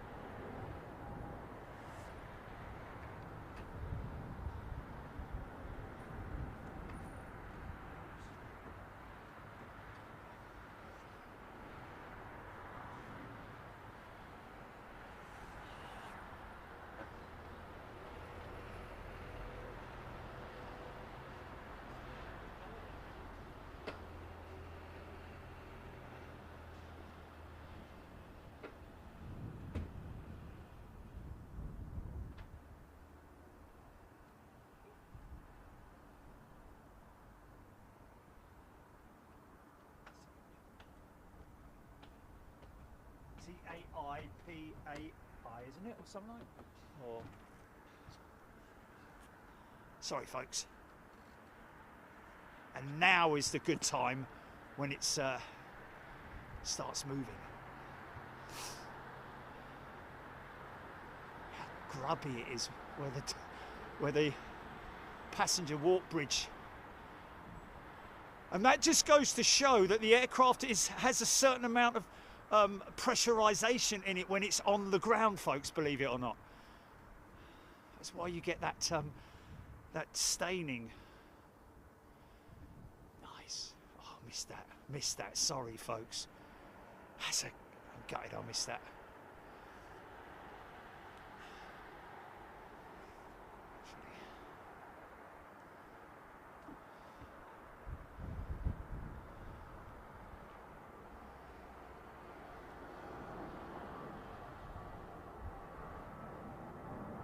Sue Perrin is a brand new member, and she's straight into first class and going to be joining us in Anchorage, as well as Fraser Smith has upgraded his membership to first class.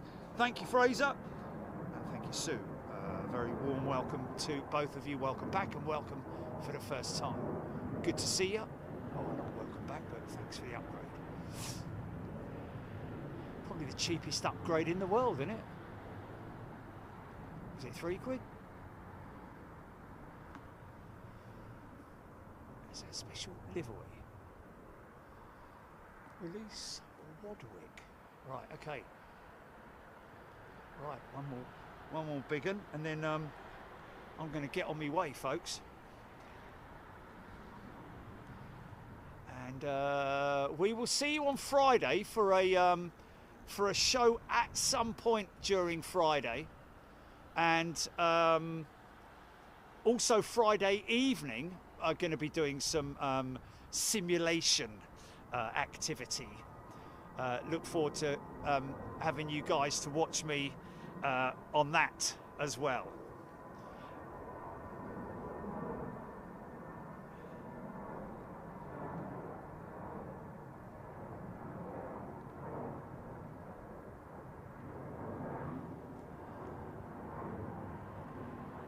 Yeah, thank you, Michael. Thanks for the heads up on that. Very much appreciated. Dave, oh, that's going to be great. Anchorage was great last time, but warmer this time. This, I don't know about that, mate.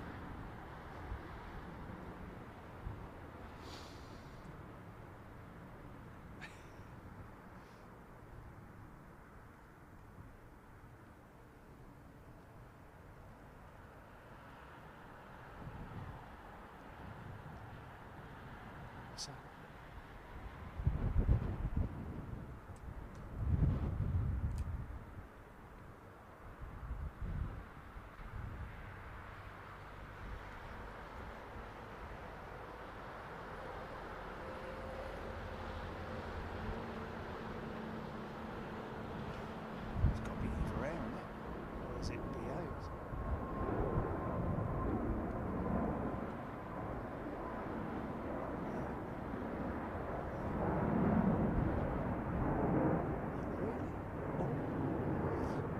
Supposed to be really good to fly with as well, mate.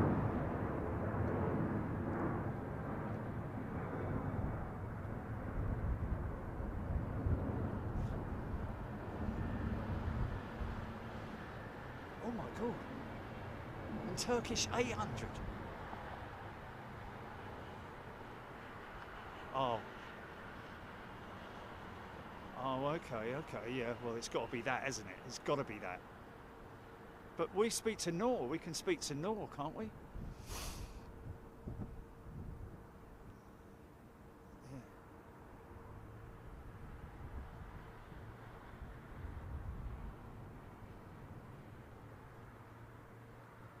Wow. Oh, what we got here?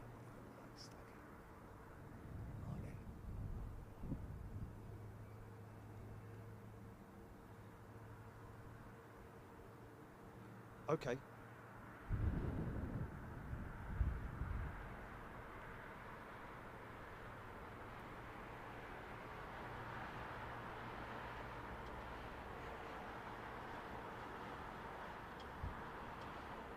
Don't know. Gear coming down.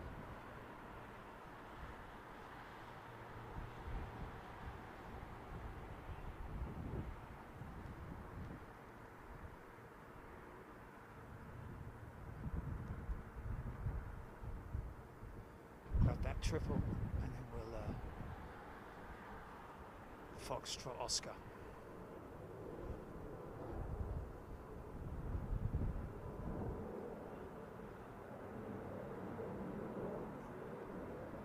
What's that? Hi, Wickham. Blimey. I know there's a little airstrip in High Wycombe, but oh my goodness me, really? Oh, that's hilarious. Wow. That's quite good actually, isn't it?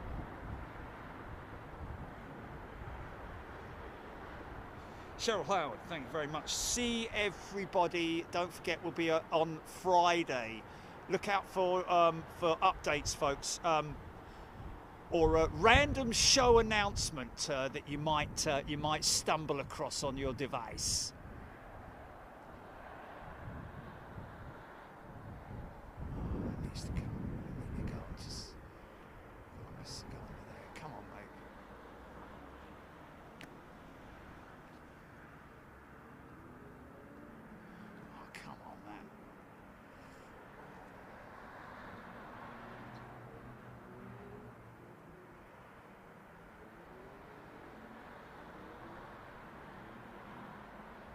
Nearly had it.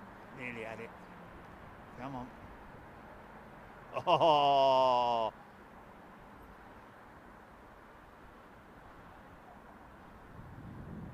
There it is.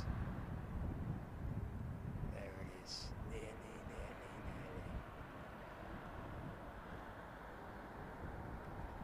Oh.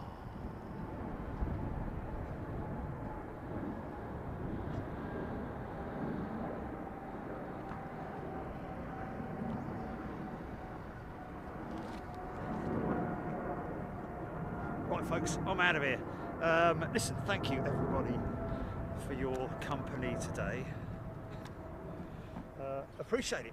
And thank you everybody for your comments, and your involvement. Thank you for getting involved. Thank you for welcoming new members. Thank you for being great people. Thanks, Julie. Thank you, Heathrow. Thank you, Heathrow Police. Thank you, security teams. Thank you to everybody. But really, thank you to all our members here on Big Jet TV. Don't forget, folks, week commencing the 14th, we're going to be in Anchorage, updates to follow.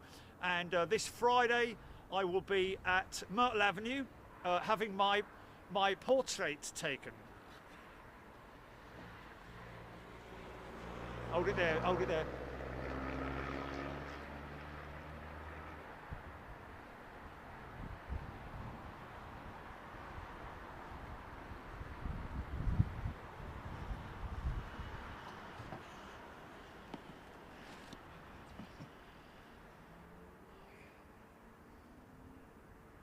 Bleeding jumbo, isn't it? What did I say? Well, I'm going to be in the paddock, but the guys are going to be at Myrtle Avenue, yeah. Oh, look at that to close out. Thanks, everybody. Oh, my goodness me, look at this.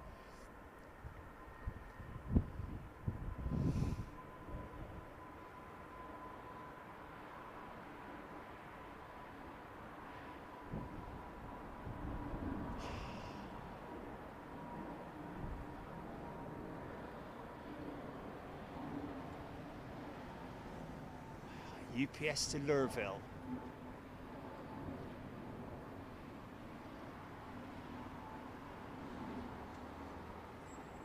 Well, I think they should get one of me with the horses, like they did, like that one that. Did you take it, Chili? That one of me with the horse. Who took that one? It was, yeah. Yeah. Or was that me doing it? I took it myself, didn't I? Right, folks, look after yourselves, and we will see you. Oh, look, first star, make a wish. Make a wish, first star. There it is. Billions and billions and billions and billions of light years away. Cheerio. Take care now. It's amazing that that light has started out about 1 trillion years ago or something. It's only just getting here now. Where have you been, mate?